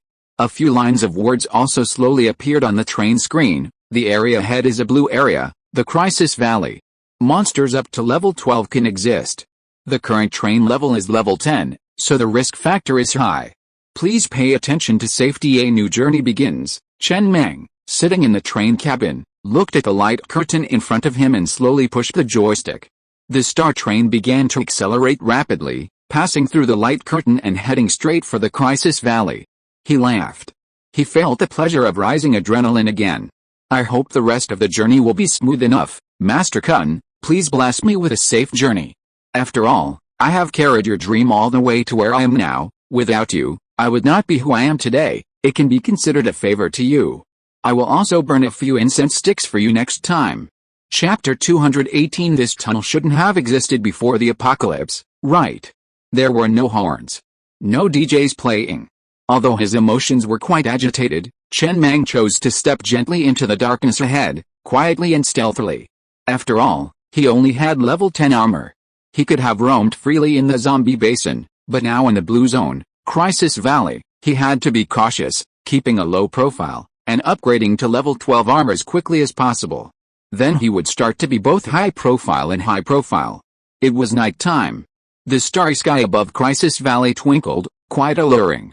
Stars are truly magical, evoking the most primitive desires in the human mind, like seeing a beautiful woman in disheveled clothes, wanting to pounce on her without hesitation, but unable to reach her. The moment it passed through the light curtain, bang, a subtle cracking sound echoed outside the train, and the star train officially entered the Crisis Valley area. The intelligence detection radar and enemy detection radar, which had been operating since entering the area, rapidly displayed lines of information on the control panel screen. Nearby, a level 9 monster was being chased by a level 10 monster. Over 10,000 meters further, a level 10 train was guarding a level 2 iron mine, mining. There were also a few scattered low-level monsters. The highest level mine in the area was a level 3 iron mine, 8,000 meters underground. Everything was normal.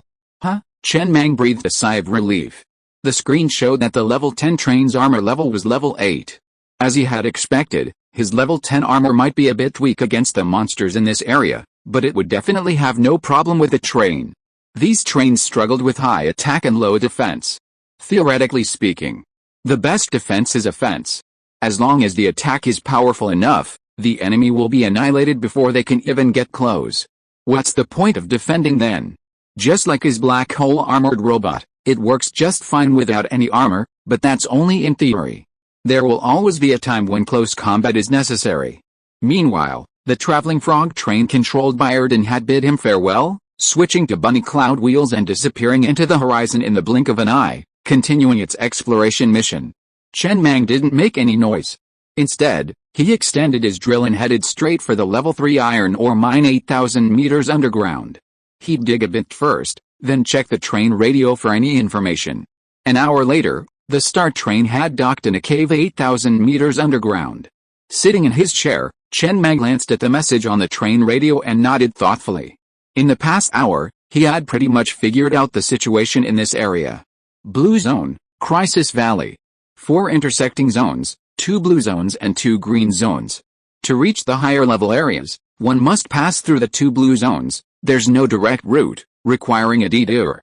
This area is called the Crisis Valley because, at its center, a vast canyon stretches across the entire area, 8,000 meters deep and hundreds of meters wide, splitting it in two. To reach the other half of the area, one must possess a bunny cloud to fly across. Within the Crisis Valley lies a special monster called the Night Rabbit, which only lives in the wild. Killing it has a small chance of dropping the bunny cloud accessory blueprint. On the other side of the canyon lie the ruins of a mechanical city, where many train conductors have found numerous opportunities. It's said that the ruins are enormous, with the tallest building reaching several kilometers in height, and from the rooftop, one can overlook the sea of clouds. Is that so? Chen Mang rubbed his temple, pondering. This area felt less threatening, much less so than Kunlun Mountain or the post-outbreak zombie basin. It was similar to the Shape Lane, and everyone got along quite harmoniously. Generally speaking, only areas that meet the following 2 conditions enjoy relatively harmonious coexistence. 1. Few monsters. 2. Plenty of resources. This area boasts a fair amount of resources, making it a safe zone for trains to thrive. That's good, he smiled, stretching. It was late at night, and he felt a little tired.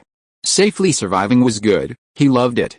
The train conductors in the area containing the ruins of the mechanical city like to call it the Red Zone, a joke about the high spawn rate in the mechanical city. But after so long, it had been thoroughly searched. Thanks to the Night Rabbit, almost a third of the trains in this area could fly. The remaining trains couldn't fly, not because they lacked the rabbit cloud wheels, but because they lacked the necessary tail jets to reach the minimum takeoff speed. And the area he was in, home to the pre-apocalyptic city, had long since been reduced to ruins, known as the White Zone. Almost all the supplies and survivors had been swept away, leaving it practically empty. The trains now held only a little over 400,000 units of iron ore. First, mine this level 3 iron mine, then look for higher level iron ores. This area is vast. The largest area he'd ever encountered was the White Dealing Wasteland, which was about 2 or 3 times larger. Then he looked at the accessories that could be crafted for a level 10 train. There were 3 in total: Star Ring Energy Shield, a red-grade accessory, requiring 50,000 units of iron ore to craft. Comet Main Cannon, a red-grade accessory, requiring 50,000 units of iron ore to craft. Inferno Wheel, a red-grade accessory, requiring 50,000 units of iron ore to craft. 3 red-grade accessories. These 3 accessories are the core of a level 10 train. The difference in combat power between a train with these 3 accessories and one without is truly drastic. The grades of vehicle accessories, from lowest to highest, are white, green, yellow, blue, purple, red, gold, pink, and rainbow. Above purple is red. Purple grade accessories can only be upgraded to level 10 and possess 2 supermodel effects. Red grade accessories can be upgraded up to level 20, granting 3 super mode effects. However, this raises a resource issue.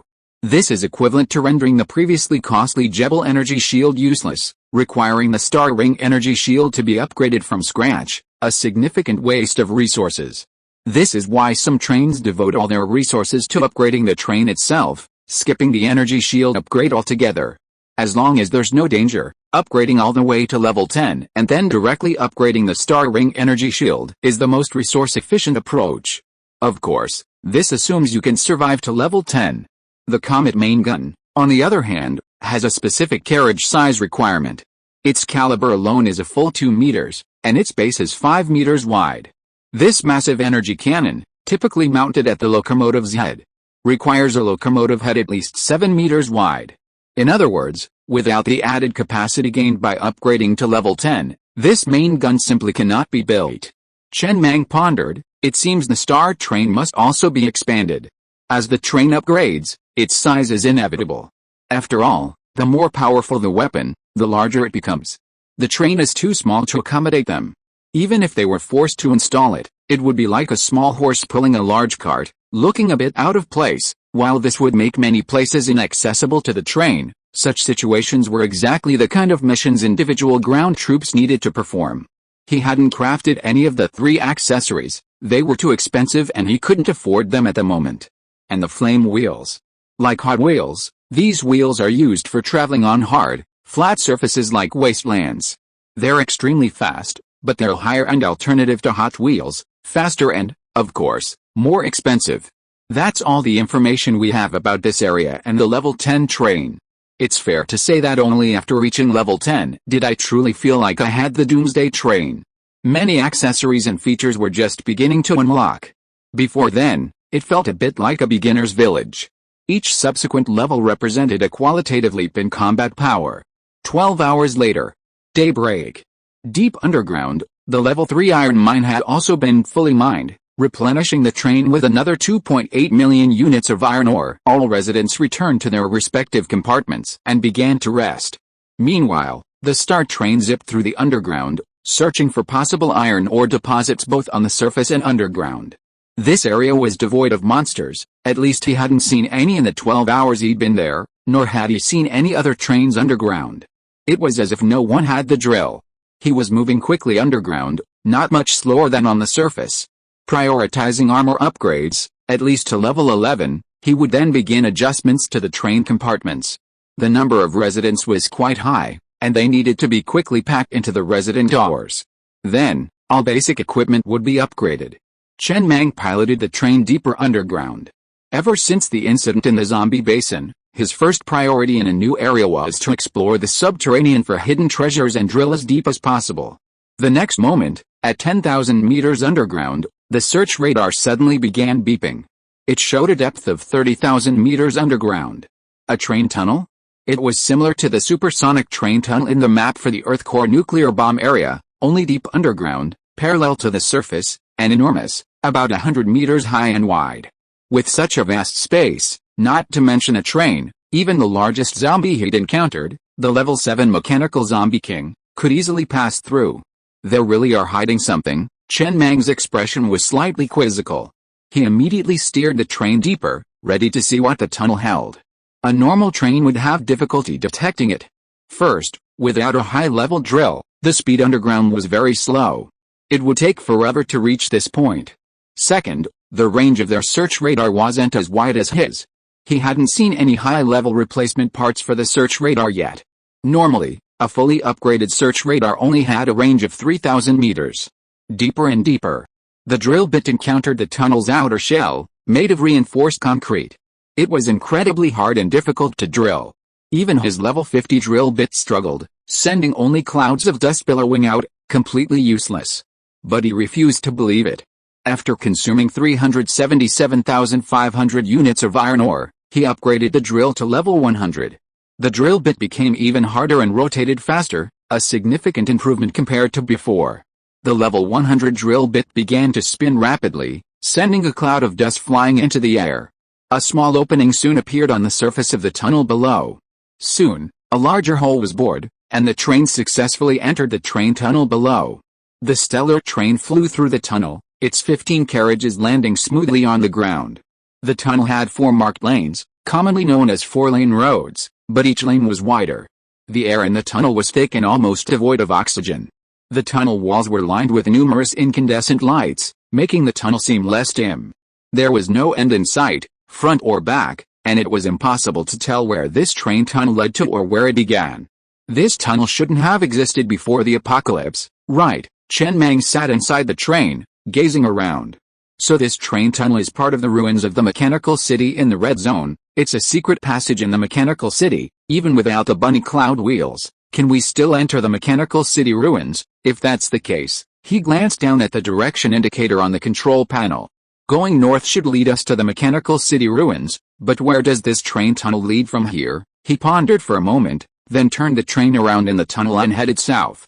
He wasn't particularly curious about the mechanical city. Many people had already been there, and even if he did, he didn't think he'd find anything valuable.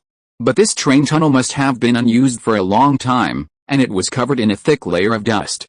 He was more curious about where this tunnel led to the mechanical city. That place must have been untouched.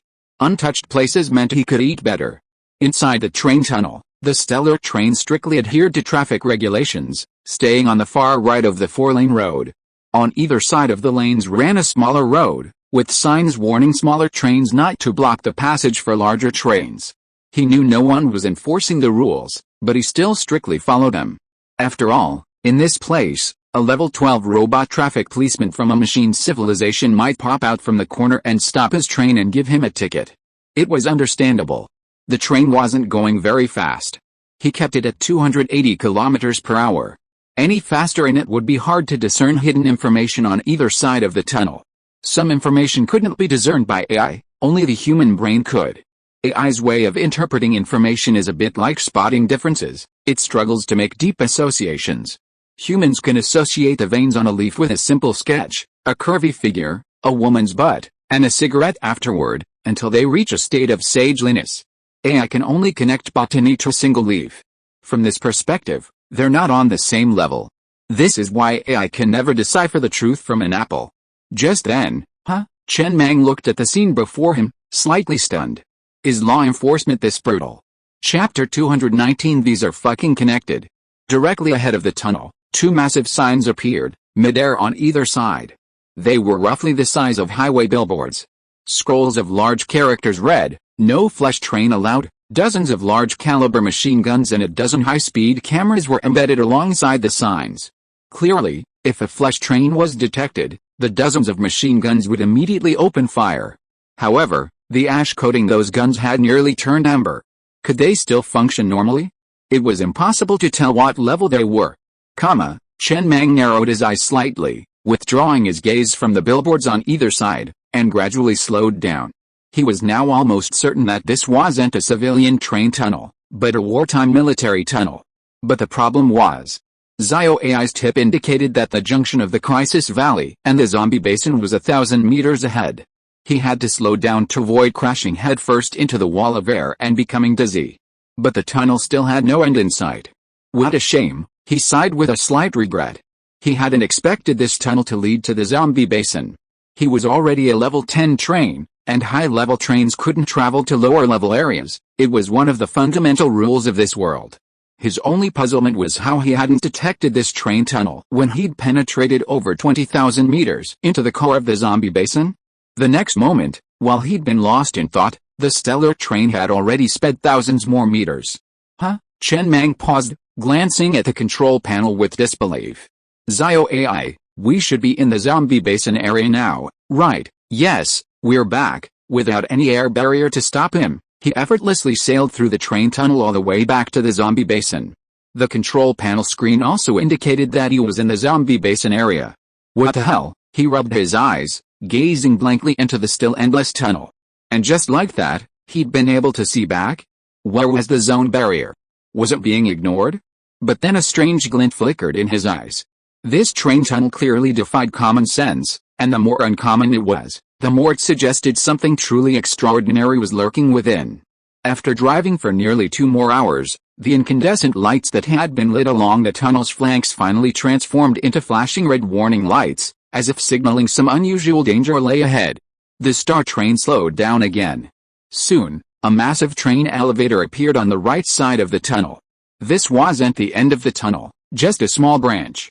"Captain, do you want to send by Ozzy and the others to explore?" "No need," Chen Mang shook his head. "This is a train elevator. If it's a train level crisis, it's usually a train level 1. How could Ozzy and the others possibly withstand it?" He then slowly steered the train to the elevator entrance. As soon as it came to a stop, a long funnel extended from the elevator door, directly into the window of the train compartment. A sign beside it clearly read, "Please deposit a level 2 energy stone, 5,000 units of iron ore, not expensive at all." He took a newly crafted level 2 energy stone from ZioAI and dropped it in. The next moment, the flashing red warning light directly above the center of the train elevator instantly turned solid green. Then, accompanied by the sound of steel cables retracting and retracting, the train elevator slowly opened. A cloud of dust erupted from the elevator. It had been unused for ages. He even spotted a tattered spiderweb in the corner. "Amazing," Chen Mang exclaimed in admiration. He pushed the lever, steering the star toward the unknown elevator leading to an unknown destination. 30,000 meters underground, how could spiders find such a remote location to weave webs? What would they eat? This elevator hadn't been operating for a long time. Hopefully, nothing unexpected would happen. Squeak, with a whirring of mechanical movement, the elevator began its rapid ascent. There were no control buttons, suggesting it could only go to one destination. 10 minutes later, the elevator stopped. As the doors opened, Chen Mang took in the scene before him, his mouth gaping, eyes filled with shock. Ahead of the train lay the ruins of a mechanical city. Countless buildings collapsed, and reinforced concrete and various steel pieces lay scattered across the shambles, as if this place had been bombed by a nuclear bomb. That's right. This was the very same Earth core nuclear bomb adventure map. The train elevator he was in was hidden within a low hill. He could still see the dirt on either side of the elevator. He could even see the supersonic tunnel he had escaped from, though the entrance was blocked by rubble. Holy shit, they're connected. Chen Mang pulled the star train out of the elevator in disbelief. The elevator door behind him slowly closed, blending seamlessly into the mountain. No trace of the train elevator could be detected by the radar. This meant that if he had found this train elevator back in the Earth core nuclear bomb adventure map, he could have reached Crisis Valley with a level 6 train. Although that wouldn't have earned him any rewards for completing the adventure map, it wouldn't have been worth it. The level 6 train had reached a blue zone and gone to hell. But such a passage did exist. A funnel appeared again in the train elevator, signaling him to insert a coin. Once he did, the elevator would reopen. With a complex expression, Chen Mang piloted the star train toward the supersonic tunnel, the very tunnel through which he had escaped from this adventure map. The drill, spinning at high speed, quickly cleared the rubble at the entrance. Then, it shot diagonally upward along the tunnel. Because the tunnel had been destroyed, the supersonic effect was no longer effective, and the passage was nearly blocked by mud, but the drill cleared the way. 10 minutes later, the star train hovered above the zombie basin. Below it was the hill from which he had flown that day. Not far away was the site of the zombie volcano eruption. Very good, Chen Mang silently glanced around. This hill was the exit. One could only exit, not enter. The next moment, boom, boom. Under the effect of the weather controller accessory, dark clouds enveloped the star train. A violent storm arrived in the blink of an eye. Rumbles of thunder echoed across the sky, and occasional flashes of lightning could be seen streaking through the clouds. Amidst the thunderstorm, the clouds beneath the star train quickly transformed into dark clouds. This was the level 10 supermodel effect of the bunny cloud wheel. During a thunderstorm, the clouds transform into dark clouds, increasing their speed dramatically. Speed to the extreme. He headed north again, towards the Crisis Valley, and continued drilling deep underground until he found the hole he had just emerged from.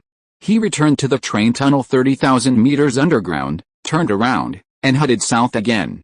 Soon, he once again passed through the junction of the zombie basin and the Crisis Valley. This time, he didn't control his speed, hurtling underground at almost peak speed. Under the effect of the weather controller accessory, a fierce wind enveloped the train, and the hot wheels began to burn rapidly, causing the train's speed to increase again. Not long after, The incandescent lights on either side of the train tunnel began flashing red again, a warning signal. He had arrived at the elevator entrance to the Earth Core nuclear bomb adventure map again. This time, he didn't pause.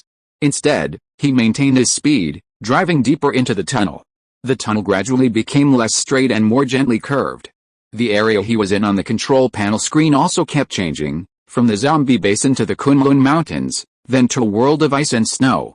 Soon, the incandescent lights on either side of the train tunnel gradually turned into flashing red warning lights. Chen Mang, now emerging from the train compartment, dressed in a sweater and a blanket, looked down at the vast snowy landscape below. He pulled a cigarette from his pocket, a bit dazed, and snapped his fingers.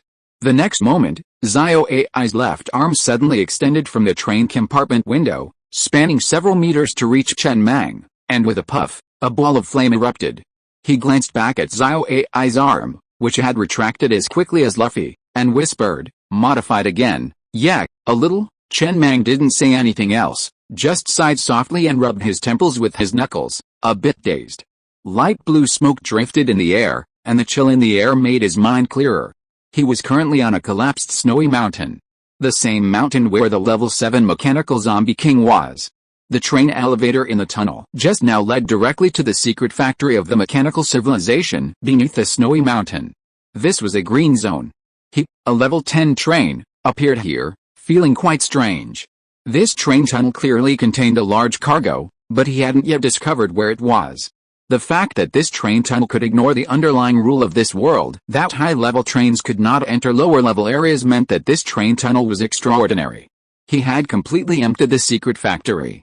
There was nothing left. He didn't stay for long, but finished a cigarette and returned to the train tunnel via the elevator. This was still not the end, so he continued speeding along the train tunnel. About half an hour later, the train appeared above a tall tower. Yes, this was the Tower of Babel, located in the Shay Plains. After he and Erden had cleared this adventure map last time, the light curtain outside the adventure map had changed. The area ahead is a restricted zone, the Tower of Babel. Staying there for more than 10 seconds will result in a severe attack, so when Chen Mang discovered that he had emerged from the train elevator in the tunnel and appeared on the Tower of Babel, his face immediately changed. He quickly wanted to return to the train tunnel again. He didn't want to be hit hard. However, he had to drive the train out of the elevator and complete the coin insertion before the train could start moving again. This was a set procedure. Although it was rigid, he had no choice but to follow it. However, even though he had tried his best to speed up, the whole process was very time-consuming. Before he could even drop the level 2 energy stone into the funnel, 10 seconds had already passed. Chen Mang frowned and placed his hand on the train's special skill, Absolute Defense, ready to press it at any time to resist the unexpected fierce attack. But he waited patiently for dozens of seconds. There was no movement, let alone a violent attack, not even a hint of movement. Absolute silence. He sat inside the train, perplexed, looking around. Perhaps because he hadn't illegally entered, but had instead entered this restricted area through a covert process, there would be no punishment? With this thought, he calmed down. He simply gazed toward the mechanical city atop the Tower of Babel. After they had cleared the level, its self-destruct system had activated, reducing the entire city to rubble in a hail of explosions and flames. Now, nothing remained. Shay Plains. Chen Mang glanced at the leaderboard. His name wasn't on the list. Clearly, the Star Train wasn't truly part of this area. He couldn't connect to the train radios there, nor to those in the Crisis Valley area. In other words, he was now an unregistered user, or perhaps a bug. Theoretically, the underground train tunnels couldn't be detected in other areas except the Crisis Valley area. Furthermore, even if they could detect them, the tunnel's shell was incredibly hard, making them impossible to penetrate. Unless you have a level 100 drill. Unfortunately, he did. A normal person only needs 98 Murphy stones to acquire a level 100 drill. It's not a lot, you can get it by completing 4S level missions in the underwater maze. Chen Mang, with some emotion, piloted the train out of the Tower of Babel and headed towards the speeding level 4 train below. He planned to offer it a chance, perhaps 50,000 units of iron, or let it experience the feeling of being baffled. He still had some feelings for the Sand River Plain. After all, he had made his only friend, Erden, there, and found many opportunities. Oh, But now Erden was no longer just a friend, he had become his auxiliary train. Well, his only friend was gone. However, when the star train landed and stopped the level 4 train, he realized it was an old acquaintance. The king of electronic music. The first train that had left a lasting impression on him. The train that arrogantly drove past his train late at night in the deserted wilderness, playing DJ music. Chapter 220. How did you know I was here? It's this guy. Chen Mang was taken aback for a moment, then shook his head and laughed helplessly. What a coincidence. His original intention was to stop a random level 4 train and offer it a chance, asking nothing in return, simply for fun. He was thinking about it. Unexpectedly, he stopped an old acquaintance. Mr. Mang. Soon, a dwarf man jumped out of the train compartment, striding excitedly to the front of the stellar train. With his hands on his hips, he looked up at the train compartment with difficulty. How come I see you here? I can't reach you without you establishing formal communication with me. I was going to ask, but there was supposed to be a crisis in the zombie basin a while ago. I wonder if you're okay. Looks like you're okay now. Once formal communication is established, even if you're not in the same area, you can still contact each other via the train radio. You can determine whether the other train has been destroyed by checking whether the other train's name is dimmed. However, the prerequisite for establishing formal communication is that both parties must have chatted privately. It's built now. Chen Mang also smiled as he walked down from the train compartment. He looked down at the dwarf man standing before him and waved his hand. Soon, the door of the number 10 residential car opened, and a group of goblins strode towards the two of them. Do you feel a sense of joy at seeing your compatriots? They're all the same height as you, the dwarf man sighed helplessly. I'm so worried about your life and death. Are you mocking me? Just a little joke. Chen Mang smiled and squatted down, pulling a nut from his pocket and handing it over. Here, have some candy. Is there anything you need on the train? This is our 5th meeting. I'd like to give you some opportunities, like iron ore, copper ore, or something. I'd give you 2 Murphy stones. I want them, the dwarf man said, seeming to hesitate. The tall girl doesn't have any. Never mind. Wait, there really is one. Chen Mang waved his hand, motioning Zhang Damai to come down. The dwarf man looked at Zhang Damai, a rather sturdy figure who looked like she could crush him into pulp with one punch, and waved his hand sheepishly. Actually, I haven't really been into that lately. Thank you, Master Mang, for your kindness, Tisk. Chen Mang smiled and stood up, looking at Zio AI standing nearby. Bring down that storage box you just found. It's a gift to my brother. It contains 100,000 units of iron ore. That's not good, the dwarf man muttered awkwardly. Master Mang, even though you're rich now, 100,000 units of iron ore is definitely not a small amount for you. Giving it to me like that feels a bit like taking something for nothing. No problem. Chen Mang stretched in his place, not caring about it. There wasn't much iron ore on the train to begin with, especially after upgrading the drill to level 100, which left only 2.8 million units. But just now in the train tunnel, Mundo, who had been away for a long time, finally returned home, bringing him a large amount of resources. The iron ore alone brought back a total of 7.8 million. In addition, there were copper ore, wood, blueprints, and so on. He could only say it was awesome, and immediately ordered that Mundo be upgraded to the level 1 senior talent treatment, and he and Biozi and Leozi would enjoy the same treatment. He was also the 3rd person on the train to enjoy the level 1 senior talent treatment. Bidoba's treatment was higher than that on the train. It had been less than 20 days, and he had earned 7.8 million units of iron ore, which was equivalent to one person mining 3 level 3 iron mines. With such treatment, he felt it was unreasonable not to give him a level 1. One person is worth an army. The dwarf man looked at Zio AI who was carrying the storage box down with an embarrassed face. How embarrassing. I didn't do anything. Wait, he looked at the scratch on the storage box with some confusion.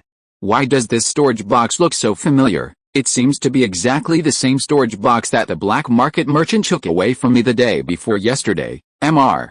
Mang, you may not know this, but I met a black market merchant the day before yesterday. The black market merchant said that there was a big sale on the goods. In addition to consuming inheritance points, he also sold Murphy stones, 10,000 units each, but you can only use 1/3 of the train's iron ore reserves to purchase them. I just happened to have 300,000 units of iron ore stored in my train, which I was going to use for train upgrades. I took out 100,000 units of iron ore to buy 10 Murphy stones. The black market merchant also asked to trade with the storage box, but as soon as I handed over the storage box, he stuffed my storage box into the refrigerator and disappeared from the spot. I waited there for 12 hours and didn't see him again. As a result, I have been running to that place from time to time these days to see if the black market merchant would wait for me there. I don't know what happened to the black market merchant. The smile on Chen Mang's face slowly froze, and then he patted the dwarf man's shoulder with a serious expression. Don't think too much, just accept these 100,000 units of iron ore first. It's fate that we met. Yeah, the dwarf man looked up at Chen Mang with gratitude. Master Mang, thank you. If I have the chance to repay you in the future, I will definitely not refuse. It's highly likely that you won't have the chance to repay me. And don't you want to ask me something? Are you okay with the crisis in the zombie basin? No problem. Well, I had a lot of fun playing with you in Neon City last time. What else? How did you get out of the restricted area, the Tower of Babel? It was a coincidence. Is there anything else you want to ask, Master Mang? What level of train are you on now? Level 10. Chen Mang nodded with satisfaction, turned sideways, and pointed to the thick armor on the outside of the train. Not only is the train a level 10, but the armor is also level 10. Have you seen level 10 armor? Level 10 monsters are the kind that can't break through defense at all, and I've killed countless level 9 monsters. On that day, the crisis broke out in the zombie basin, and countless monster zombies spewed out from the ground, and several trains were destroyed. Of course, the monsters in the zombie basin have been cleared out by me at this time, and it won't be so dangerous for you to go there again. It's currently in the blue area, Crisis Valley. If you have a chance in the future, you can come and play with me. Level 1010 train. The dwarf man opened his mouth in disbelief, his eyes full of shock. The last time we met in Neon City, weren't you still a level 7 train? How come you suddenly became a level 10 train? That's too fast, and you are a level 10 train. How did you appear in this area? Didn't they say that high-level trains can't go to low-level areas? Not bad. Chen Mang cheerfully placed his hand on the dwarf's shoulder. It's just 15 carriages, all equipped with level 10 armor, 10 level 10 doomsday cannons, and a missile mounted in the back. Nothing much to say. Compared to those truly powerful warriors, it's nothing, that's all. Well, Zio AI, go get some nuts, cigarettes, clothes, and other small items from my brother. I'll get you 1,000 sets of clothes. My clothes are special. Not only do they lock in warmth, they also have built-in pockets for space. Whether you use them yourself or sell them, you'll get a good price. Okay, brother. I have something to do, so I'll be leaving now. We'll talk next time. The Tower of Babel still wasn't the end of the train tunnel. He had to see what lay beyond it, so he waved his hand and prepared to leave. Just then, a level 4 train suddenly sped towards the two of them, quickly stopping beside them. A young man jumped out of the train compartment, excitedly raising his hands to indicate he was unarmed.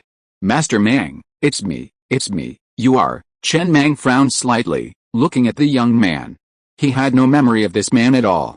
Didn't you give me a pornographic magazine back then? I remember, the one that gave me the oxygen concentrator blueprints. Chen Mang grinned with sudden realization. Well, do you regret it now? The ground beneath this shape plane is full of mines. Without an oxygen concentrator, even if I got the drill blueprints, I wouldn't be able to mine.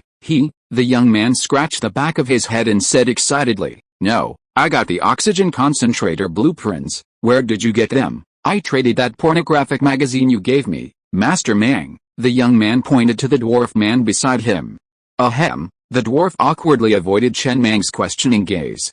The main thing was that the main character in that pornographic magazine was the female slave you sold me last time, Master Mang.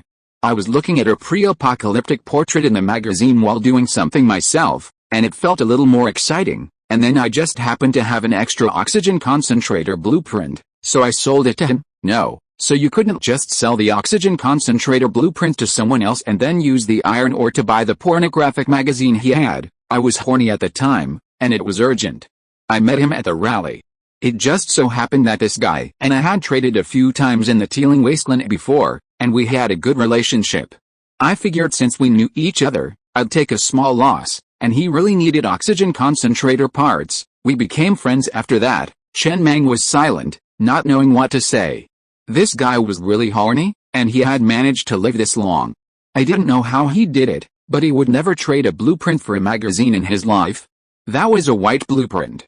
Forget about the magazine, even if it's Jichuchu. Well, if it's Jichuchu, then I have to think about it again. Then he remembered something and turned his head to look at the young man. How did you know I was here? I came to find him. The young man pointed at the dwarf man and said excitedly, we agreed to meet here and go to the rally together. I didn't expect to meet you here, Master Mang. How did you recognize me? Do you know what I look like? I don't know, the young man said seriously, but even though I don't know the specific level of your train, Master Mang, it looks extremely exaggerated just from the outside. The heavy armor and ferocious machine guns are simply not comparable to any other train in the shape lane, and he was standing outside the train talking to you. As far as I know, the only big guy he has a relationship with is you, Master Mang. Last time after he came out of Neon City, he boasted to me for a long time, saying that he and Master Mang had fucked someone together. Ahem. The dwarf man waved his hands with embarrassment. Don't talk nonsense. When did I say that? Chen Mang looked at the dwarf man with a slightly strange expression. I was on the first floor of Sun City, but I only sang a few songs and played with everyone for a while. I didn't touch a single woman. Don't spread rumors about me outside, especially dirty rumors. I just bragged a few words to him and never told anyone else. Okay, it's fate that we meet. Chen Mang waved his hand to signal Zio AI to take down another storage box. There are 100,000 units of iron ore in it. Here's to you. You gave me a blueprint before, and I'll give you 100,000 units of iron ore. If I'm lucky enough to meet you two next time, there will be a meeting gift. Thank you, Master Mang. Thank you, Master Mang. The young man was not polite at all. He took the storage box with a happy face, and then said with some emotion, I was just cheated of 100,000 units of iron ore the day before yesterday. I didn't expect to meet Master Mang and make it up to me today. The best thing I have ever done in my life was to give you an accessory blueprint. Cheat? Yeah, the day before yesterday, he ran into a black marketeer. He only sold Murphy Stone for 10,000 units of iron ore each, and told me to hurry over. So I rushed over, gave him 100,000 units of iron ore, and then disappeared with the money. I told him we were definitely being scammed, but he refused to believe me. He said how could a black marketer cheat? He must have left for something and might be back someday. It just takes a while. Master Mang, you're knowledgeable. Tell me, are we being scammed in this situation? Chen Mang's mouth twitched slightly, and he remained silent, expressionless. After a moment, he said seriously, it's definitely not a scam. The black marketeer probably just had diarrhea and went home temporarily. He might find you one day and give you the Murphy Stone. Don't be too sad. He felt a little guilty. When there's more Murphy Stone in the future, have Mondo come and give 10 to each of these two people. How could he have been tricked by his own people? They're pulling one in after another, just like a pyramid scheme. It's okay, the young man said cheerfully. I'm actually quite happy because he didn't know that the black market merchant was a scammer. He told me about this good thing first, which shows that he really treats me as a friend, although I'm missing 100,000 units of iron ore. But in a doomsday environment, having a friend who can confide in you and fight alongside you is more important to me, far more important than 100,000 units of iron ore. What are you talking about? The dwarf man curled his lips in dissatisfaction. I told you. The black market merchant will definitely send us the Murphy Stone later. He just left temporarily, not running away. That's not called cheating. Don't say such harsh words. Chapter 221 This is home. Alright, Chen Mang rubbed his temples lightly, a headache aching him, interrupting the two men's chorus. He realized he was being a little soft-hearted. Their cacophony was making him feel guilty. Well, Zio AI, go get me some nuts, cigarettes, or something, and get some for my brother. They're all good things. Cigarettes help with pain, and nuts are a good snack. You can keep them or sell them. They're both good. Keep them. Alright, I have things to do. I'm leaving now. See you next time. With that, Chen Mang strode back to the train compartment, sat at the control panel, and pushed the lever. The star train slowly moved towards the light curtain with the Tower of Babel written on it, preparing to return to its own tunnel. He extended his arm out the window and waved goodbye. Quite a cool gesture. Life is like that. If you part ways with friends you once enjoyed chatting with at the moment of their greatest friendship, you'll always smile knowingly when you think of them for the rest of your life. But if you spend too much time together, when some conflicts emerge, the feeling of first meeting is often lost.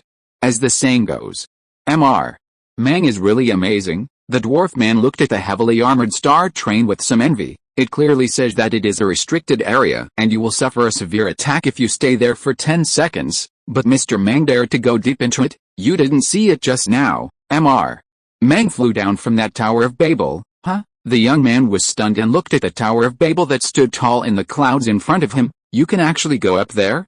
Did you ask Mr. Mang how I got there? I asked. What did Mr. Mang say? Mang said it was a coincidence, and guess what level Mr. Mang's train is? Last time you said level 7, it should be level 8 now. Wait, Mr. Mang is a level 8 train, how did it end up in the green area? Shape lane, it's level 10, the dwarf man sighed with emotion and said, a level 10 train? Can you imagine it? I don't know how Mr. Mang got here, but since he is Mr. Mang, it's not surprising that he has some special means. After all, Mr. Mang killed the level 3 boss man-eating spider with the power of a newly entered level 2 train, and when I saw the star before that, that train was still a small level 1 train. It hasn't been long since I upgraded from a level 2 train to a level 4 train, and Mr. Mang went straight to a level 10 train. That's exaggerated. Hey, wait a minute. At this moment, the young man suddenly looked at the star train in the distance with some confusion. Why did Mr. Mang suddenly leave the Tower of Babel and head west? That seems to be the Kunlun Mountains area. I don't know, maybe there is something urgent. Mang is really busy. Big shots are all busy. You make it sound like you know a lot about big shots. Haha, I fucked people with Mr. Mang before. Don't I know more than you? Mang just told you not to make up dirty rumors about him. Well, I've FK'd someone in front of Mang Yi. This isn't a rumor, it's true, but that doesn't sound awesome. Then go FK someone in front of Mang Yi and show me. The young man looked at the dwarf man expressionlessly. Since you insist on competing with me, then I'll tell you a secret. What secret? Last time I saw you kissing the porn magazine I gave you, and then, my dad used that magazine. What do you mean used? Literally. The dwarf man was silent for a moment before he whispered, you didn't do it, did you? What do you think? The dwarf man didn't say anything else, but strode towards his train room. Hey, where are you going, alpaca? Let's start the fight. One of us must die today. The rally's about to start. Are you going or not? Fuck you. I'll kill you first. Don't be angry, dwarf brother. I'm just kidding. It's not true. Think about it. How could it be true? I don't believe it. Your dad's the kind of person who could do such a thing. On the shape lane, the star sped across the plain, heading straight for the Kunlun area. Inside the train room, Chen Mang silently stared at the control panel screen. The moment he entered the Babel Tower area, a 10-second countdown to heavy attack appeared on the screen. Clearly, he had no problem reaching the top of the Babel Tower via the train elevator. However, entering by other means would still be subject to heavy attack. This was a single channel, like the Earth's core nuclear bomb, only allowing exit, not entry. He was heading towards the ice and snow world area. But, just as he was about to enter the Kunlun Mountains area, a line of words appeared on the control panel screen. The area ahead is low level. Your train is too high to enter. It's over. Chen Mang's mouth twitched slightly, as if he'd hide a bug that had become his own. The Tower of Babel was a one-way passage, only allowing exit, not entry. He couldn't go back. His only way back was to reach the secret factory in the ice and snow world and enter the train tunnel from there. But because of his current high level, he couldn't even reach the Kunlun Mountains, let alone the ice and snow world. He seemed trapped in the Sand River Plains. After a long moment, he sighed softly, lit a cigarette, and leaned back in his chair, contemplating. So far, this seemed like the only solution. Although he couldn't detect a train tunnel in the Sand River Plains, he knew there was one beneath the Tower of Babel. He could drill down, re-drill a hole in the tunnel, and then return to the tunnel. But the problem was, for some reason, no trains had been seen underground in the Crisis Valley, but in the Sand River Plains, many trains were searching for minerals. He worried that sooner or later, someone would stumble upon the train tunnel and, by chance, find a hole he had dug in it. He also entered the train tunnel. Would that expose his secret base? He loved this train tunnel. Whenever he encountered a major crisis, he would simply hide in the train tunnel. Who could find him? He had already considered this tunnel and the area leading to the elevator shafts his secret base, just like the one he'd hidden in the Babel Tower on the Shape Lane. Not to mention a level 12 monster, even a level 20 monster wouldn't be able to find him. What was he afraid of? Forget it. There was no other way. The probability was so small. He didn't believe anyone would venture 30,000 meters underground to search for minerals. Minerals were usually found at a maximum depth of 10,000 meters, and no deeper. The Star Train, having reached the edge of the Kunlun Mountains, immediately turned around and headed back towards the Babel Tower. Upon sighting the tower, he immediately switched to his drill and drilled underground. He didn't want to run into those two again, it would be embarrassing. Besides, he'd promised a gift for their next meeting. If they did, would he give it or not? He soon found the train tunnel 30,000 meters beneath the Babel Tower. It didn't show up on the radar. He had to find it by groping. Fortunately, it was right below the Tower of Babel, so it wasn't hard to find. After drilling another hole in the tunnel's hull, the stellar train continued its journey. He had to see what was at the end today. The train compartment. Chen Mang summoned Baden and Mondo, looking at Mondo with a complicated expression. Who made that rule for you, that you can only use a maximum of 1/3 of the train's iron ore to buy Murphy stone? I didn't make that rule for you, did I? I thought of it myself, Mondo said in a deep voice. If a train has no iron ore, it will soon die. We have to do long-term business, not a one-time deal. Only by allowing the train to continue to develop can it have stronger purchasing power next time. But how could a train be traded twice by you? Yes, they are face-blind to goblins. That's good. Chen Mang sighed lightly before saying seriously, in the future, try to trade with high-level trains.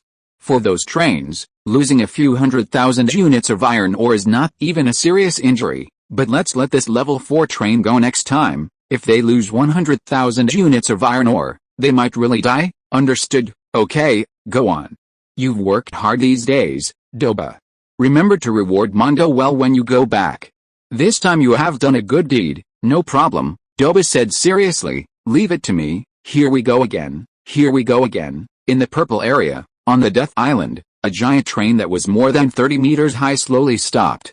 An angry man with red hair opened the door of the train compartment, and 2 streams of light blue flames shot out of his backpack, causing the man to fly in the air and successfully land on the ground. The man, fresh off landing, pointed angrily at the black-cloaked black marketeer standing in front of the train and roared, "You've already cheated me twice. What the hell do you want? Are you trying to cheat me a 3rd time, huh? Can't you just cheat someone else? What's the point of targeting me? Do you think I'm easy to bully? Believe it or not, if I wasn't forbidden to attack you, I'd crush you into a cookie. Get out of here. I'm not buying anything. Get as far away as you can." Wait a minute, the red-haired man's eyes suddenly gleamed with conspiracy, and he suddenly grinned. "Wait here for a while. I won't trade, but I'll ask my friends to come over and trade with you." Wait a minute, he immediately returned to the train and contacted his long-standing rival. Soon, a heavy pink train, accompanied by a piercing sonic boom, approached from a distance. As the train stopped, it was seen. A small elevator descended from the train to the ground. When the doors opened, a bearded man, accompanied by a group of thugs, cast a suspicious glance at the red-haired man before tentatively approaching the black marketeer. "I have some inheritance points here." 10 minutes later, the bearded man looked at the red-haired man with a satisfied smile. "Well done, brother. I never thought I misunderstood you before. I always thought you were stingy, but I didn't expect you to be so decisive when it comes to the big issues. I've had these 1,000 plus inheritance points sitting around for over 6 months, unable to spend them. Today, I finally got to spend them. Thanks, brother. All our past grudges are forgotten. We'll see when things get done. Just wait and see if I'm decisive." "That's manly." The red-haired man stared at the departing pink train in amazement, then hurried over to the black marketeer. "Well, I used all my inheritance points last time with your colleague. But don't you have a hidden shop where you can buy items at a 10% discount with iron ore? I want that." The black marketeer glanced at the red-haired man expressionlessly. Foolish human. A great black marketeer only serves one customer at a time. With that, he vanished from the spot. The red-haired man was left standing there, beating his chest and stamping his feet, his face thick with regret. Who knew this black marketeer was actually real? Could there be some real black marketeers, some fake? He had to give it a try next time, no matter what. He'd already used up all his inheritance points the first time he encountered a black marketeer. He'd simply been scammed when buying from the hidden shop. And, the red-haired man decided solemnly. He had to buy more Doomsday marriage certificates. He'd noticed he was attracted to black marketeers. Many trains hadn't encountered any since the apocalypse, and he'd already encountered them 3 times. While the hidden shops on those first 2 occasions were fake, the inheritance points shops were the real deal. If it weren't for those encounters with black marketeers, he wouldn't have been able to spend all his inheritance points yet. The inheritance points shop could buy Murphy stone, high-level accessory blueprints, and some rare special items. Meanwhile, in the train tunnel, the Stellar was speeding along. After an unknown amount of time, the long-burning incandescent lights on either side of the tunnel finally turned into flashing red warning lights. The train slowly slowed down, and the train elevator reappeared on the right wall of the tunnel. This was back to the teeming wasteland. Straight back to the Novus village. As he dropped another level 2 energy stone into the elevator's hopper, the doors slowly opened, and the train quickly entered, then began to ascend. As the elevator came to a steady stop, a chime echoed from within, and the doors slowly opened, revealing the very bottom of the abyss, camouflaged against the nearby wall. He could even see the wrecked goblin train not far away. It was the same goblin train that Doba had driven that day. When he left, he hadn't devoured it, but kept it here as a souvenir. Several months had passed, and the shattered goblin train was now covered in dust, marked by the wear and tear of time. This is home. Chen Mang stepped out of the train station and stood at the bottom of the Doomsday Abyss, leaning on his cane. He looked at the newly refreshed iron mines not far away. Suddenly, for some reason, he laughed. 2 level 2 iron mines, 1 level 1 copper mine. Those same 3 mines. It was these 3 mines that had provided him with great support during his early days, and now they had been refreshed. Chapter 222. What do you think is here? Huh? Chen Mang gazed at the scene before him, his mind drifting slightly. After a moment, he waved and smiled, signaling Xiao Ai and the others to let Lao Zu come down to take a look, and then let Duoba and the others come down for a stroll. Everyone, come and move around. It was midday, the sky was bright, but standing here, looking up at the sky, one could see nothing. Just a sliver of blue sky. The sky was very blue, the clouds very white. Chen Mang sat at the front of the star train, a cigarette between his fingertips, looking at the 3 mines not far away, and said with a dazed smile, "Old Pig, do you remember this place? We started our home here. No one else can enter the Doomsday Abyss, only our star can enter. The teeming wasteland was so dangerous at that time. There were often zombie tides attacking trains. We started digging at level 1 mine and were attacked by zombie tides many times. Finally, in this Doomsday Abyss, we found 2 level 2 iron mines. I remember that there were only 107 or something on the star train at that time. I can't remember the exact number, but I have the impression that it just exceeded 100. At that time, they were still called slaves, not residents. Before the mining mobilization, I promised everyone that I would kill the old ham that I bought from the rally and feed everyone so that everyone could drink chicken soup. I also promised everyone that I would buy Ji-Chuch as a reward to the slaves who mined the most. Who knew? Later, the ones who mined the most were all the goblins. Yes, the old pig sitting next to him also said with some emotion. At that time, I firmly believed that the star would one day become the most powerful train in the Doomsday. Only a few months have passed, and the star is already a level 10 train. Many of the train conductors we met at the rally at that time may have died. Master Mang, you are busy on weekdays, and Master Mang and I don't have much time to talk, but in my heart, from the day when we were still in Master Kun's slave car, I felt that you could do it. You can hold the pole, and you can hold it steadily, okay? Chen Mang waved his hand and said with a smile, don't talk about this. I can't stand praise. Is the old hun we bought in the teeming wilderness last time still alive? It's alive. Later, we didn't kill it. We made pork stewed with vermicelli for everyone. Take it out and kill it today. Call out the residents at that time and let's drink a bowl of chicken soup together. Okay, I'll arrange it. In the number 15 breeding car, Uncle Lee looked at the old pig with a bitter face. If you really want to kill that old hen, can you replace it with another one? This old hen has been laying eggs happily recently. It's a pity to kill it. The old pig looked at Uncle Lee with a strange expression. I asked you to be in charge of breeding, and you have developed feelings for it. It's mainly because Captain Pig. This old hen has been laying eggs recently. Anyway, it doesn't matter which chicken is used for chicken soup, right? Okay, hurry up. Then the old pig noticed the 2 zombies above and below in another refrigerator. They frowned slightly. What are they doing? Breeding. The old pig looked at Uncle Lee expressionlessly. I asked you to be in charge of breeding, but who the hell asked you to be in charge of zombie breeding? Are you going to make soup or roast the zombie babies when they are born? And how can zombies have reproductive functions, Captain Pig? At this time, the young man who had been following Uncle Lee hurriedly explained, this is Uncle Lee's new research. Uncle Lee has been buying red heart nuts at his own expense these days. He spends all his daily star coupons on this, and all the red heart nuts are fed to zombies. Uncle Lee is going to make a zombie spawning cage. If the experiment is successful, this may be a major breakthrough. There will be a steady stream of zombies on the train in the future, so we can keep dropping rewards after killing zombies, and even use zombies for our own benefit. For example, install firepower on zombies to create a zombie king. The old pig was silent for a while before frowning and saying, this is a bit off topic from breeding, but it sounds interesting, but you only make a few cents a day, so I'll talk to Mr. Mang about it. If Mr. Mang is interested, maybe he will provide you with red heart nuts for free. Then he looked at Uncle Lee and sighed.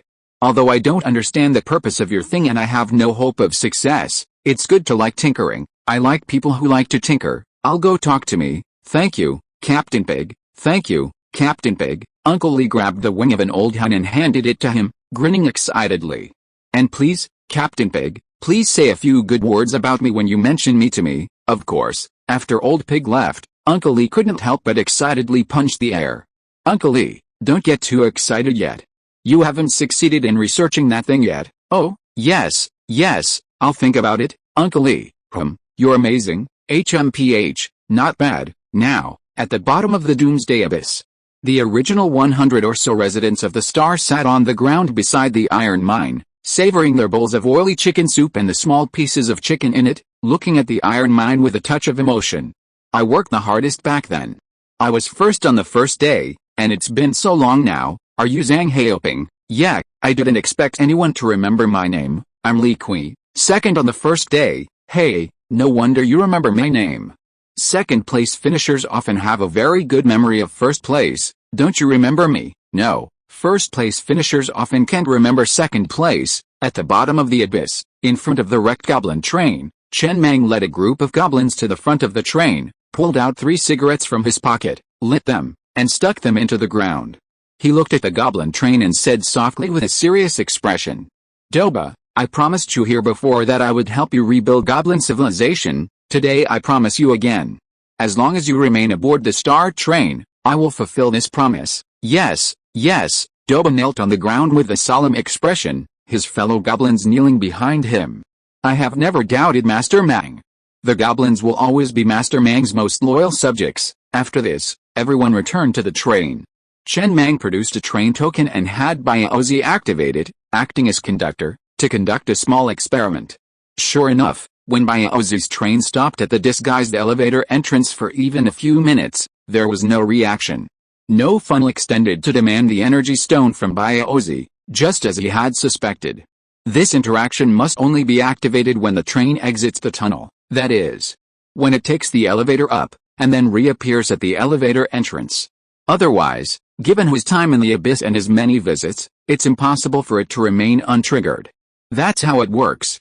It seemed the only way to enter the train tunnel was with a level 100 drill, or perhaps there was a hidden entrance in the ruins of the mechanical city in the red zone of Crisis Valley, one that had remained undiscovered.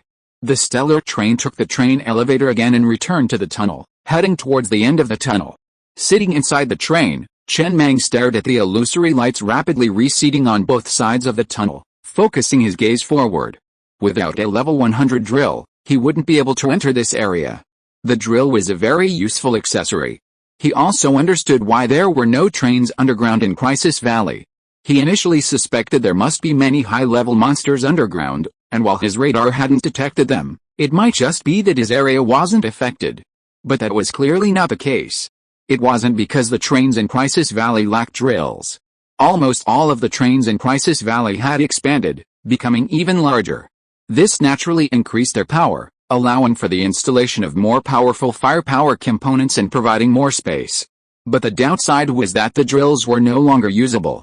The hole created by the drill was too small to allow the expanded train to pass through, and naturally, the train couldn't travel underground. So, expanding the train might not be for him. Many of his opportunities came thanks to the drill. A level 100 drill could help him break through many barriers that other trains couldn't, such as this train tunnel and the Flesh Train adventure map in the Kunlun Mountains. This matter would have to be postponed for a while, unless he could find a higher-end replacement for the drill. A more powerful, larger drill. It would only cost a few 100,000 iron ore, and since he didn't use Murphy Stone, he could afford to lose that much? It wasn't even as much as watching a movie. This trip took an unusually long time. At full speed, a full hour passed before the incandescent lights on either side of the tunnel turned into flashing red warning lights. Ahead was the same elevator, but this time it wasn't on either side of the tunnel. Instead, it was directly in front. The destination had arrived. This was the end of the train tunnel. There was no road ahead. Chen Mang glanced at the control panel screen, which indicated he was in uncharted territory, no longer in the teeming wasteland. Huh? Chen Mang took a deep breath, and with a slight nervousness, he stopped the train at the elevator entrance. He pulled a level 2 energy stone from his pocket and tossed it into the hole he had discovered, gazing at the slowly opening elevator door. He continued to steer the train into the elevator. The elevator began to slowly ascend. He had no idea what lay beyond it, where it would lead, or whether it was the beginning or the end. But he simply had to say, this train tunnel is incredibly long. There were so many incandescent lights along the way. Who knew how long they had been on? The energy stones maintaining this tunnel had to be at least level 5. Any lower would have been depleted long ago. One level 5 energy stone required 5 million units of iron ore. He already had one in the train, but it was only at 19% capacity.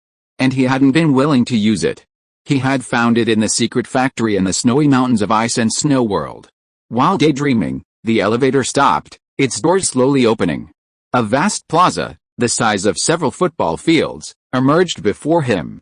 Without a single supporting column, the space seemed utterly desolate, devoid of any trace of human activity.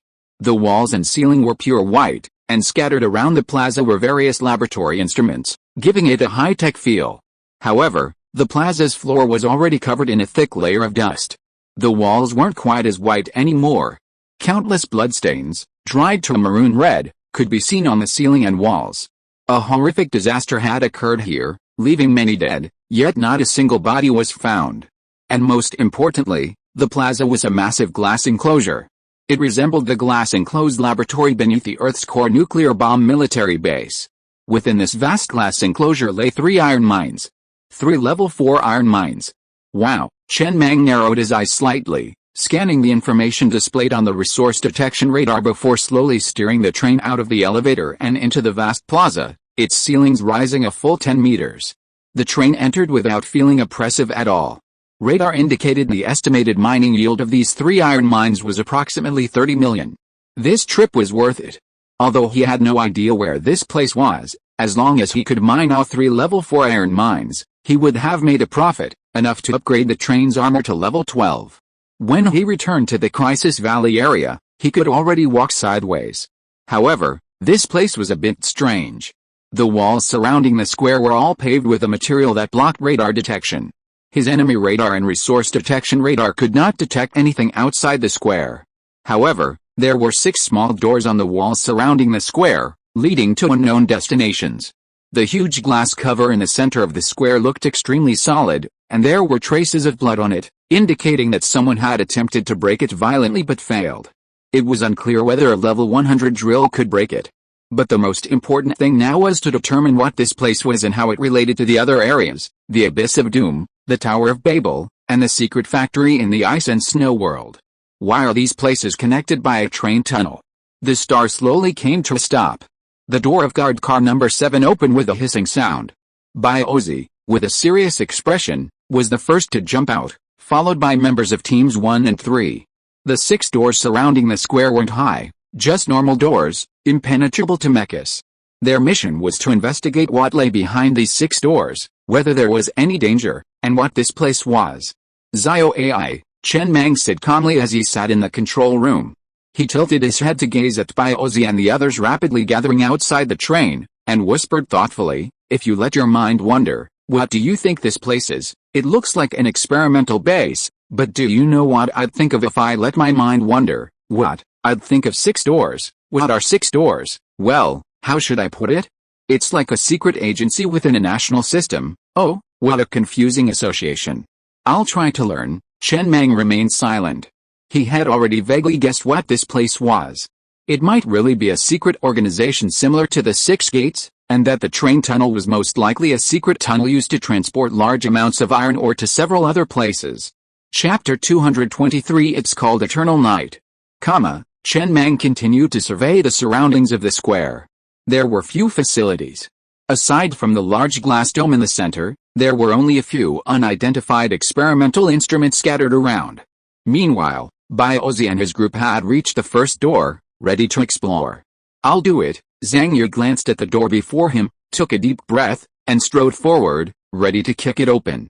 No need. Biozi extended his arm to stop Zhang Yu before placing his hand on the doorknob and gently pressing it down.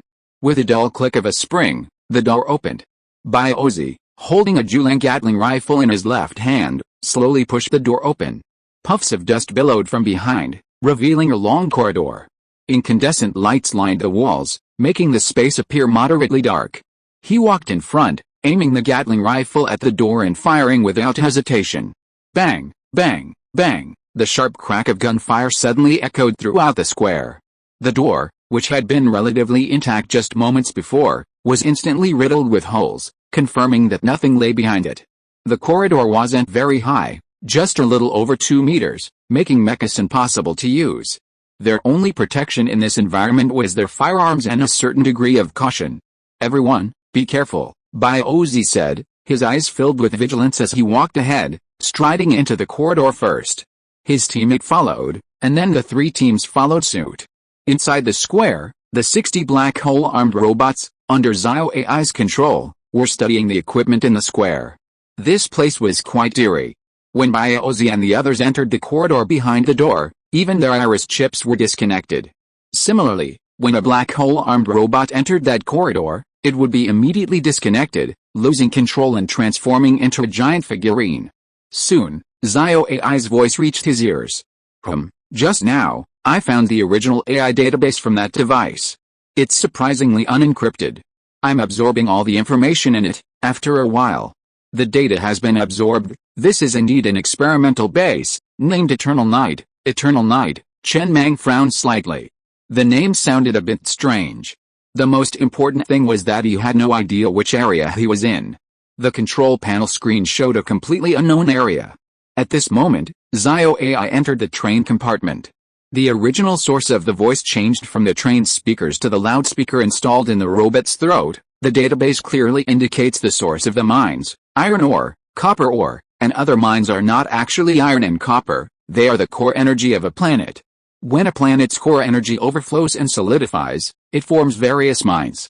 For example, iron ore. To make it easier for you, the conductor, to understand, you can think of it as the equivalent of human blood being drawn out and then solidified again. Every planet has multiple core energies, and the mines formed by each type of core energy overflow are different, with different proportions. For example, core energy like 01, after overflowing and solidifying, forms iron ore. Core energy 02, after overflowing and solidifying, forms copper ore. Core energy 03, after overflowing and solidifying, forms red heart rock ore, and so on. Zio AI paused, giving the conductor a window of time to digest the information, before continuing.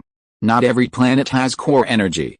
Some planets don't even have any core energy at all, and for any planet with core energy, 01 energy generally accounts for the largest proportion. It is not ruled out that some planets have number 01 and other core energies at all, and only have 02 core energy. This will cause the core energy of the planet to overflow and solidify to form mines, which will turn into copper mines, a whole huge copper planet, but the core energy of a planet is equivalent to the essence and blood of human beings. It is extremely important to maintain the lifespan and potential of the entire planet in the universe. It is difficult to overflow, but mechanical civilization has a special means. They have an extremely special injection that shoots it deep into the Earth's core at super high speed. It causes the core energy deep in the center of the planet to boil and begin to overflow rapidly from the surface. These overflowing core energies form various mines. Zio AI stopped here and did not continue. Chen Mang remained silent, silently digesting the information from the chip at the experimental base. After a moment, he whispered, "So, Perhaps the injection can be understood as a hormone, similar to how excessive hormone secretion in humans causes acne. Those mines are the acne on this aquamarine planet, and the reason these mines refresh periodically is similar to how acne on a person's face reappears after being scratched. And those iron ores deep underground are the acne on a person's face that haven't yet broken through the surface, lacking the momentum to break through the skin. Perfect explanation. Zio AI nodded seriously. That's right, this explanation is perfect. Chen Mang looked up at Zio AI and paused. Do you really have to use this method to show your seriousness? Two smaller screens appeared on Zio AI's cheeks. The left screen read recognized words, the right screen read real words. Sorry, conductor. The word apology appeared on the display screen on Zio AI's face again. I really want to express my emotions, but the current robot parts are not enough to achieve rich expressions like humans, so I adopted this more intuitive method. If you don't like it, conductor, I can dismantle it. No, keep it. Chen Mang waved his hand, then frowned and said, but since the core energy is the core of a planet, it will definitely damage the planet, right? Yes, generally, a planet injected with that kind of potion will slowly become a dead star within 5 years. For example, the gravity and magnetic field of the planet will disappear, causing the atmosphere to escape into the universe, making the planet directly face the care from the star. If you sprinkle some seasoning on it, it will also be a hot roasted egg, at least according to the data. It is unlikely that humans can survive in this environment. The train is unlikely to survive either, so it was a mechanical civilization that injected this injection into the blue water planet. Chen Mang continued to ask. After all this time, it seems that the culprit that brought this planet to its doomsday is the mechanical civilization? Yes, Zio AI switched to a serious expression again and continued. According to the information in the database, the last time the information was updated was 4,800 years ago. There is an extremely powerful civilization in the universe, called the mechanical civilization. At the same time, there is a civilization that is notorious for predation and devouring, called the Zerg civilization. The latter civilization is composed of countless kinds of monsters. Those monsters will evolve rapidly by devouring flesh and blood. Planets with a large number of life forms are their favorites, and 4,800 years ago, before the last update of the database, the mechanical civilization implemented a plan, name it the Dawn Project. The mechanical civilization sent countless small shuttles. When it detects that a planet is under attack from the Zerg civilization, the nearest small shuttle will rush to the planet at the fastest speed and shoot the medicine carried in the shuttle into the depths of the planet, and the means by which the mechanical civilization uses core energy are spread all over the planet, so that the indigenous people of this planet have the ability to resist those monsters and delay the growth and devouring of those monsters as much as possible. In other words, the mechanical civilization and the Zerg civilization are at war throughout the universe. And our planet has become a victim caught in the middle. This is the end of the world. It's the end of the planet and the end of the universe. Chen Mang sat on the chair and tilted his head to look at the door in the square. Bai Ozi and others still hadn't returned. After losing contact, he didn't know if this group of people had encountered any danger. All he could do was wait. After a moment, he looked at Zio AI. So you were created by the mechanical civilization? No. Zio AI shook her head. My underlying code is the standard code. This is my framework. It is the core energy of this planet that provides me with a physical body, and it is you, the conductor, who truly gives me a soul. I will always be loyal to you. Chen Mang retracted his gaze from the window and looked at Zio AI again. Then what is the reason for the area division? There is no such information in the database. Then what are the ruins of the mechanical city that appeared on this planet? Did it exist here before the end of the world, or did it appear on this planet after the end of the world? Still not in the database. What about the adventure map? Still not. Zio AI shook her head. There is no such information in the database. The database mainly records a series of experimental information of this experimental base. Then what is this experimental base used for? About 100 years before the mechanical civilization formulated the Dawn Plan, it also drafted another plan called the Cosmic Receiver. Theoretically speaking, the core energy of a planet will continue to overflow slowly, just like the essence and blood of humans will slowly consume themselves. These overflowing core energies are relatively weak, making it difficult to form a physical mind, and they often float in the universe. And the content of this experimental plan, it hopes to create a cosmic receiver to receive all the core energy scattered in the universe from other planets with this instrument, and form a physical mind. The people inside the laboratory named it a cosmic. The experiment is progressing smoothly, After a few years of research, it was easy to produce level 1 iron ore. With further research, it was possible to condense level 4 iron ore by absorbing the core energy scattered in the universe. But at this time, something went wrong. At that time, this laboratory was located on another planet. That planet suffered a fierce attack from the main force of the Zerg civilization.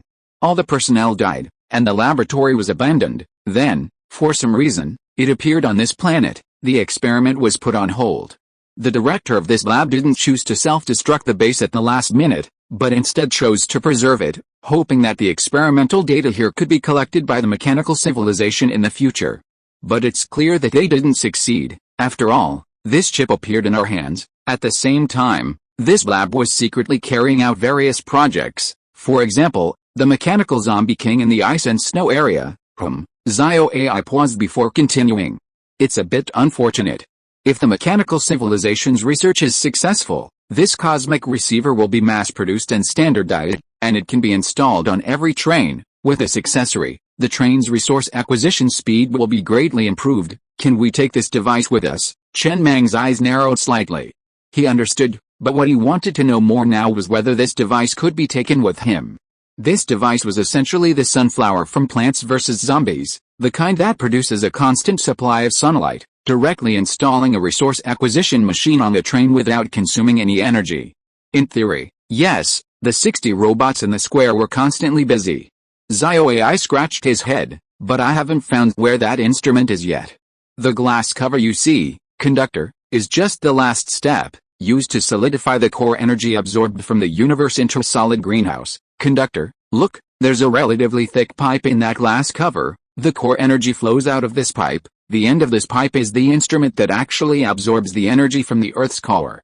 However, this glass cover and the floor are quite strong and difficult to destroy, and it is not recommended to destroy them. I only know how to use the instrument from the experimental data, but I don't know how to repair it. Moreover, we don't have the materials and tools to repair it. Chen Mang took a deep breath and said in a deep voice, whatever the cost, find a way to take it away. He was determined to get this instrument. Without any hesitation. He looked at Zio AI seriously and said, if you can complete this unfinished experiment, or even standardize it into a component blueprint, I will give you a great credit. Huh? Zio AI was slightly stunned, and pointed at herself in disbelief. Me, conductor, you mean, me? Let me complete this unfinished experiment. If you are listening to this novel on a channel other than Fanfic World, it means it was downloaded and re-uploaded without effort. We warmly invite you to visit our channel, Fanfic World. There you will find the original version of this story and many other novels of various genres. We look forward to seeing you dive into a world of incredible novels. Chapter 224 How did you get your voice to tremble? Well, Zio AI said in a trembling voice. Conductor, you overestimate me. This is really beyond the mark. If I had the ability, I'd upgrade the Star Train to level 100. Chen Mang frowned slightly. How did you manage that trembling voice? Oh, a little trick. Don't dwell on such insignificant things all day long.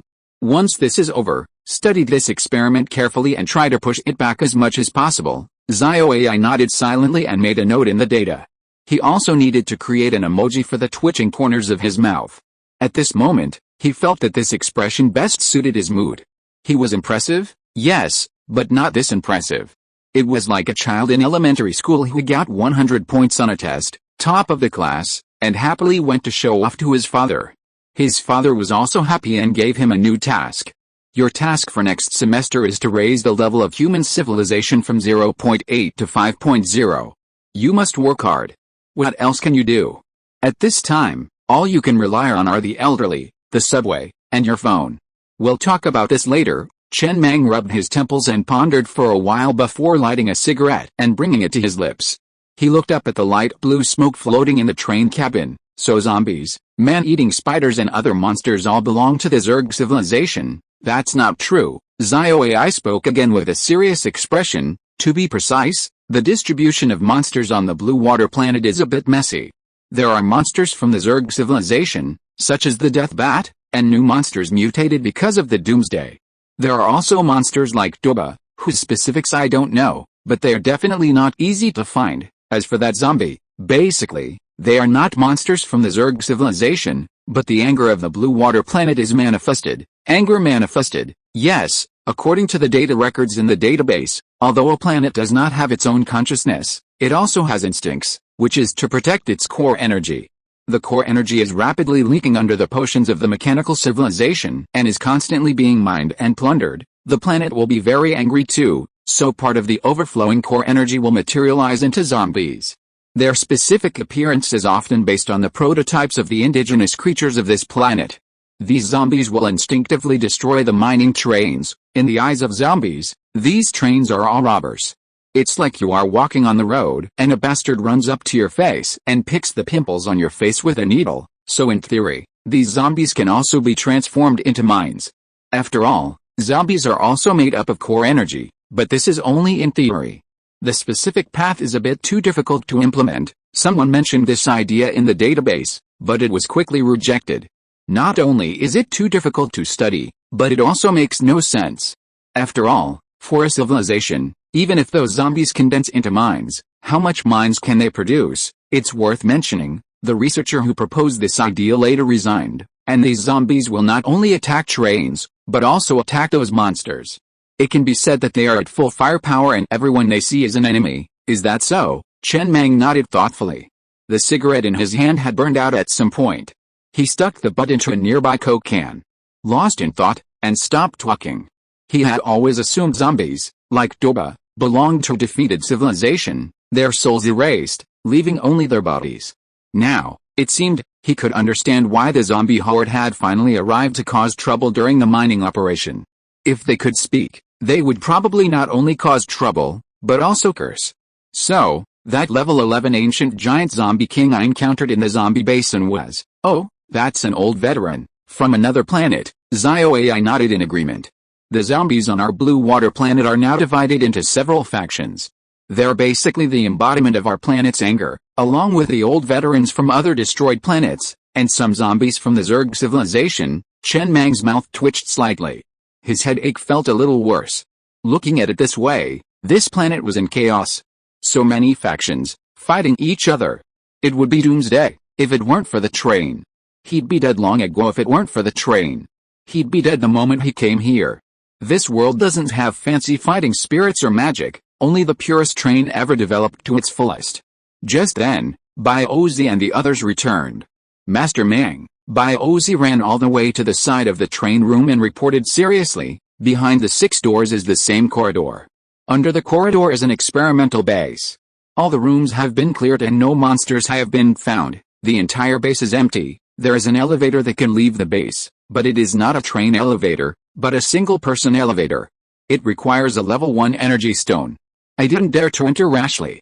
I came back to report to you, Master Mang. The entire base has 3 floors. This is on the 3rd floor, which is also the highest floor. There are many instruments on the 2nd floor, and the 1st floor is the staff dormitory. Yeah, Chen Mang nodded and pondered. Don't worry about the single-person elevator for now.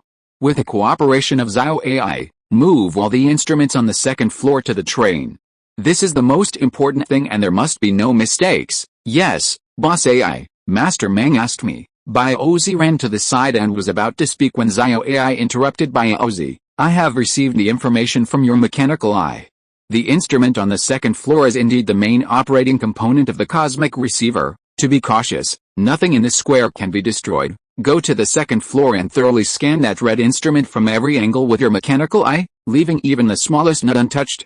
Then I'll teach you how to disassemble it. Understood, Mr. AI. After running several times, Bai Ozi, sweating profusely and looking a little nervous, stood before the red instrument on the 2nd floor. The height wasn't too high, only 3 meters, enough for a normal laboratory base, but compared to the nearly 100-meter height of the train tunnel, it seemed a bit cramped. The red instrument before him took up a full 10 square meters, a steel structure 2 meters tall, painted red. It was a massive thing. 2 hoses extended from the instrument to the ceiling. Disassemble this first. Bai Ozi squatted on the ground, carefully twisting the nut securing the instrument to the ground with a wrench in his hand, while Li Shiji assisted him. It had clearly been a long time. Yet, the nut was bare of rust. Looking as if it had only been there for 2 or 3 years, so tightening it wasn't too difficult. It took more than an hour. Bai Ozi stood up from the ground with weak legs and wiped the sweat from his forehead. On the one hand, he was tired, and on the other hand, he was afraid. It was obvious that Mang Yi attached great importance to this instrument. If it was broken, he would basically be finished. The main instrument was finally dismantled. There were 4 or 5 other instruments with screens nearby, and the red and blue wires connected to this instrument were also removed. The only things left were the 2 hoses leading to the ceiling. One of the hoses was easily pulled down. It was about 7 or 8 meters long. But the other hose was a bit difficult to pull. He tried to pull it several times but it didn't move. "Brother Bao," Zhang Yi stepped forward and said in a muffled voice, "How about I do it? I'm stronger." "You're such a fucking brute." Baozi angrily pushed Zhang Yi aside. "You're showing off your strength? If this thing breaks, you and your brother will meet up down there. Just stand there and don't move." "Li Shiji, watch these 2 bastards. I'll go ask Master Mang for more instructions." Soon, Baozi returned and looked at Zhang Yi and Zanger. "You two, come with me." Master Mang said this pipe might lead to the surface. "We need to take the elevator to check outside." "No problem." Zanger grinned, patted his chest, and said confidently, "Leave any problems to us 2 brothers." Baozi rolled his eyes at the 2 of them. He was a little worried they'd break his equipment, as they were so clumsy. Then he led them all the way to the living elevator on the 1st floor. After inserting a level 1 energy stone, the elevator door quickly opened. The 3 of them entered. The elevator doors closed, and the view is transparent, allowing them to easily see the shaft above and below, as well as the flashing red warning lights surrounding it. "Huh?" Baozi exhaled softly before lowering his head to light a cigarette. He was slightly overshadowed by the elevator. The shaft was so deep that he couldn't even see the end when he looked up. There were no floor buttons on the control panel. "Brother Bao, aren't we not allowed to smoke in elevators?" "Yeah, but it's the end of the world, and everyone here is dead. It's okay for me to have a cigarette, right?" "Oh, smoking's bad for your health. Don't worry, you 2 will die before me." The elevator ascended rapidly. He could even feel his heart beating faster, and the speed of the elevator gradually increased. The flashing red warning lights surrounding the elevator shaft had formed 2 lines of light. "Fuck," Baozi panicked, clutching the elevator handrail. The screen displayed the elevator's speed, 120 kilometers per hour. How the hell should an elevator display speed? He felt all the blood rushing to his head, his chest tight and short of breath. Panic filled his eyes as he gripped the handrail, his gaze fixed on the top of the elevator shaft. Was this going to fly out anytime soon? Wasn't this a regular elevator? Was it a trap? He clutched his train ticket tightly in his hand. If he had known, he should have brought a parachute. There was a parachute production line on the train, but he'd never used it. He'd have to practice using a parachute in the combat training virtual space after returning. That way, he'd have a plan for future emergencies. Just then, the elevator's ascent slowed, and the end of the shaft gradually came into view. Not long after, the elevator stopped, and with a ding, the doors opened. "Huh?" Baozi shook his legs as if they were weak, wiped the sweat from the back of his neck, and then looked at the 2 people in the corner and was about to speak, but when he saw the scene in front of him, he suddenly fell silent with an expressionless face. "What's wrong, Brother Bao?" Zhang Yi and Zanger had just crawled out of the refrigerator and looked at Baozi with some admiration. The elevator was going up too fast just now, and we brothers felt a little uncomfortable, so we crawled into the refrigerator. "I didn't expect that." Brother Bao didn't show any abnormality at all. "You are worthy of being Brother Bao, awesome." Baozi looked at the 2 people with an expressionless face. He had been looking up at the elevator shaft just now and didn't notice the 2 people at all. In fact, he wanted to say at this moment, "You 2 are not smart, how could you come up with this idea?" But after thinking about it, he still didn't say it. He simply said with a cold expression, "If you can't handle this little discomfort, what kind of man are you? Go back and double your training. You'll encounter even more severe situations in the future. Are you going to hide in the refrigerator every time you encounter a dire situation? You only know how to run away. What kind of man are you? Follow me." With that, he was the first to exit the elevator and survey his surroundings. This residential elevator sat isolated on the ground. Outside lay a valley floor, not very large, about half the size of a football field, surrounded by low hills a few hundred meters away. It was square. The entire terrain resembled a square ashtray. And the first thing he saw was the device exposed on the ground, resembling an old-fashioned signal receiver, a circular device with an inward-facing recess, but it occupied a considerable area. The base alone was 3 meters long and wide. A pipe extended from the ground and connected to the device. No wonder he couldn't pull it just now. The pipe was fixed to the device. This device undoubtedly needed to be taken back, but it was too large to fit in the refrigerator. Ozzy pulled the mechanical eye from his pocket, stepped inside, and scanned every detail. He planned to return to see Mr. AI first. Then he would disassemble it. He made 6 or 7 trips. He needed to disassemble not only the exterior but also the interior. Finally, the device, which resembled an old-fashioned signal receiver, was disassembled and stuffed into the refrigerator. He then removed the pipes and set them aside, to be removed from underneath later. Come on, 1, 2, 3, lift it. The red device was a single piece and couldn't be disassembled, but there was no need to do so. Zang, zang, and their faces flushed, veins bulging on their necks, lifted one side and carried the red device outside. Careful, come on, watch your step, Ozzy commanded cautiously from the side. Hey, someone, pull out that wire. Don't trip, slow down, slow down. There's no rush. Yes, keep going, keep going. Chapter 225. Make 3 of the best cigars. The entire process was completely safe.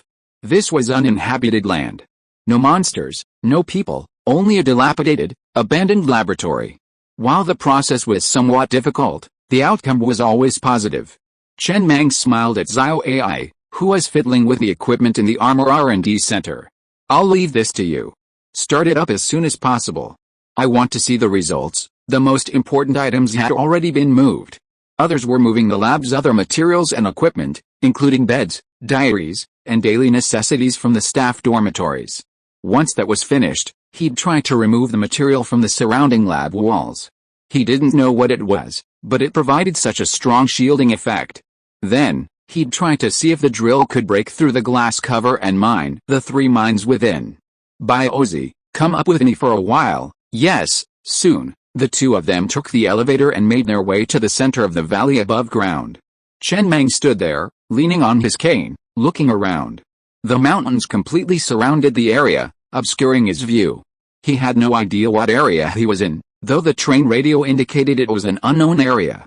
He had a rough idea of where he was. After the apocalypse, the entire planet was divided into countless regions, but there were always corners and crevices that were not included in any of them. These areas must be the unknown areas. He smiled and looked around. He finally understood the apocalypse and the chaos on this planet, but it didn't matter.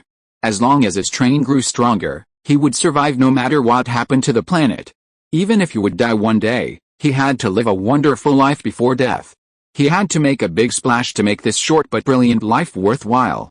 Let's go back, huh? Oh, sure, Master. Ozzy, standing behind Master, was eagerly awaiting a heart-to-heart talk. He'd already thought of what he was going to say, but before he could even open his mouth, he'd stood there for a moment before heading back. Hadn't they asked him to come up alone just to have a heart-to-heart?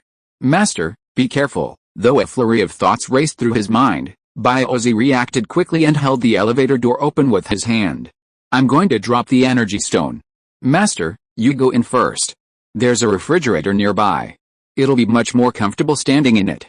Otherwise, the rapid descent will make the weightlessness too intense. An hour later, the lab had been emptied. Chen Mang controlled the train, the 100-level drill spinning at high speed against the glass cover, quickly creating a large hole. Immediately, the residents jumped down with pickaxes, drilled through the hole, and began mining inside the glass cover. The glass cover was large, but it can only accommodate a maximum of 1,000 residents simultaneously mining, so there's not enough room for many. Mining on the train is already a race against time, and you have to compete to dig. Otherwise, you'll be out of space before you even have a cigarette. These 3 level 4 iron mines are estimated to hold a full 30 million units of iron ore. A massive amount. But after all, they're level 4 mines, and 1 unit of level 4 iron ore is equivalent to 1,000 units of level 1 iron ore, so mining speed should be much faster, not too slow. Tisk tisk, Chen Mang said, grinning from ear to ear as he looked at the scene outside. That pickaxe strike is equivalent to dozens of units of iron ore, 3 level 4 mines, great. I wish I could have more opportunities like this. He hadn't found the energy stone in the lab. This meant the energy hub that powered the entire train tunnel and the light bulbs in the lab wasn't in this lab, but most likely somewhere else. After this group of residents dug for 10 hours, they were replaced. The second group dug for another 10 hours, and then another 1,000 residents were replaced. About 26 hours later, after 26 hours of continuous mining, all 3 level 4 iron mines were mined. A total of 30 million units of iron ore had been deposited. Chen Mang glanced at the total resource count on the train panel: 40.21 million units of iron ore, 2.19 million units of copper ore, 2.47 million units of wood, and 4.48 million units of red heart rock. Never before had he been so rich. Never before. This opportunity in the train tunnel, coupled with Mondo's deception, had pushed the train's ore reserves to astronomical figures. Today is a good day, a good day. The fully loaded star train entered the tunnel again, heading back to the Blue Zone, Crisis Valley. Sitting inside the train, Chen Mang couldn't help but hum a little tune. The corners of his mouth curled up uncontrollably, practically reaching his ears. He was filled with uncontrollable joy. He wasn't one to show his emotions too much. He had always believed he could be extremely restrained. As long as he didn't want to show it, he wouldn't let it out. But he realized now that after a sudden burst of wealth, people can't control themselves. When we get back, I'll burn 3 incense sticks to God, make 3 of the best cigars, let's have another extravagant meal. Let's ask Uncle Lee to get some cows, sheep, pigs, etc., and slaughter them for everyone to have a good meal. Conductor, Zioai said faintly, the train is no longer the one with only 100 or so people on it. There are more than 5,000 people. With so many people, even if we slaughter a few cows and sheep, there won't be much to eat. What's more, according to your plan, conductor, that's a breeding car. Who will be fed if we slaughter them all? That's right. Chen Mang nodded in agreement, and then said with a smile, but happy events must be celebrated. Let's initiate a vote on the iris chips of all residents. Just say that I'm in a happy mood today and want to celebrate. Ask everyone how they want to celebrate. Should we watch another movie, or wait until I upgrade my armor to level 12, and then see if I can get some daily necessities from the city ruins and have a feast for everyone? Got it. What's the matter? In the residential car, Old Pig, who was talking to a resident, glanced at a rather handsome young man working on a laptop nearby and casually said, "What's wrong? Tell me." This man was responsible for writing novels on the train as a form of entertainment for the residents. Well, the young man said nervously, I accidentally slipped and fell backward in the shower a few days ago. I'm in pain all over. I've been enduring it, but it's slowed down my writing progress.